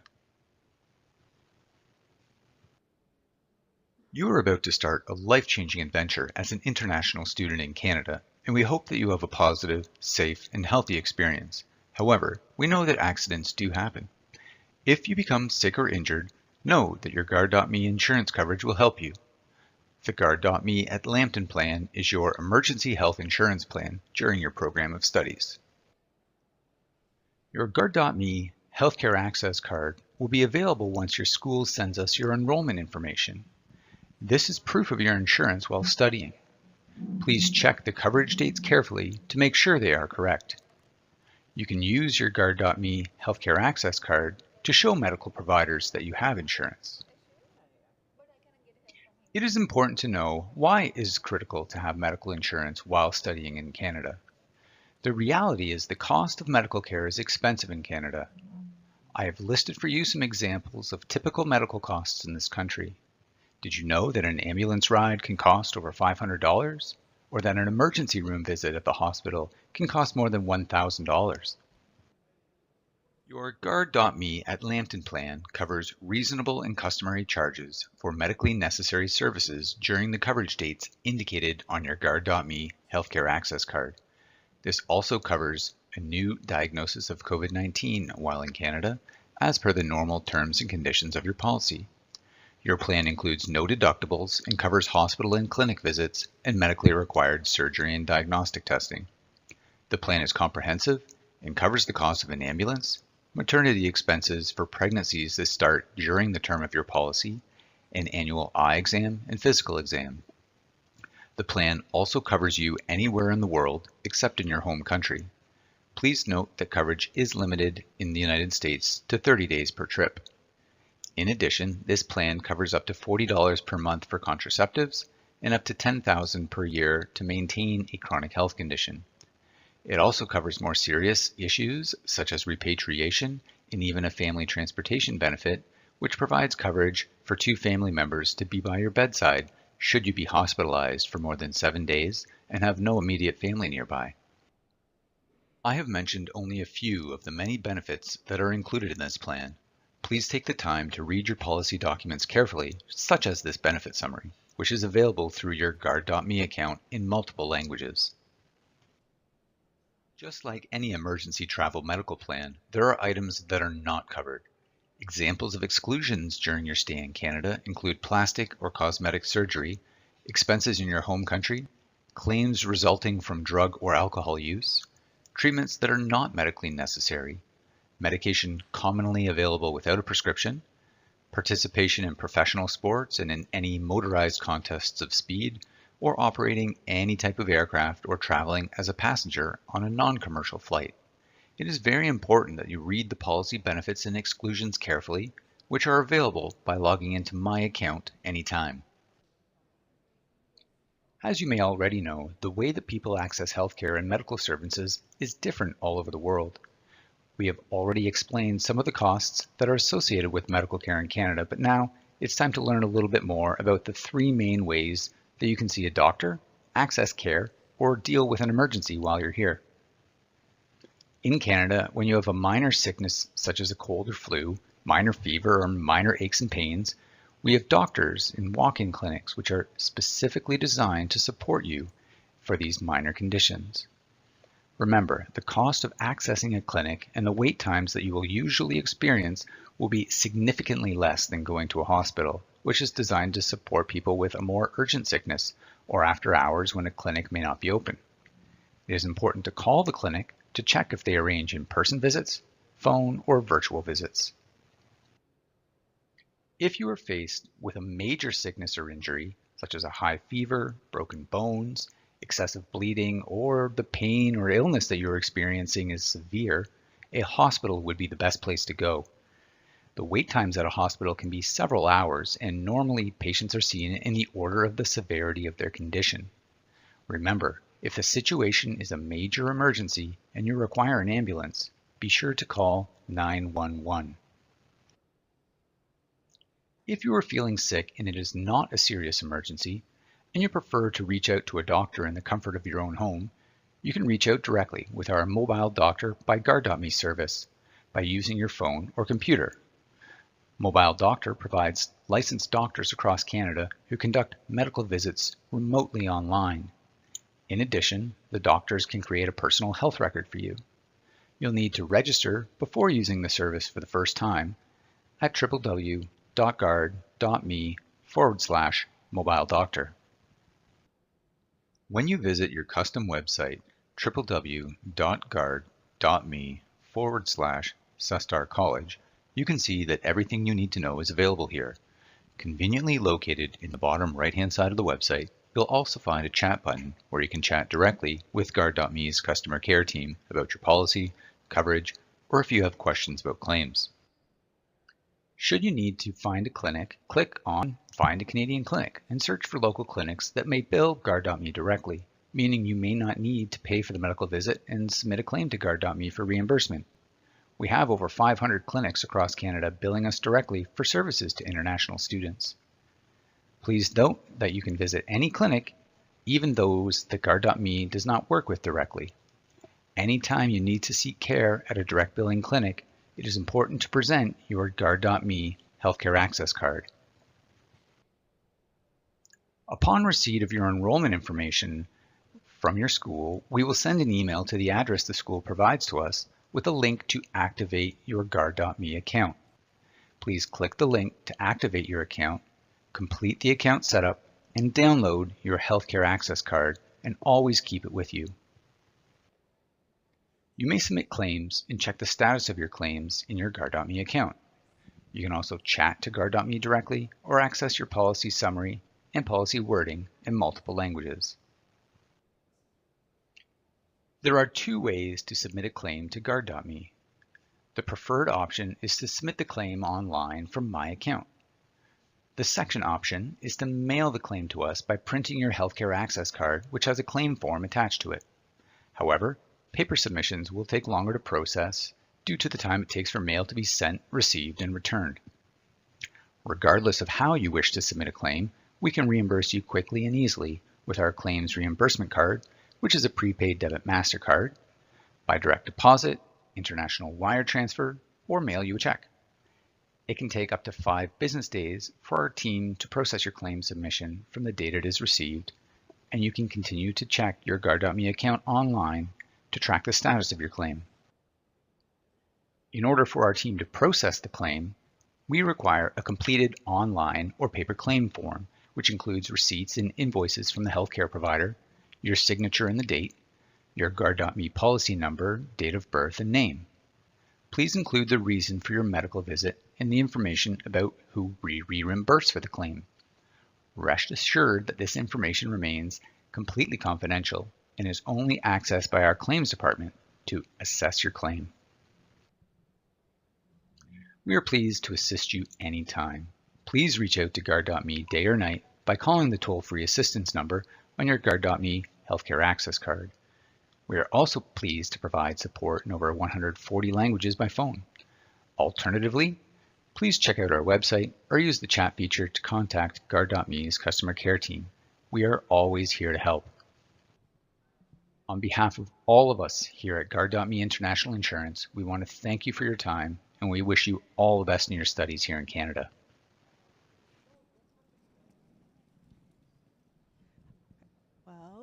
Thank you guys so much for listening. If you guys do have any questions or concerns, please feel free. Now is the time to come up and ask me any questions if there's any more detail that you guys need. They did pass out the benefit summary, so in there you will see everything again that is available to you, and you also have the information on how you can register for Mobile Doctor on the Mobile Doctor cards there. So again, I'm over here. Feel free to come by and ask any questions. Thank you.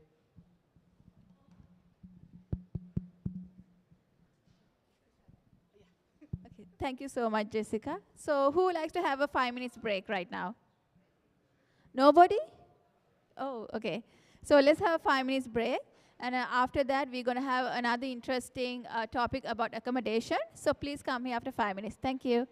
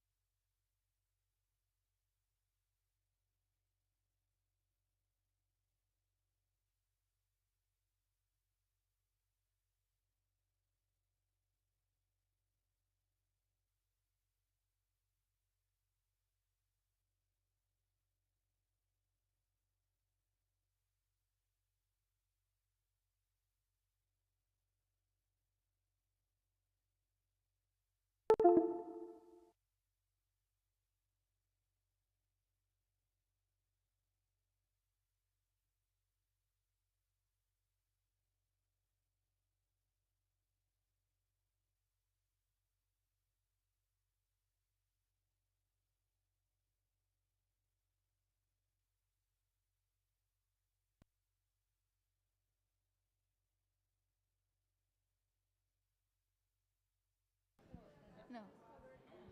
The prescription, yeah.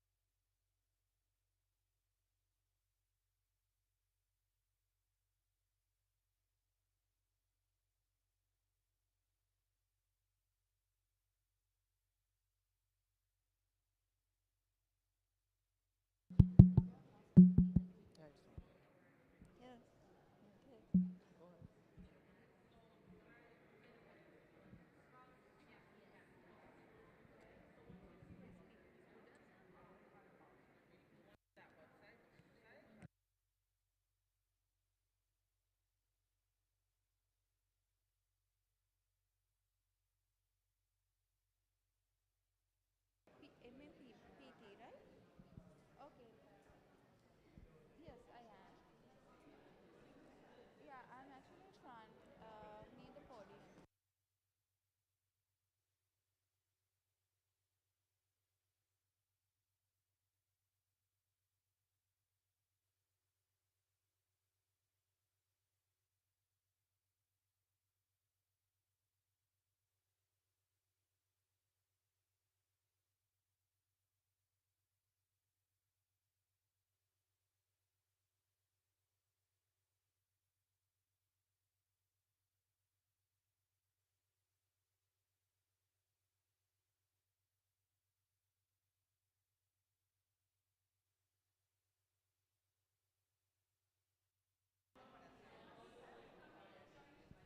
All right, students. So we'll be starting our last part of the presentation today.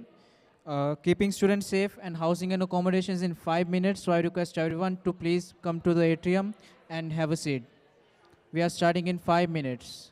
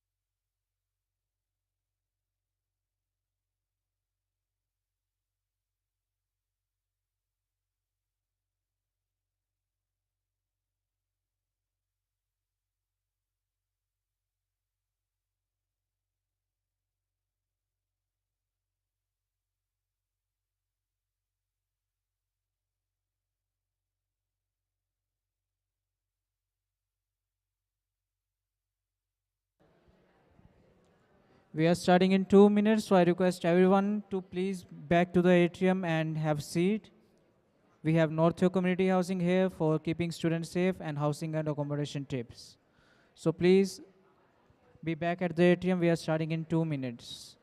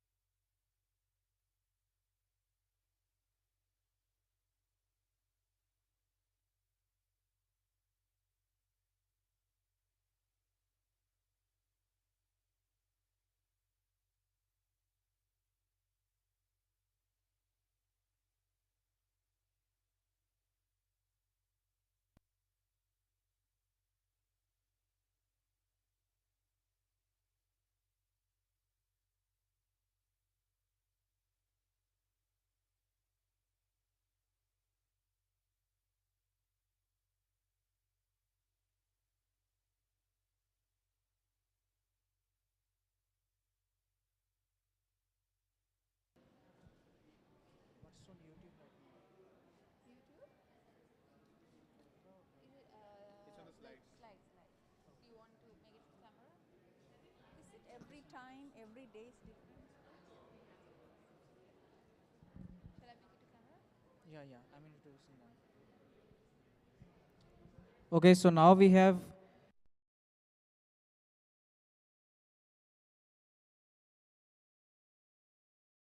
so I present to you North Hill Community Housing. Hello, everyone, and thank you for joining us. We know this is like later in the afternoon, and people might be kind of tired after lunch. Hopefully, you can enjoy this topic, and it would be helpful for you.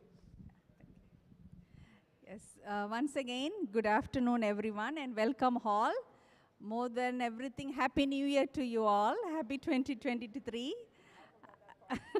No problem. We are from outside. We are not part of Lambton College. We are totally a different organization.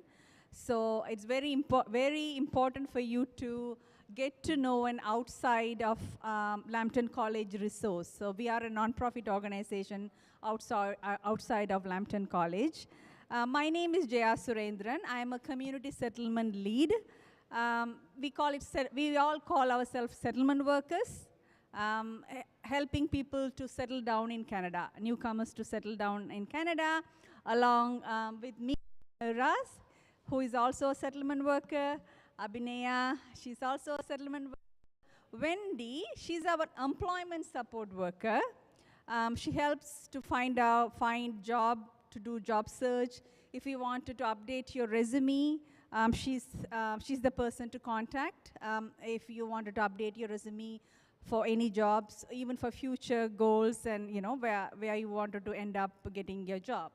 And Subhashini, another very interesting, you all will relate, she's an international student as well as she just joined us as a placement student, completing her placement hours with North York Community House. So it's a great team here together to present about two topics. We are given housing, off-campus housing, our housing topic, and how to be safe in Canada generally with frauds and scams, okay? Just before I start, I just wanted to do a reading of land acknowledgement.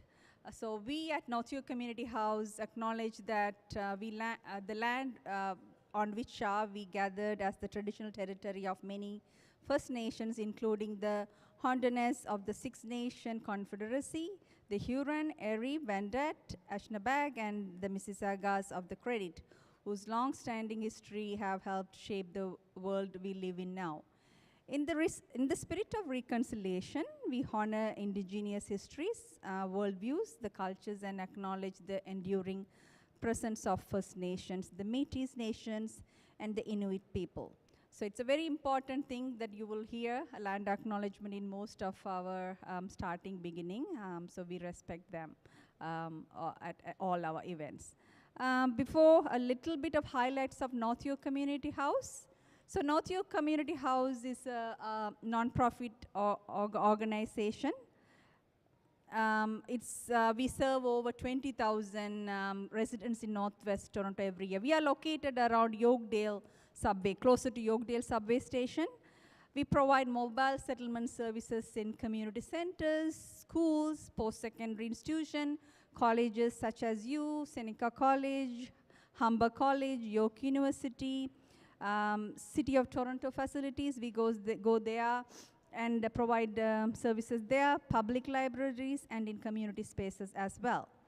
How do we offer programs? We offer information, orientation, and referrals on topics such as citizenship and immigration, health and wellness, language classes, financial literacy, and education. When I say financial literacy, I really wanted to point out a little more about tax. During the tax season, we, North York community, have free tax clinics for you to file taxes. Most of the Lambton international students connect with North York Community House because that service is not provided by Lambton College. So we have free tax services so that you can connect with our tax filing person. That team is not here today. Jyoti and Lubai, her name was there in the beginning. She is one of our financial literacy, so you will be connecting more with them a little bit later. We will be updating you. We will be inviting you for more sessions. So how do we deliver these programs? Most of our delivery methods are one-on-one sessions. You are more than welcome to message us individually. We will be helping you individually one-on-one, and group sessions such as this. Today is a very short sessions because you are here for a long time from morning. So it's going to be a very short, quick sessions, but we do run yearly on a monthly basis or once in 2 months, some of the high needed topics that the students have been identified for us to have it with you. So we will have group sessions more. We also run women's groups, senior groups, and other parenting groups and advocacy campaigns too. So our website is www.nych.ca. So whenever you have a free time, I really recommend you to take a look. We also brought our flyers here.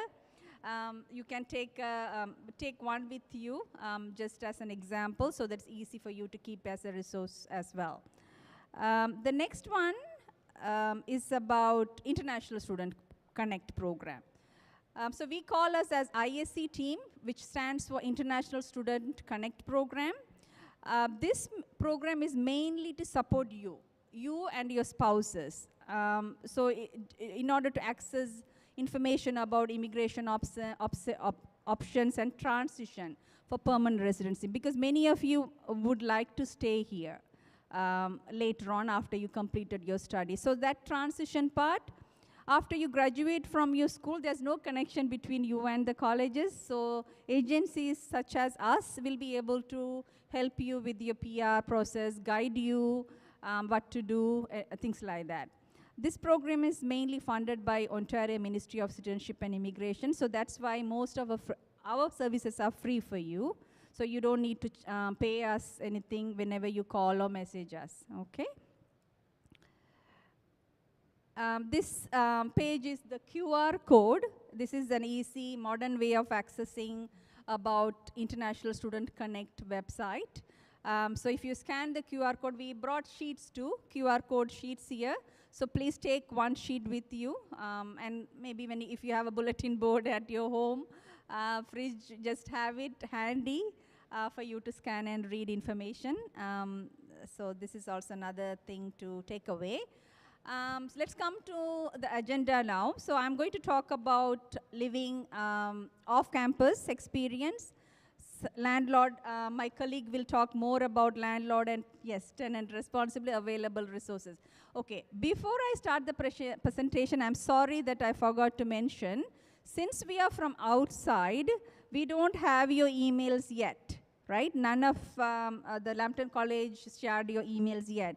So in order for us to show to our manager that we did the presentation here, we need your email, first name, last name, email, contact, and then put in our database so that we can share the resources through digitally to you too, in an easier way. All the resources we can share digitally. So just in case if you miss it to take, so this is going around. So please take few minutes to write your name and your details, okay? Thanks, Abhi. Thanks for reminding. So the next slide.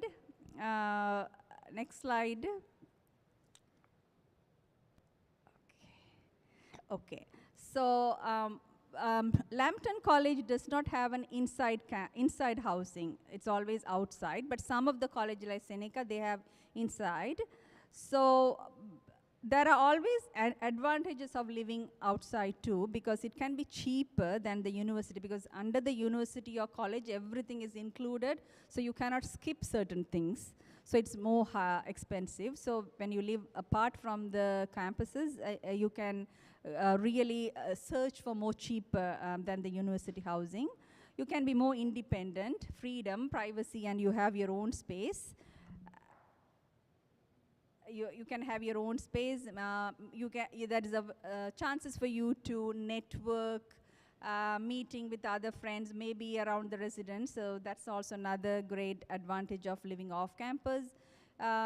It's less distractions because when you're there, people live in university campuses or college campuses, more noisier. There's always some events going on, so you get easily distracted. So that's one of the advantage. Yeah, so that's all for so think about the advantage of living little away from the campuses too, okay? And then the next slide, there are types of rental accommodation here in Canada that you will be these are the terms that you will be seeing whenever you're looking for an rental unit. You will see rooms in-house, room and board, bachelor or studio flat, you know. So you can see that these are the terms that they've been renters, I mean, they are using these terms. Apartment with the roommate. You can have your own apartment if you don't like anyone to be shared, or you can have a sharing, because with the current rental crisis, housing crisis, because huge high increase of rental prices, most of the students are sharing, because that's the only for the way to afford. So the sharing accommodation is also available. So once you sort out, okay, what kind of an apartment I want, some of the things that you really need to jot or points is decide where to live for type of rental. Okay, I've decided this is the way. I really can't, I can't afford to do garbage. I cannot shovel snow. So I really don't like to live in a house. I better like an apartment, because shoveling snow is not part of my daily day-to-day life, right? So you decide where you wanted to live. Use the various research methods to find a new home. Visit local police, because yes, visiting a local police is a very good idea to get to know that whether this area is safe. You know, so that's the only way, most accurate way of finding. Mehraz will talk a little more further about other things too. Decide how much you can afford. That is very important, because slowly, additional cost might join your rental. So always decide on how much you can afford. Find about what rent includes. Always inspect an apartment before committing and speak with your landlord. Why I'm saying this is nowadays virtual tours are available, right? So in the virtual tour, the apartment looks fantastic, very clean, very sophisticated, very luxury. But when you go in person, things are really opposite. They are maybe cracked, the paint was really bad, maybe the dishwasher is not working.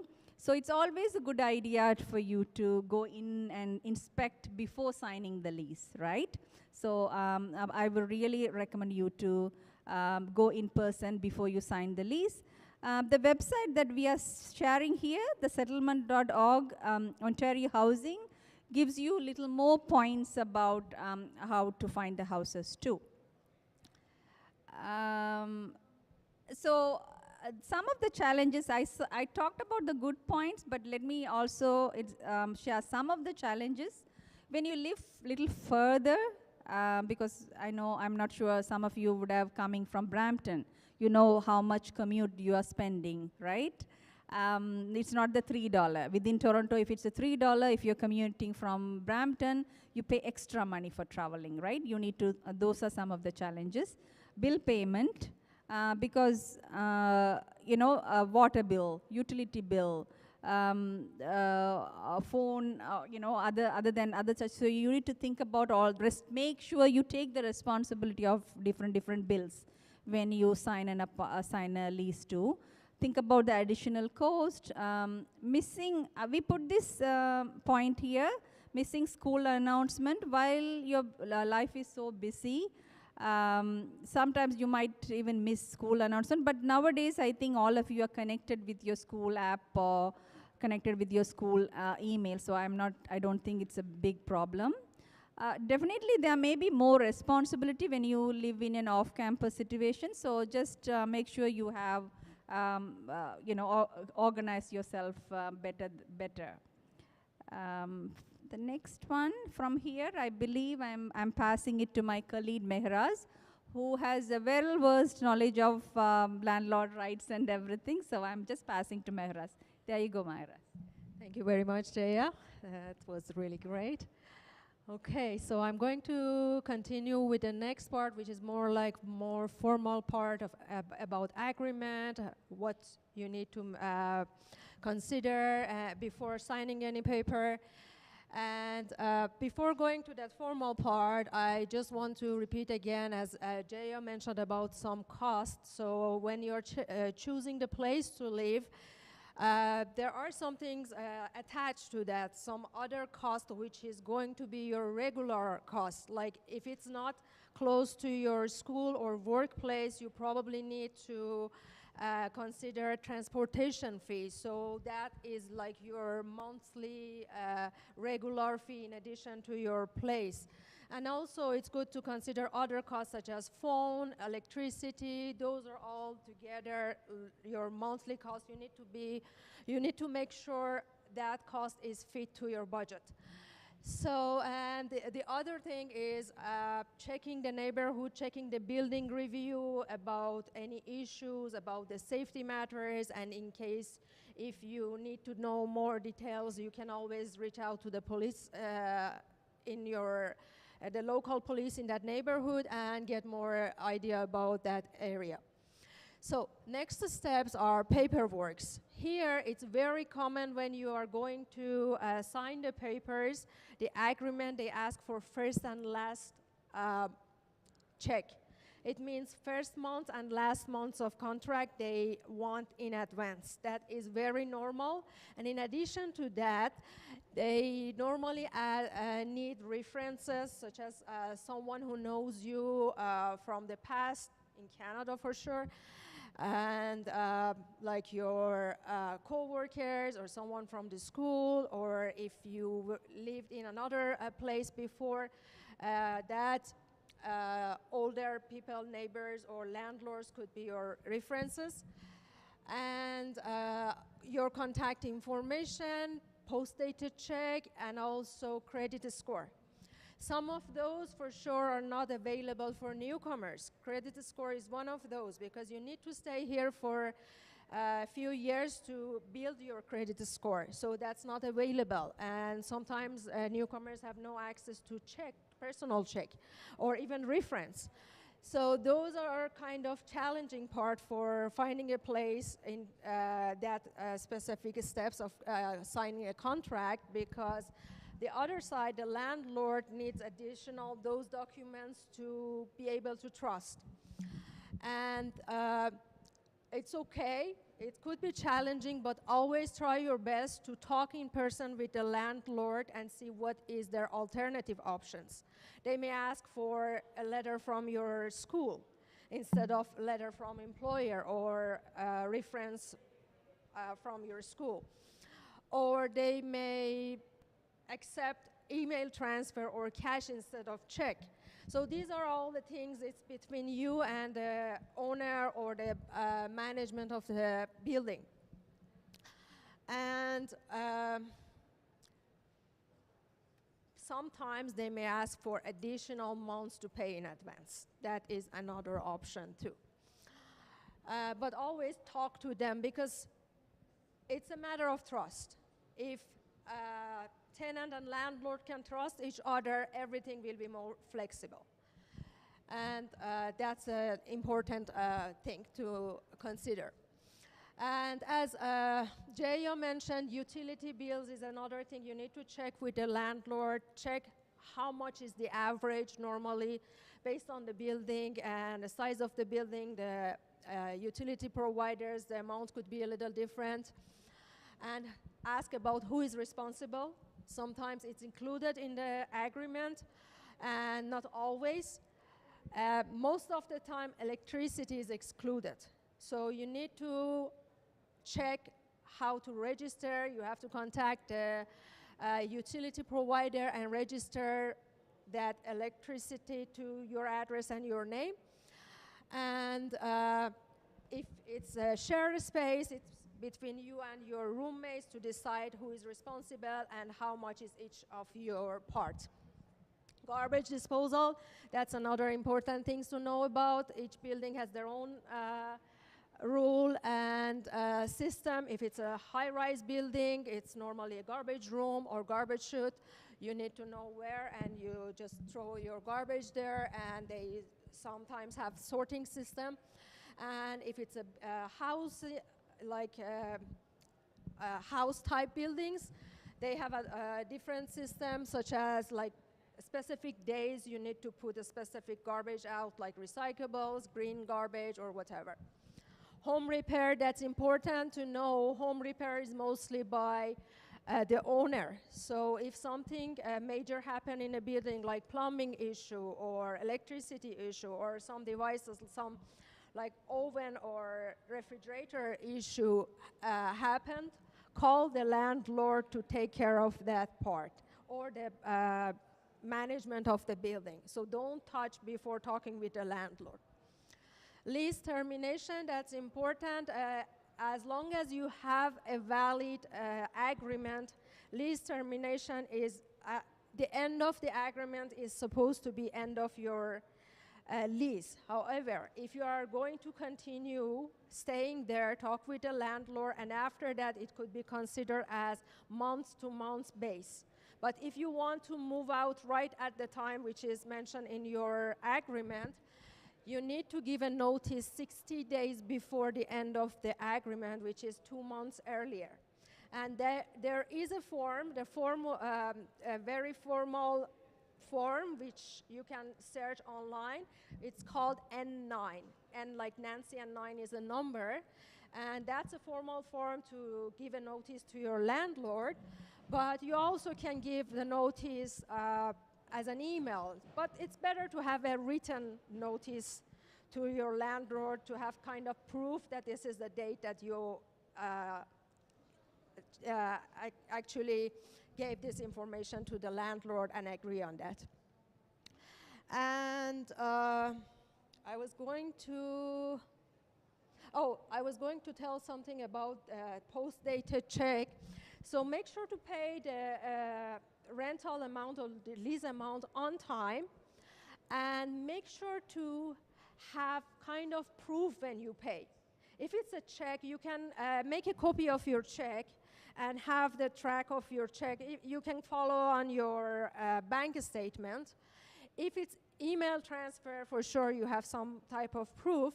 But in case if you pay in cash, get a receipt from the landlord or the property manager, some type of proof that you already paid this amount. So you need that in case if anything happened, you need that as a proof. And you also need that at the time of filing your tax, and you can claim that as your cost, like rental cost.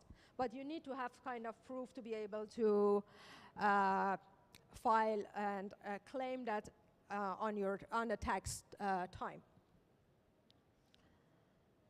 Okay, so other things that you need to know is we already talked about utility, check for the average utility cost.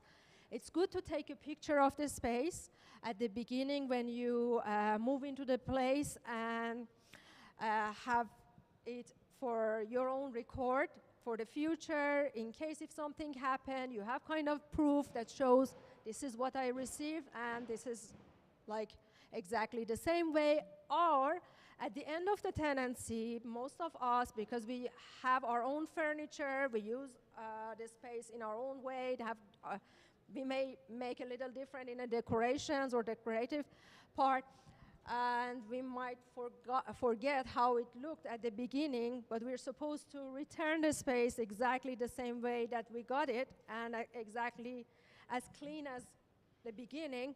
So it's good to go back to the picture and make sure everything is exactly the same. Ask about quiet space rules. Most of the times the owners and the property managers may give a copy of the rules of the building as well. And some of those might be included in the agreement, but some of those, because sometimes it's a big file, they may give it as additional file. It's good to have a review of that and be aware of the rules of the building, especially about quiet space or rules. That is something really important. In Toronto, as I know, after 11 p.m., we're not to make any loud noises and have party with loud noises. And in case if that happened, other neighbors might complain, go to the concierge, or even they may call the police for loud noises. Ask about conditions for canceling a lease. As I mentioned before, if you have a valid agreement, you're supposed to go to the end of the agreement. But in case if there is no way and you have to, for whatever reason, you have to move, you have to go to another city or whatever, and you need to cancel, to avoid a penalty fee, talk with the landlord to see what is the options or alternatives to stop it in the middle of the agreement. And make sure to pay the rent at the right time. Most of the time, the beginning of like the cycle for paying the rent amount is beginning of the month or middle of the month. In case if something happened that you have issues with financial and you cannot pay it on time, make sure to talk with the landlord before that date and see what are the options and how you can pay it later or divide it in different parts.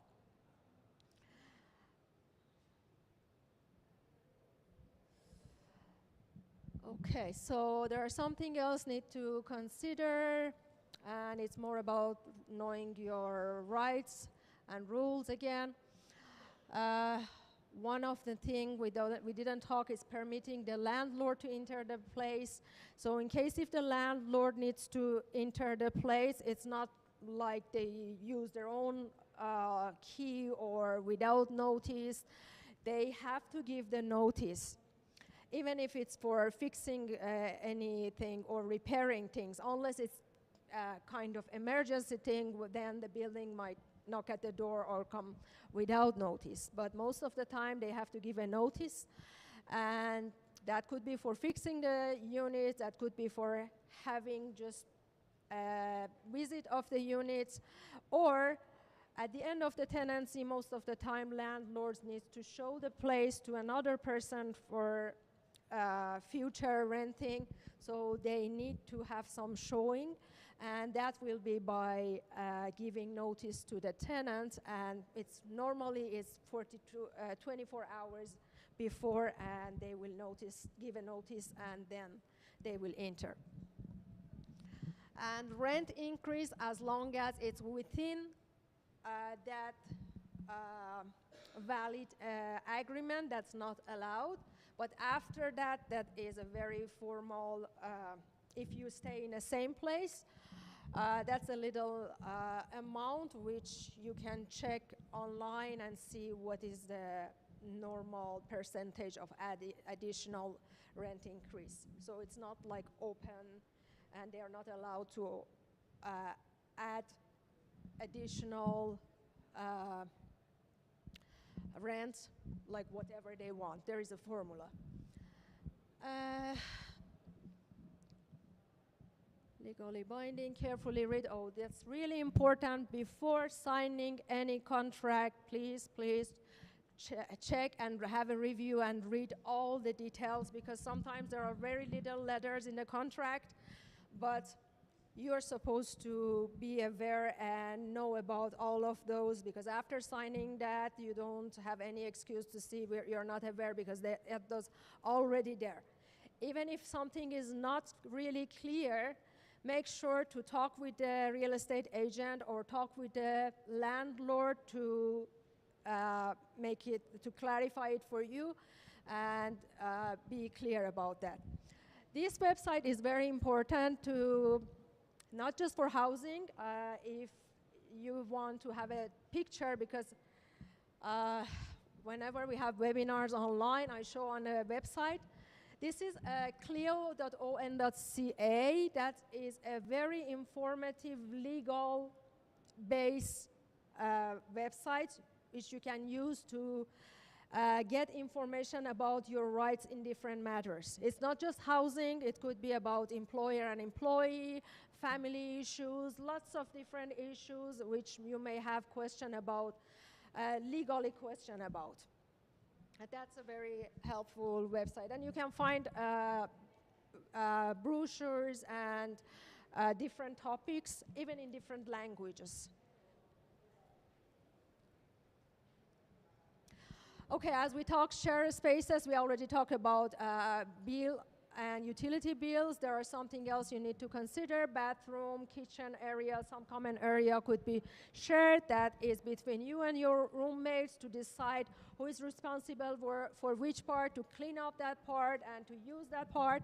That is something between the roommates to decide about, as well as utilities. And there are some different rules compared to the private space. One of them is moving out. For moving out, you don't need to give a notice to your roommates.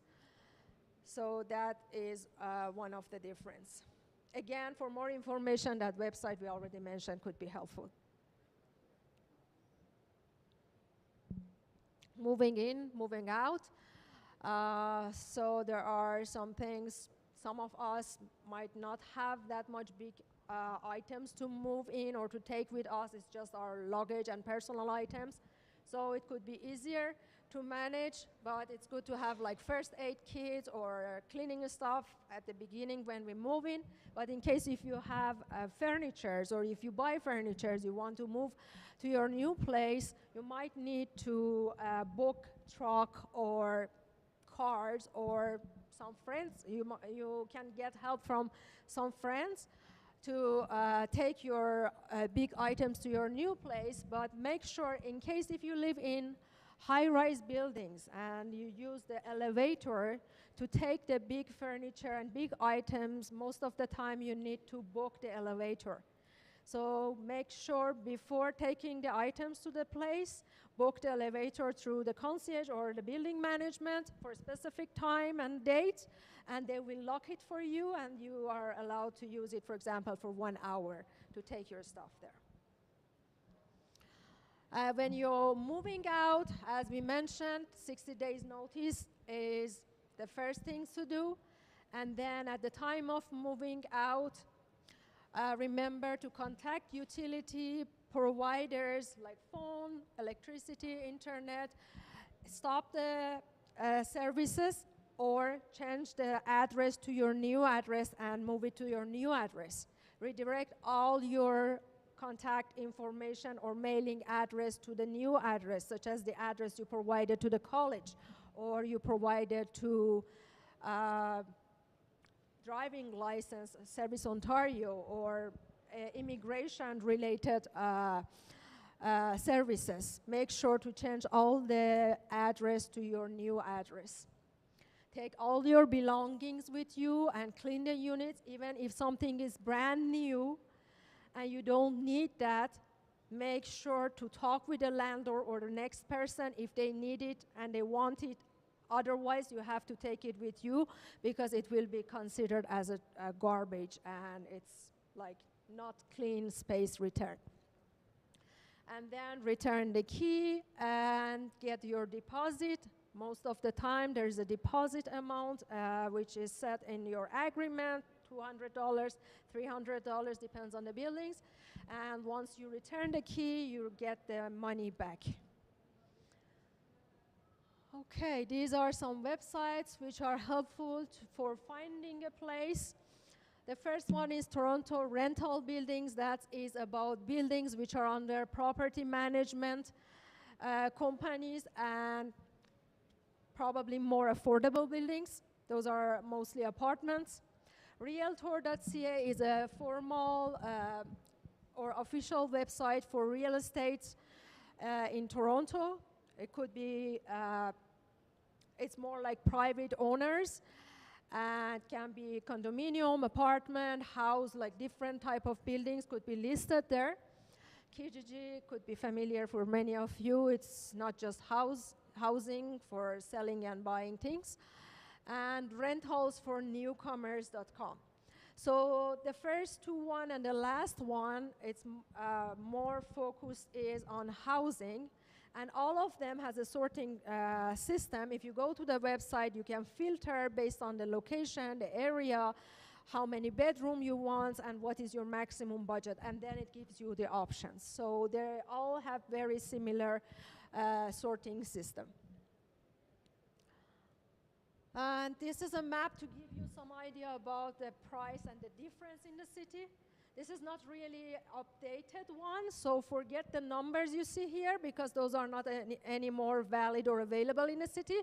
And now is much more higher, but it gives some idea about the difference. For example, if you see the purple area, that is downtown area. And this is based on subway station. This is a map of subway stations in a city. So as close as you are getting to subway stations, the rent is a little higher.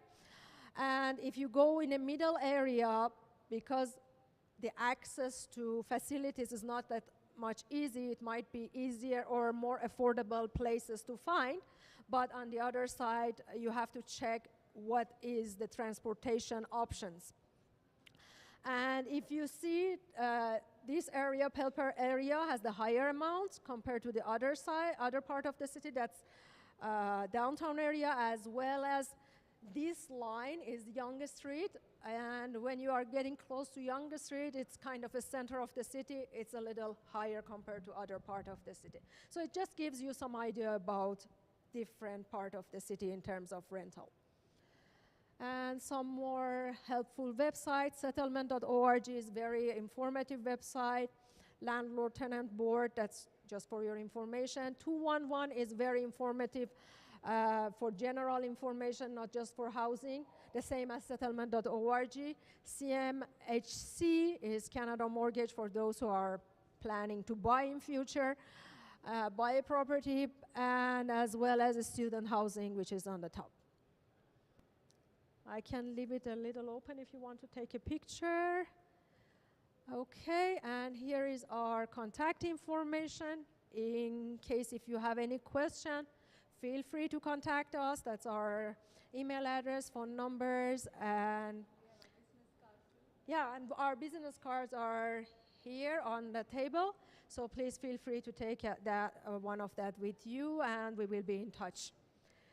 So thank you. I'm done with this topic. We can continue with the safety, student safety. And for another 20 minutes? yeah, we're going to do it fast. Okay, thank you. Here you go. Oh, yeah. Oh, he's doing it. Okay.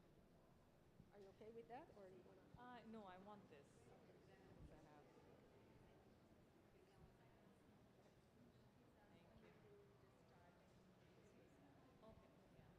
So hi everyone. So like I mentioned, I'm going to try to be as fast as possible. I know you guys are really tired. Again, wishing you all a happy new year. So just a quick disclaimer about this topic. Please don't this is not trying to scare you or anything. This is just information to keep you alert. So just wanted to let you know Canada is a safe country, but still, in any country, I feel like it's always good to be cautious and alert of certain things. So today I'm going to be talking about just student safety in general. So the agenda, you have the thing, right? Okay, you can keep it, yeah. So the agenda for today is avoiding fraud and scam, protecting your identity, emergency services, and next slide. We will be talking about scams and frauds as part of cybercrime, the types of scams during COVID-19 especially, how to identify scams and protect oneself, what to do if you're a victim. So I just have a two quick questions. If you have the energy to respond, please do. So do you know how many cases of fraud were reported in Canada from January to July of 2022? Can you give me a guess? Just throw numbers. Did someone say something? 1,000 something? 5,000? Okay, well, it was 52,000. Okay, and this is only within 6 months period. So another question, how much money did people in Canada lose to fraud and scams from Jan to July 2022? How much money do you think? Any guesses? $5 million? How much? $5 million? Okay. Well, it was $284 million in a 6-month period just last year. Okay? So that's the start to scams and fraud. Now you know the importance of this topic, right? So this is just to let you know that fraud and scams, you have to take them very seriously and be very alert. So I'm just going to go through, maybe I'll just mention what are scams. Online scams are intended to manipulate or trick people into giving away their personal details, financial details, or money. The difference between scams and frauds are a scam becomes fraud when a scammer gets someone's personal or financial details and uses them for their own gain or receive money from their target victims. Fraud is a criminal offense. So the types of frauds and scams, these are just some types. I'm going to go through a few very fast. So phishing scam is a type of online scam that targets consumers by sending them an email that appears to be from a well-known service provider, such as a bank or mortgage company. It asks the consumer to provide their personal information. I'm sure a lot of us get this email, right? They mostly go into the junk email, but sometimes it ends up in inbox and you think it's something, you know, like a legit email, and you might want to click on links. Please try to avoid those. Lottery scam, most people have, we all want to win a lottery, right? But it is something that's also could be a scam, and we have to be very careful with that. Same thing, this can be done through the phone or even email. Marketing scam, marketing fraud is an illegal practice that makes false or misleading promotional claims for financial gain, includes exaggerating the qualities of a product or service in advertising, selling fake items as the genuine products. Relative in trouble scam, this is easy to understand when you get a call from someone saying, oh, one of your relatives, one of your friend is in trouble and you need, you know, money, credit card information, this and that. Okay, debit and credit card fraud is when someone steals both your personal identification number and debit card. So if your PIN number is lost and your debit card is lost, then you can imagine what happens, right? So And a very famous one in Canada is CRA and Service Canada call scams. I probably get one call at least once a week from these people. Service Canada and CRA, they call you and they say you're in trouble, you're gonna get arrested if you don't press 1 and answer, and then they start asking for your personal information like name, number, SIN number, things like that. Okay, so try to avoid them. I know it's hard to figure out which is legit and which is not. Mostly Service Canada and CRA, they send you mail. They'll send you a letter. They don't call you to ask for information, so you can just hang up, okay? This is just like a report from 2020, just showing you the numbers and the number of victims and how much money was lost. But you know, from what I mentioned earlier, the questions I asked you, you got the idea, right? So we can move on.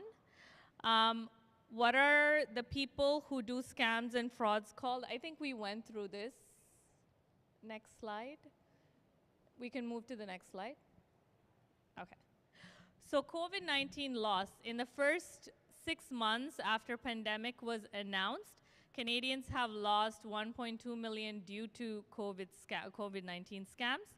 The victim, one such scheme, receives messages telling them they have been exposed to someone who had tested positive for COVID and asking them to fill out what looks like an Excel form. When users click to enable the content and view the form, it injects their computer with a Trojan downloader that installs malicious files. So it's just like a virus that you get. So this was a very popular scam during the 2 years of COVID. So next slide. How to identify fraud and scams. If you do not know the caller or did not initiate the call, just hang up. There's nothing free. For example, due to COVID, you know, there were a lot of calls going on saying, oh, we're giving away free masks and things like that. Nothing is free. So avoid those calls. Do not open any suspicious emails or click on any attachments, links that you're not sure of. No government agencies such as the CRA will call you to threaten you and give away benefit. Like I mentioned to you before, no phone calls should be expected from CRA or Service Canada. Public Health Toronto or WHO will never call you to sell you lists of COVID-19 affected patients near your residence. Do not give your personal details over phone to strangers. Unauthorized or fraudulent charities requesting money for victims, products, or research. Don't be pressured into making a donation. So in Canada, there are a lot of non-profit organization, profited organization, charities. They're always registered. Like for example, we are a non-profit organization and we are registered, and you can always check that on the website if we are verified or not, any charities. So what to do if you are a victim? Gather all information about the fraud, like the date, time, any details about the fraudster. Call your bank and police. So there's a phone number for Toronto Police Financial Crimes. The phone number is there, and then a non-emergency phone line. Or you can call, so we have 2 different credit bureaus. So in Canada, we have Equifax and TransUnion. You see their phone numbers up there. So whenever you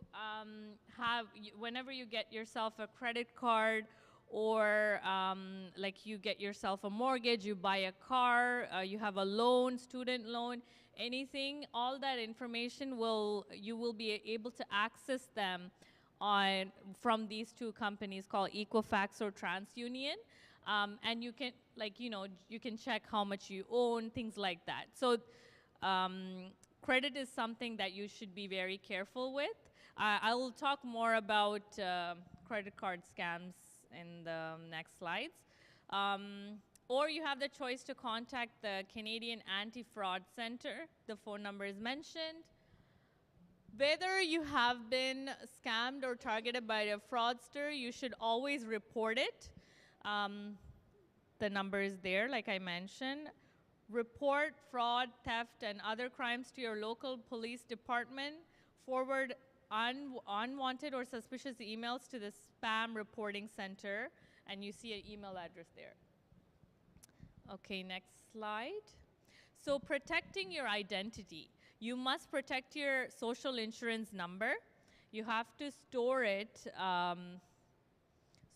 store documents with your SIN number in a safe place.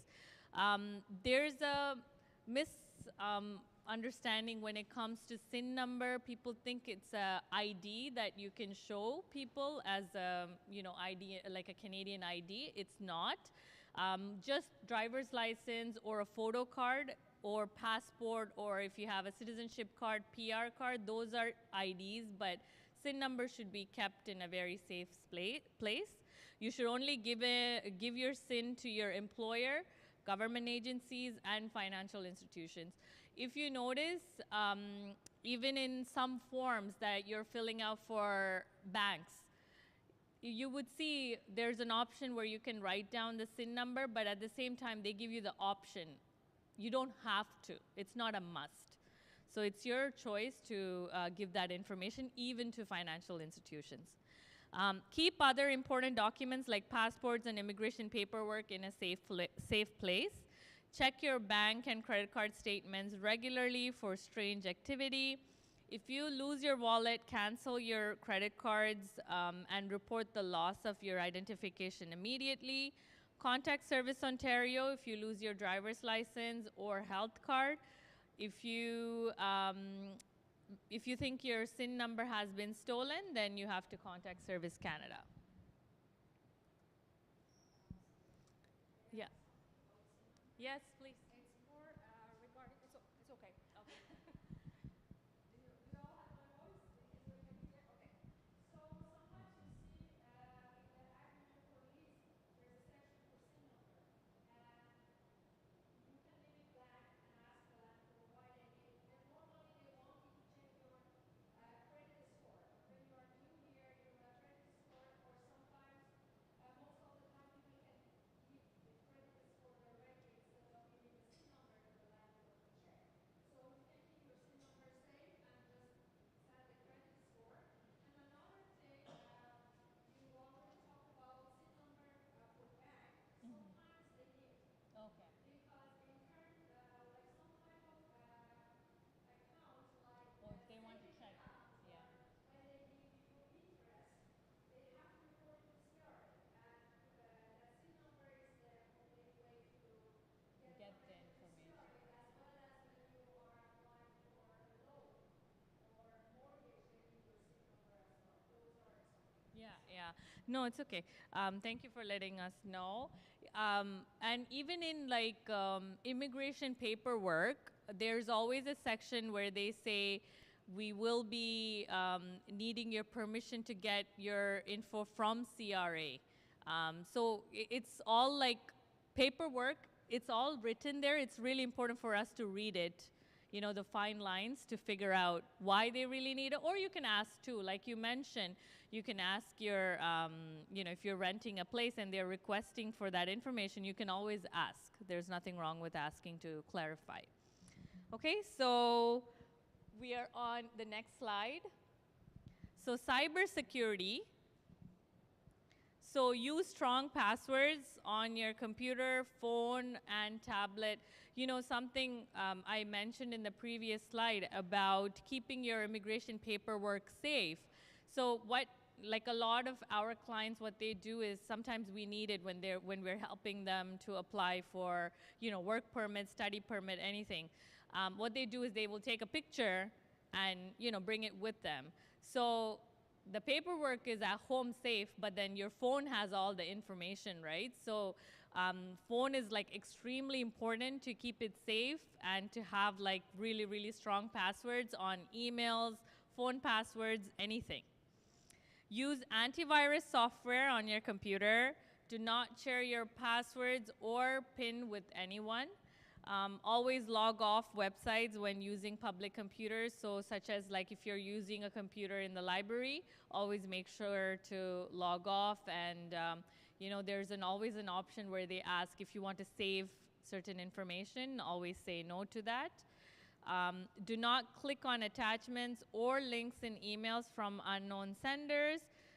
Check the privacy settings on your social media accounts and do not share personal information. Nowadays, we're on a lot of social media platforms and the privacy settings seems to be different all the time. Like it keeps changing. I feel like a lot of social media platforms these days, they even have a option where you can share your location. You have to always make sure to like take that out. Even on Viber, I noticed that there's a share location, like mentioning where you're like located when you're typing that message. So you always have to go back and check your privacy settings to see, if you have checked off the things that you have to. Okay, next slide.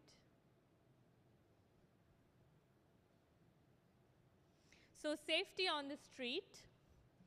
Walk with a purpose. Avoid isolated areas such as parking lots, garages, alleyways. Stick to well-lit, high-traffic areas. Keep a distance. Don't let people get too close to you. Dress so you can move with ease. Pack lightly. If you feel like you're being followed by a person or even a car, try to switch direction or cross the street. Walk towards an open store, a lighted house, or an area with other people, and ask for help. Tell others where you're going and when you're expected to arrive or return. Many of you are here alone. You don't have family here, so it's always best to maybe mention it to your roommate or your friend, saying, okay, this time I have class and I should be back by this time, just so at least someone is aware of what's happening and what's your schedule like. Talking on the phone, if you must talk on the phone while walking, don't get lost in the conversation. Same thing applies to if you're listening to music while you're like walking on the street. Always make sure you know what's happening around you, just so you can be alert. So this is just emergency services that's available. So if it's a life-threatening emergency, you have to call 911. Any non-life-threatening emergency, you have the choice to call police or emergency, or you can go to the walk-in clinics. So a 911 emergency, when a life is in danger or persons or property are under imminent threat, for example, if there's a fire, you have to call 911. A crime is in progress, or a serious crime has occurred and the suspect may still be in the area or is likely to return to the scene of the crime. Suspicious circumstances indicate that a crime is about to be committed or has been committed. So these are just examples of situations where you should be calling 911 if you see this happening. And when you do call 911, try to remain calm and speak clearly on the phone. If you request the services of an interpreter, if you're not able to communicate in English or French, you can ask someone to speak in your language, and state what type of services are required. So if you want a police, ambulance, or firefighters in the scene. Explain the situation to them, provide your exact address, including postal code, give your name, address, and telephone number. Again, obviously, when you're calling 911, you're in a situation where you really can't be calm, but then, try your best to know, like, these are just examples that you should know of, like certain information you should let them know. If not, then obviously they will ask you, they try to keep you calm and ask you for the information they need. So report the incident to the police as soon as possible. So again, in an emergency, you call 911. To report a crime that is not an emergency, you can call this number. to report a crime anonymously. So if you don't want them to know who you are, then you can call this number. One thing I would like to mention, don't get confused. Like, let's say there's something happening and you're not sure if it's an emergency or a non-emergency, just call 911. I mean, you're not going to get in trouble for calling 911. But obviously not play around with 911, but like, you know, if you're confused and you're not sure, there's no problem with calling 911, letting them know the situation. And if they feel it is an emergency, they will, you know, tell you what are the next steps to take, okay? So these are just some distress helplines that's available. Again, these are some phone numbers. You can take a picture if you want. For example, if you need any service with mental health related services, there's a phone number for that. Or for example, lesbian, gay, bi, trans youth line, there's a phone number for that. Or if you or someone you know, like for example, a woman is experiencing abuse, there's a phone line for that as well. If you're not sure about something, you can always call the settlement workers that are here as well to give you an idea. And again, these are our information. And thank you so much for listening. I hope I didn't take too much time. I'm not sure what time it is, but I will pass it on. Thank you, Abhi. Thank you so much. Thank you for your patience. Next time, maybe we will push it to an earlier presentation time instead of the last one. Thank you for your patience. I just wanted to have a quick one to show our website, www.northyourcommunity. This is our website. So, okay. So when you click our website, if you click what's on, so you see search for international students, you know. Wendy, who is an employment worker, she just wanted to show you that. So we have website, you know, resources for particularly for international students too. I know right now if you are a freshie, your main purpose is to study, but the time flies. Soon you need to have a job in NOC category, right? So in order to get your path laid out, get yourself ahead with your job search, we will help you. Our employment workers will help you. So this is our website that I just wanted to show you. Thank you so much.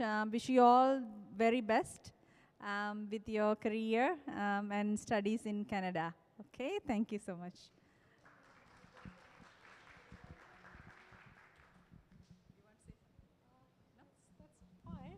Thank you again.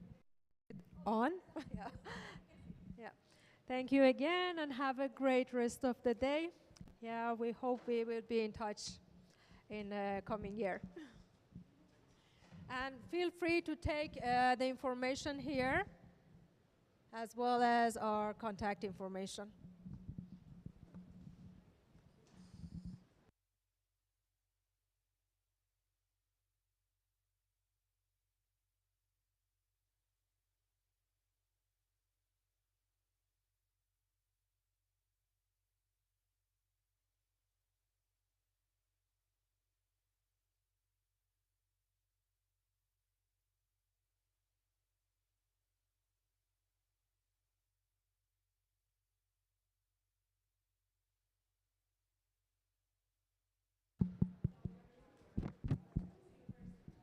Okay, thank you all. That's a wrap for today's event. Thank you so much for attending the event, online and offline both.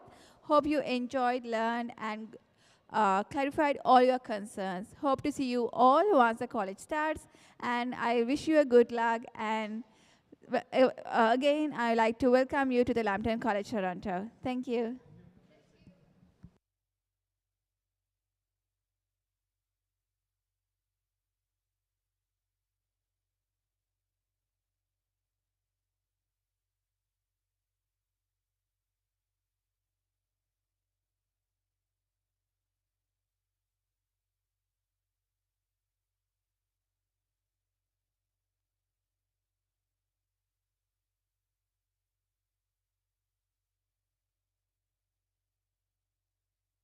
Thank you.